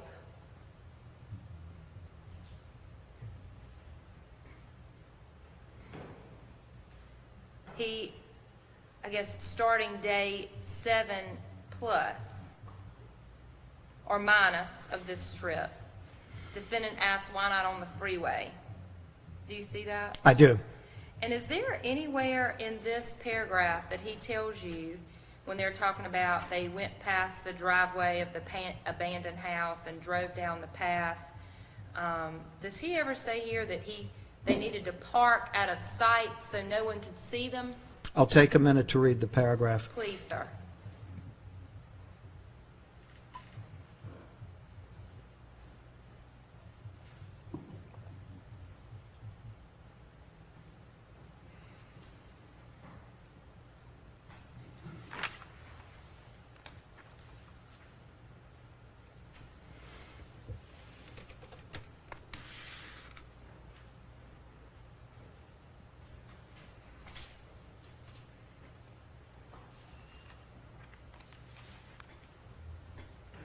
All right, I've read it. Will you refresh me with your question? Yes, sir. Is there anywhere in this where he says, he tells you that they decided to park around the abandoned house so no one could see them? Nowhere in the narrative do I recall Eric telling me that they made decisions jointly, so you wouldn't find in my notes, they decided. It does say, father told defendant to turn around. Does it say father said to park behind the abandoned house so no one would see them? That language isn't in that paragraph. I also wasn't functioning as a court reporter, taking down verbatim.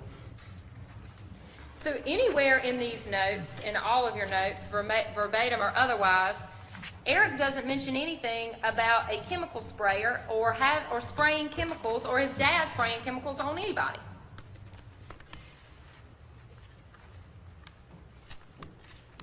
The word sprayer doesn't appear in my 12 pages of notes. In fact, when you are talking, when Mr. Campbell is talking about getting prepared to go, he says his father grabbed a bag and a crossbow. Doesn't say anything about a chemical sprayer, doesn't say anything about seeing his dad put anything in the chemical sprayer. Doesn't say he walked through liquid or that he smelled this caustic smell anywhere in your notes, does it?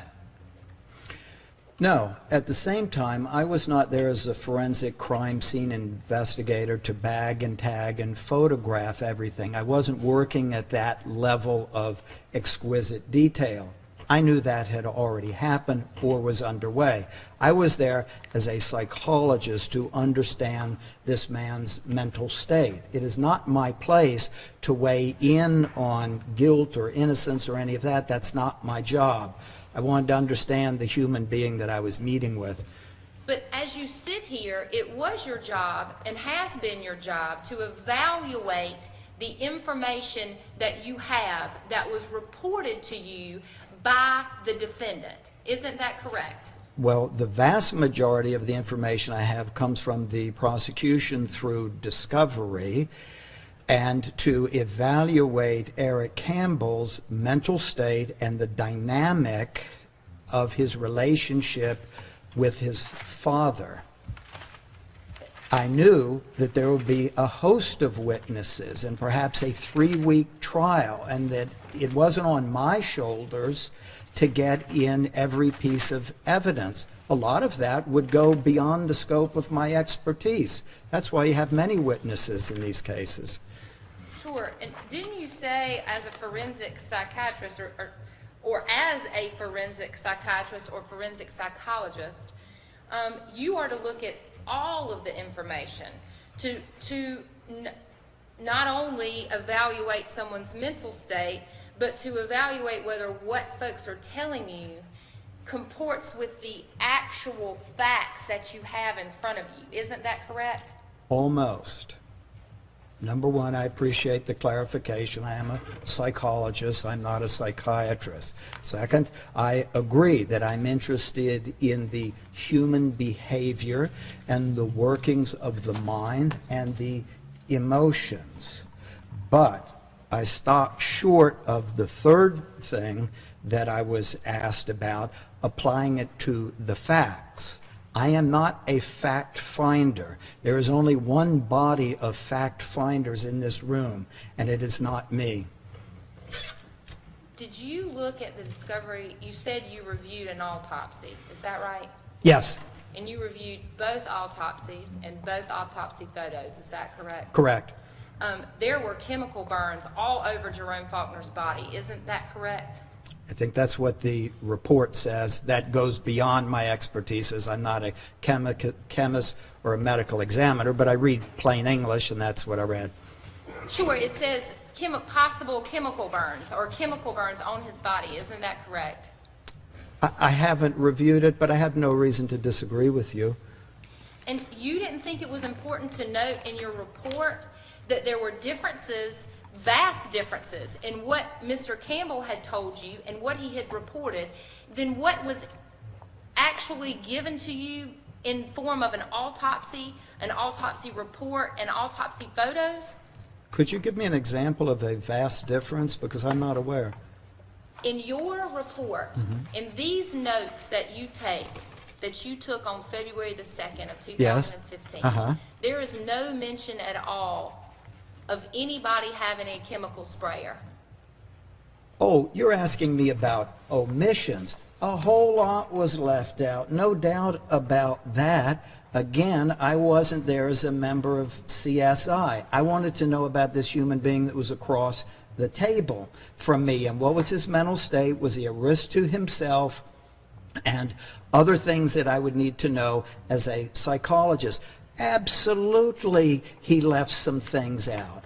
I wouldn't be surprised if he left things out of each of the interviews, but it was more likely than not, in my opinion, those omissions were not designed to get him out of trouble, but were a function of incomplete memory or the way questions were asked. And I would throw in being asked to recall while under highly traumatic circumstances.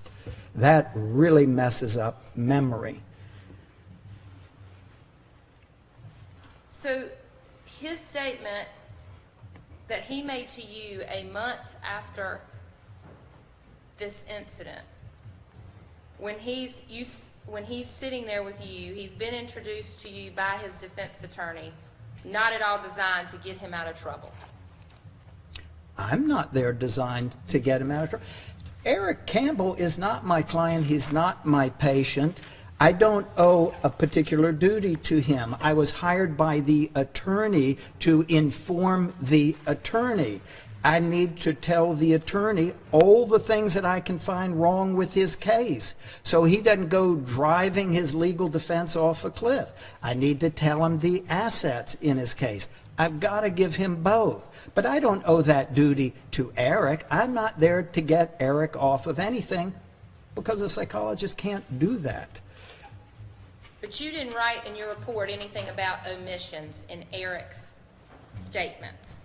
No, at that point, I didn't have all of the information, but what I knew with absolute certainty was the person who was informing me across the table was in a highly traumatic state and had probably been in a traumatic state for years in light of his domestic circumstances.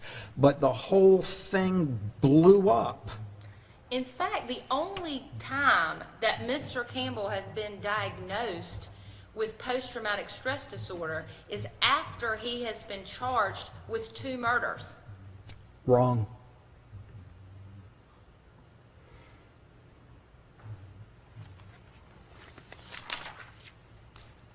So when, before January 1st of 2015, was Eric Campbell diagnosed with post-traumatic stress disorder? On February 24th of 2001 at age 8 by a PhD named Eve And I now too will undo someone's name, Helios or Heotes, Helleotes,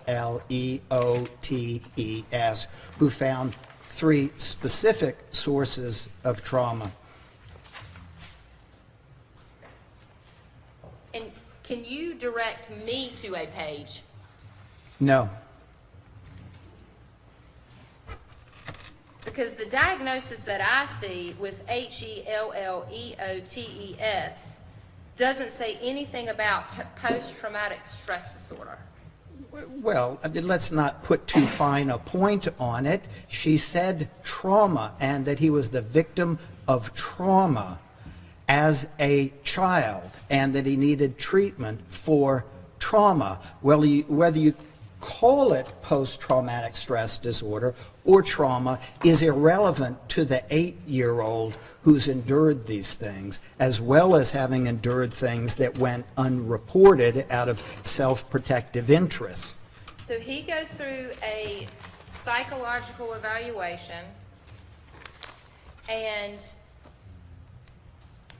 they don't say anything about post-traumatic stress disorder. In fact, summary and impressions. Eric is an 8-year, 4-month-old Caucasian male who is estimated to operate in the average range of intellectual functioning. His verbal reasoning abilities, average range, appear to be significantly different from his nonverbal reasoning abilities, which are above average. He is functioning above grade level in all areas, and no learning disabilities are indicated. He presents as a cheerful, energetic little boy who evidenced some signs of an attention disorder. He appeared to take a positive approach to things and did not seem to be particularly distressed. Even when asked about his stay at New Life Beginnings, he reported that it was kind of good because of the kids. Projective testing indicated that Eric tends to be rather unconventional and may not always behave in the expected fashion. There is no diagnosis. They, of course, say that there was neglect, but there is no mention of abuse. There's no mention of trauma. In fact, the recommendation by the psychiatrist is continued placement with the father and the brother seems appropriate. Psychiatrist's name? Didn't you say HELLEOTES? Yes, well, that's not a psychiatrist, that's a psychologist, so I thought you were reading someone else's point of view. I'm sorry. And it's PhD. That's right. So that was the psychologist that I referenced. Well, 2 points in explanation. This is part of the pattern of practice on the part of Nick and Eric. I'll address mainly Eric, to keep this issue secret, because there is far more danger in reporting it out. And I commend this psychologist for, even though Eric wouldn't level with her, Eric wouldn't tell her what was going on, just like he wouldn't tell the probation officer, she still was able to surmise that 3 traumatic events in the history section of her report, not in the summary and conclusion. Not in her diagnosis. Is that a question? Yes. No. No. But in the body, where she took the information, as we all do when you take the history, she was able to see through what this 8-year-old couldn't explain. Second point of explanation.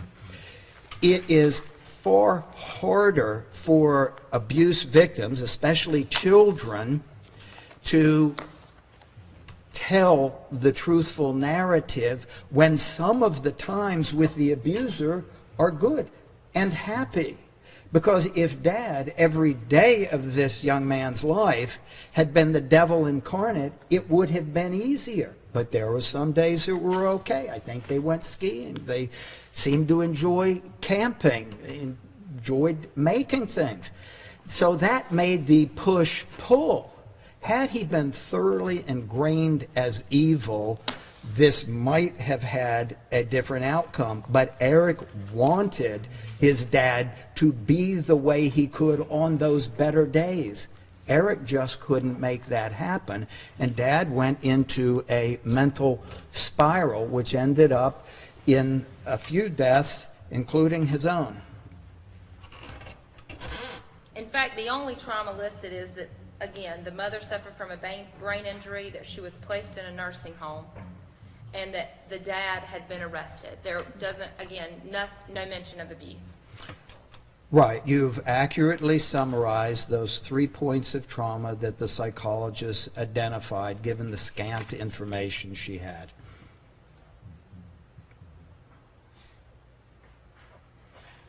Now, you have these 2 hypotheses, is that correct? Yes. And it's that, one, that Eric Campbell's conduct was the product of rule-violating, dispassionate, and antisocial pattern.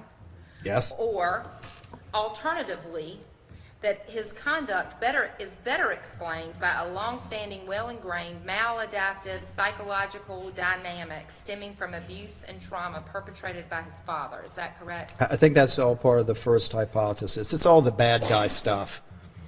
So, but it's, no, that's the 2. Oh, no, I'm sorry. You properly characterize it, yes. But this isn't an either-or thing. I mean, in life, it's not you're either this horrible antisocial person who has no ability to love anything or to have any disregard or any regard at all for life, or that you are completely turned by trauma and you can't make any decisions at all. I mean, am I right that this is not an either-or? You are not right. Well, you certainly can have your view. No problem with that. My view as a forensic psychologist, after considering the horror, the terror, the mayhem that the Faulkners experienced, I didn't see a middle ground on this one. This wasn't a kind of sorta. I thought it was either he is or he isn't. So, but there are rule-violating behavior that Eric Campbell has engaged in since he was in at least junior high school. Isn't that correct? Absolutely. So it's not you don't follow any rules at all or you follow them all. I mean, there's some in between. Isn't that correct? Not in my view, as a forensic psychologist, in my view, there isn't an in-between when it comes to understanding Eric's behavior in light of the mayhem at that house. So I looked for patterns. I looked to see if Eric was going to roll over on other people and make false allegations about other people. I wanted to see if Eric was going to accept responsibility, express guilt, express remorse for what he did at the LDS church. Was he going to own up to the fact that under his father's direction he was making meth and other things? So I wanted to see that character, that moral compass, that personal accountability. So I looked for those patterns, and what I found instead was that he was more likely to protect people, his father, his half-sibs, by babysitting.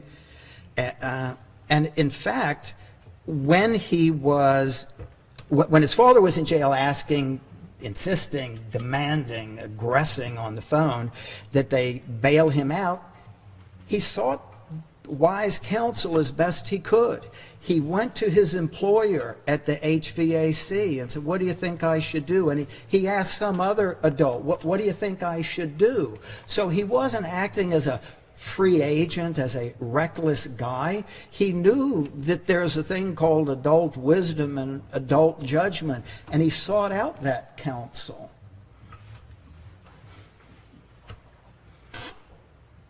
He asked his employer to come by and look at things that he was selling to get his dad out of jail. He may have done that, but he also asked, what do you think I should do? Should I get him out? Would it surprise you to know that his employer testified here before this jury and never said any of that? Well, it wouldn't surprise me if nobody asked him either. I just don't know. I wasn't here for that testimony.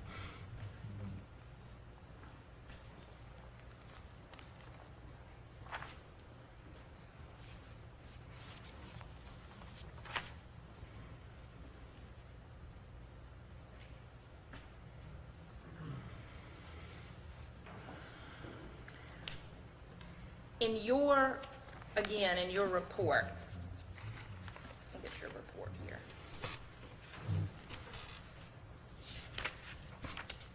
You say that Eric has engaged in some rule violating behavior. You accounted for the vandalism at the church, is that correct? Yes. And you stated that he complied with that with no problems, isn't that correct? Well, there were lots of problems. The whole thing was a problem, but when it came to accountability, he owned up to it. He did what the judge ordered, and he got a certificate of completion or fulfillment of his obligations. The probation officer's file memorialized that. And it also memorialized that with an email on February the 16th of 2010. It says, De Lessa is the name of the email. Contact Eric Campbell family ASAP. He is already 17 and is not cooperating. DA is threatening felony charges unless Eric Campbell agrees to the restitution amount. Yes, this all had to do with the restitution, and as a minor, it's my understanding that his father would have borne some responsibility for the $50,000 restitution.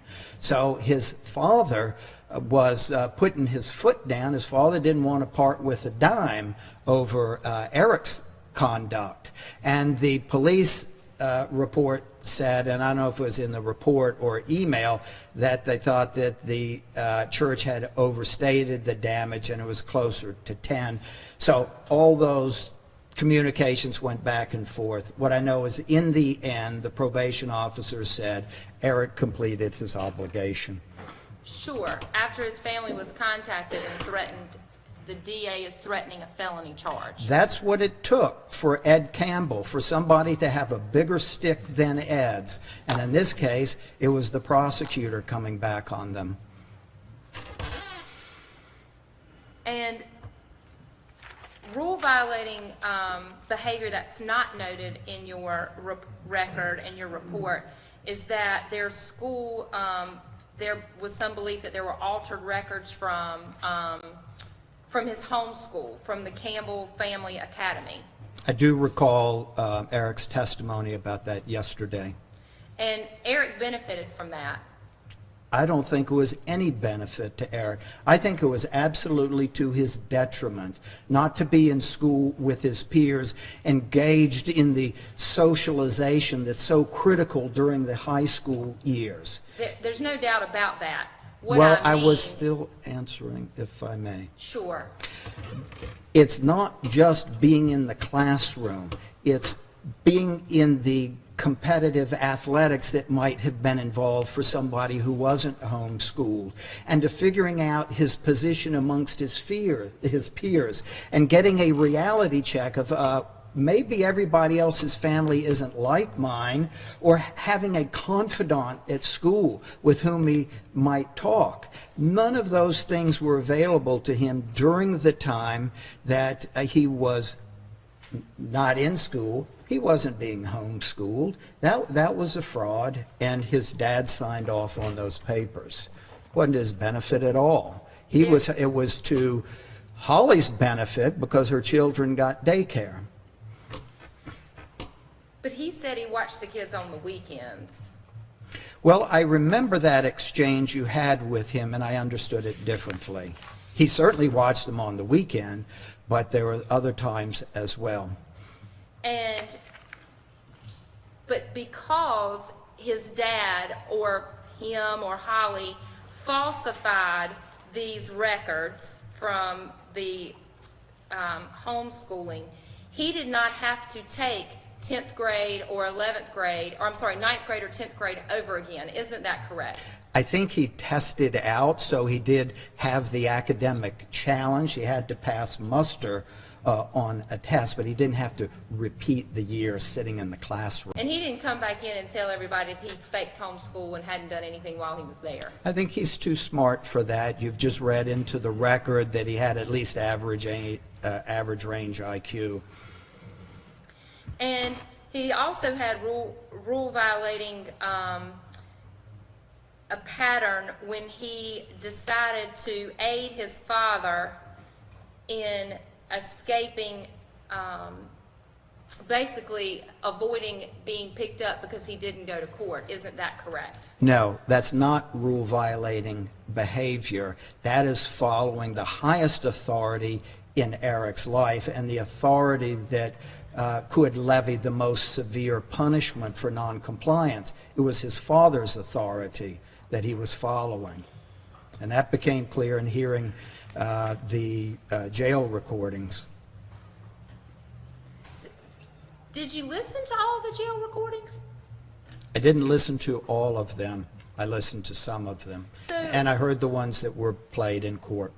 So there is a record of at least, I think it was 14 visits that Eric made to the jail. You saw that, right? You reviewed the jail records? Yeah, I heard you recite that into the record. Well, didn't you review them? I don't know that I reviewed the jail sign-in logs.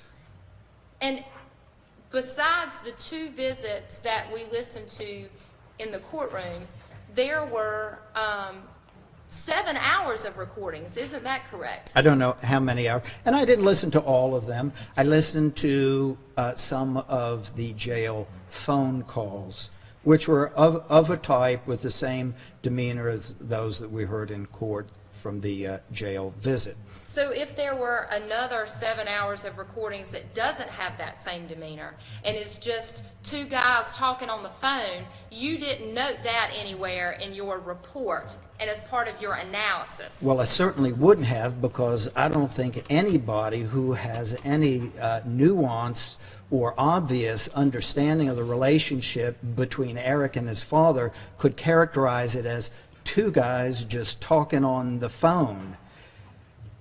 Eric had the safety and protection of his father's distance, and that is being locked up, and the phone calls are limited to 15 minutes, and then the computer-operated phone system ends those. And it doesn't surprise me at all that Eric, in his naivete, in trying to hope that he could somehow get Dad to love him or at least accept him neutrally, that he would be on the phone with him. Nick is made of different stuff. Nick was older. Nick was able to separate himself from his dad in a way that Eric couldn't. So the fact that Eric is on the phone, maybe for hours with his father, that doesn't surprise me at all. You said he had the safety and protection of his dad being in jail. Yes, with the understanding Dad is getting out someday. Because he's bonding him out. Or he would be acquitted, or he'd be found guilty of a lesser included offense, or he'd be found guilty and serve his sentence and get out. But it wasn't a death penalty case. Dad was getting out.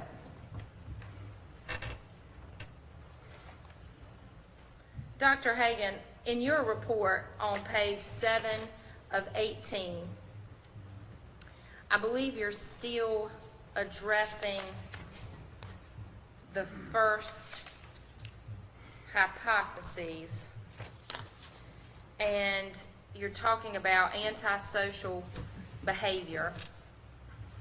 And these factors include, one of the factors is failure to accept responsibility. Ma'am, could you direct me to the paragraph? Yes, the very last sentence of that page. I'm there, thank you. Those factors include failure to accept responsibility and pattern of deceit. That's what you wrote there, right? Well, actually, here's what I wrote. superficiality, grandiosity, lack of remorse, lack of empathy, failure to accept responsibility, and pattern of deceit. And those would be factors of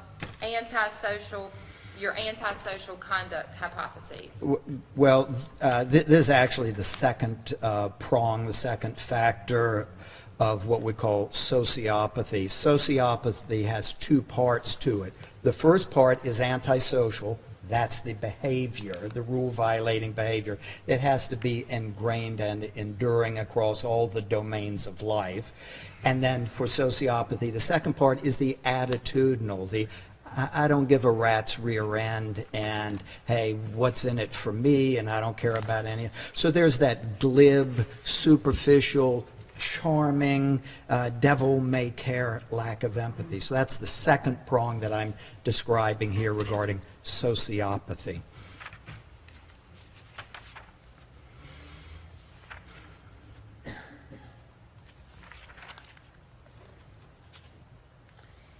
And on page 12 of 18,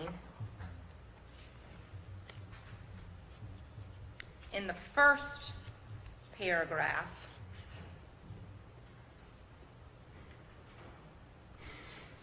I believe you're talking about chronic abuse and the psychological impact that it has. And you state that it interferes with executive judgment. Isn't that what you write there? Yes. And executive judgment is the ability to make, analyze, and carry out decisions. Isn't that correct? That's part of it, and the rest of it is, so what she just described is coming up with plan A, knowing your goal, sizing up what you need to do to achieve your goal, pulling together the resources to do that, taking the steps necessary. And then when things go wrong, executive judgment calls for thinking on the spot to develop a plan B. So it's kind of thinking as things unfold so you can carry out a course of action. So plan A, achieve your goals, take steps necessary to achieve your goals. If I may. If you'll just tell me what you said Yeah, about first, plan A. Come up with a goal.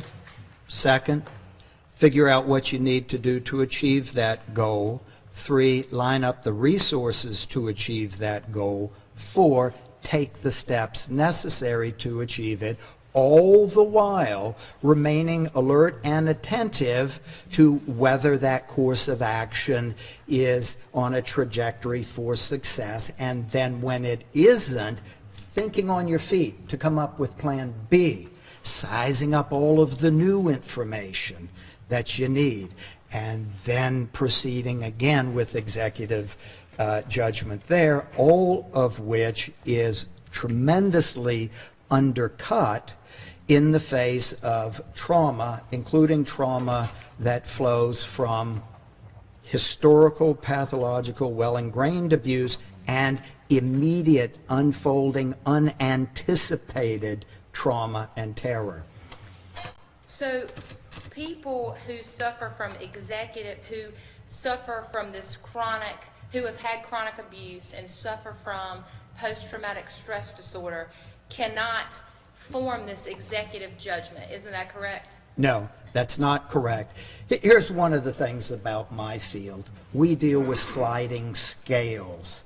So what I would say is a person who suffered the thing that Madam Prosecutor just sketched out, they would be at higher risk for defects in their executive judgment. I can't speak categorically that they would be unable. I would say they have an impairment that would cause greater challenges, but I can't say they are disabled.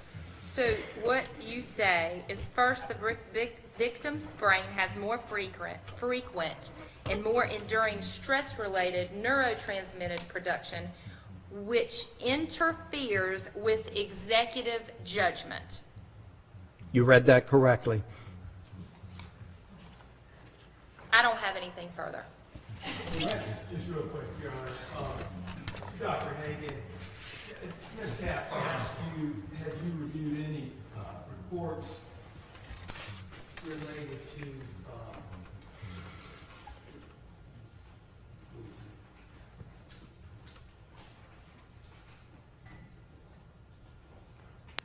to prior allegations of founded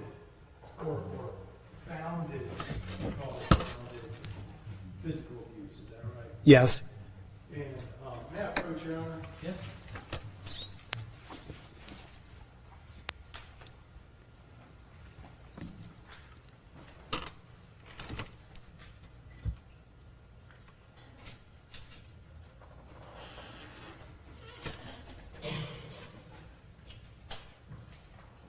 Now, I'm going to approach Dr. Hagan with what's been marked as Defendant's Exhibit 42. And you mentioned that you had reviewed records from Child Protective Services from Texas. Is that right? Yes. Does that appear to be one of the records you reviewed?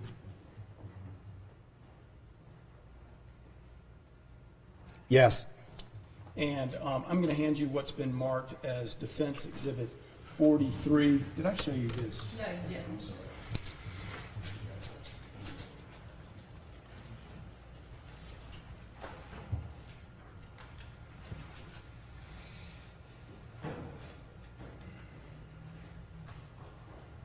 And do you recognize this Defendant's Exhibit number 43?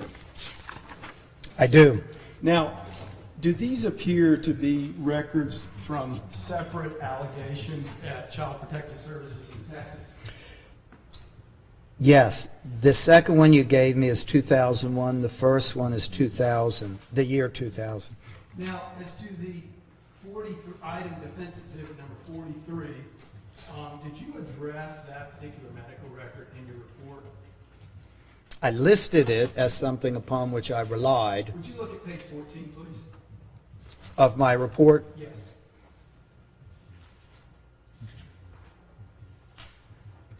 I'm at 14. What paragraph? The middle where it begins, although Eric. I'm there. Would you read that, please? Although Eric denied any marks or bruises on his body, he showed the CPS worker bruises on his legs, which he attributed to, quoting Eric, playing. Eric's minimization notwithstanding, the medical examination showed 18 scratches, abrasions, and scars on the shoulder, both legs, and on Eric's back. Eric was only in the second grade when these events happened. Is that exhibit number 42, the medical report, 43? Exhibit 43, yes. It has the body diagram with specific iteration of each marking on the body, left and right. Is that what you used to count the 18 marks? Yes. Your Honor, this time I moved to use that to 5143. Any objection? No, sir. No, ma'am. Now, as to exhibit 42, would you take a look at that?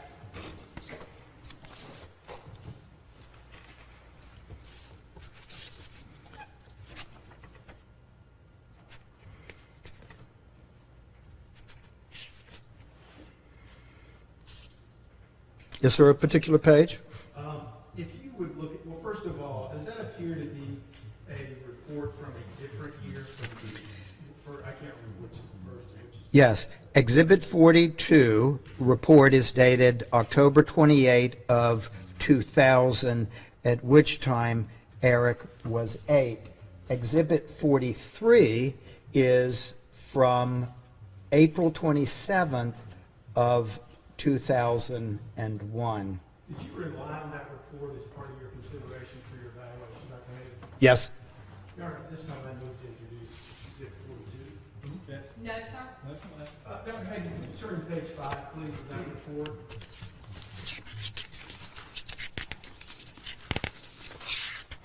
I'm there. And under conclusions, would you please read the sentence? The one that begins, Father regularly. Yes. Father regularly leaves 11 and 7-year-old children alone all night. Father is using drugs to the extent that he overdosed and was unconscious, and the children had to call 911. Father is physically out of control, used inappropriate discipline to the extent that the children are at risk of serious injury. May I approach?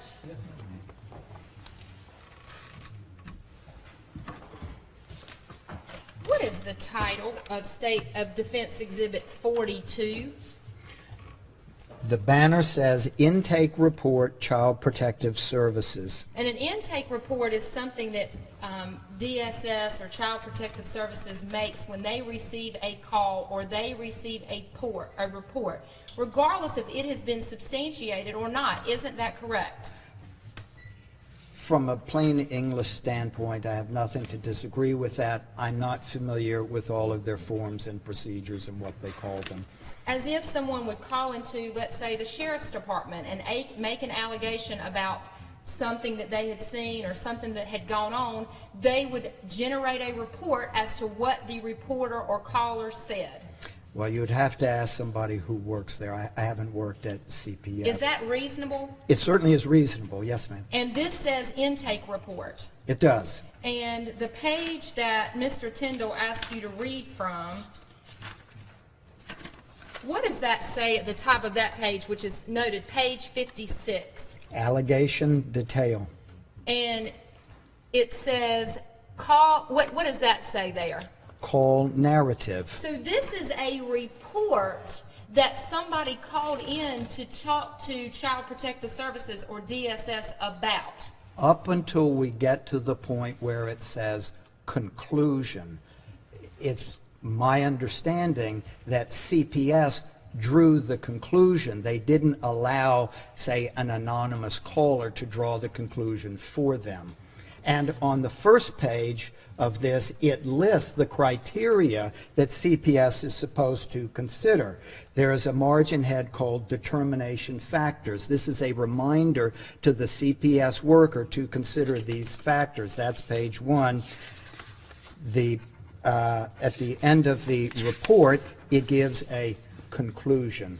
So, Dr. Hagan, these are determinating factors here on the first page that the CPS worker or the social worker needs to consider when they take the call. Is that correct? Yes. And the allegation is what is alleged in page 56. That's what the caller presented to them. And where in State Defense Exhibit 42 is there any conclusion? I'll approach it.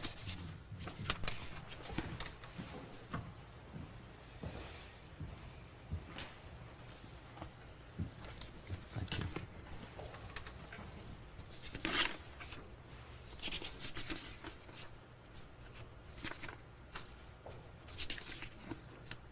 Here, it's at page originally numbered 56 at about the midpoint of the page. And this is the conclusion that the call narrative has made, that Well, the allegation detail is making. It's my belief that there are two sections on this page. One is called general information / description. It's my understanding that this is what the caller said.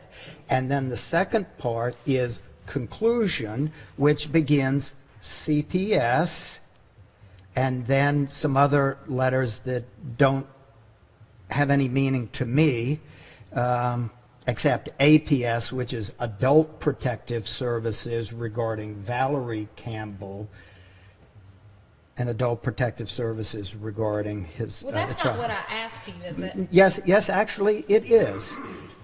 It says conclusion, CPS, and then father regularly leaves, etc., quoting through children are at risk of serious injury. Risk of serious injury is not a conclusion for a lay caller to make. That is a professional determination based on the factors listed on page 1 of the report. He was substantiated for neglectful supervision. Isn't that correct? That is correct. I don't have anything further.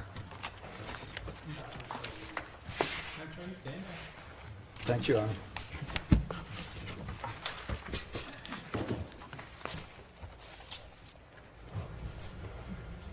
Okay, we'll go on. Ladies and gentlemen, we're going to take our weekend recess at this point. During the time that you're not with us this weekend, it's your duty not to talk among yourselves about this case. It's your duty not to talk to the parties, the witnesses, or the lawyers about anything at all. Further, duty not to talk to anyone else, to allow anyone else to talk with you or to say anything in your presence about this case. Please be mindful of that, because other people may, if they know that you're up here, say something to you about this case. I want to comment on it, or say something like that. Tell them no. Don't do any individual research or investigation on your own about any issue touching on this trial. Stay away from your smartphones, your computers in any form. Stay away from any newspapers, television, internet accounts that there may be of this trial. And do not form or express an opinion about this case during this time. With that, ladies and gentlemen, while everyone else remains seated, I'm going to ask that you return and assemble in the jury room Monday morning at 9:30. That's your excuse.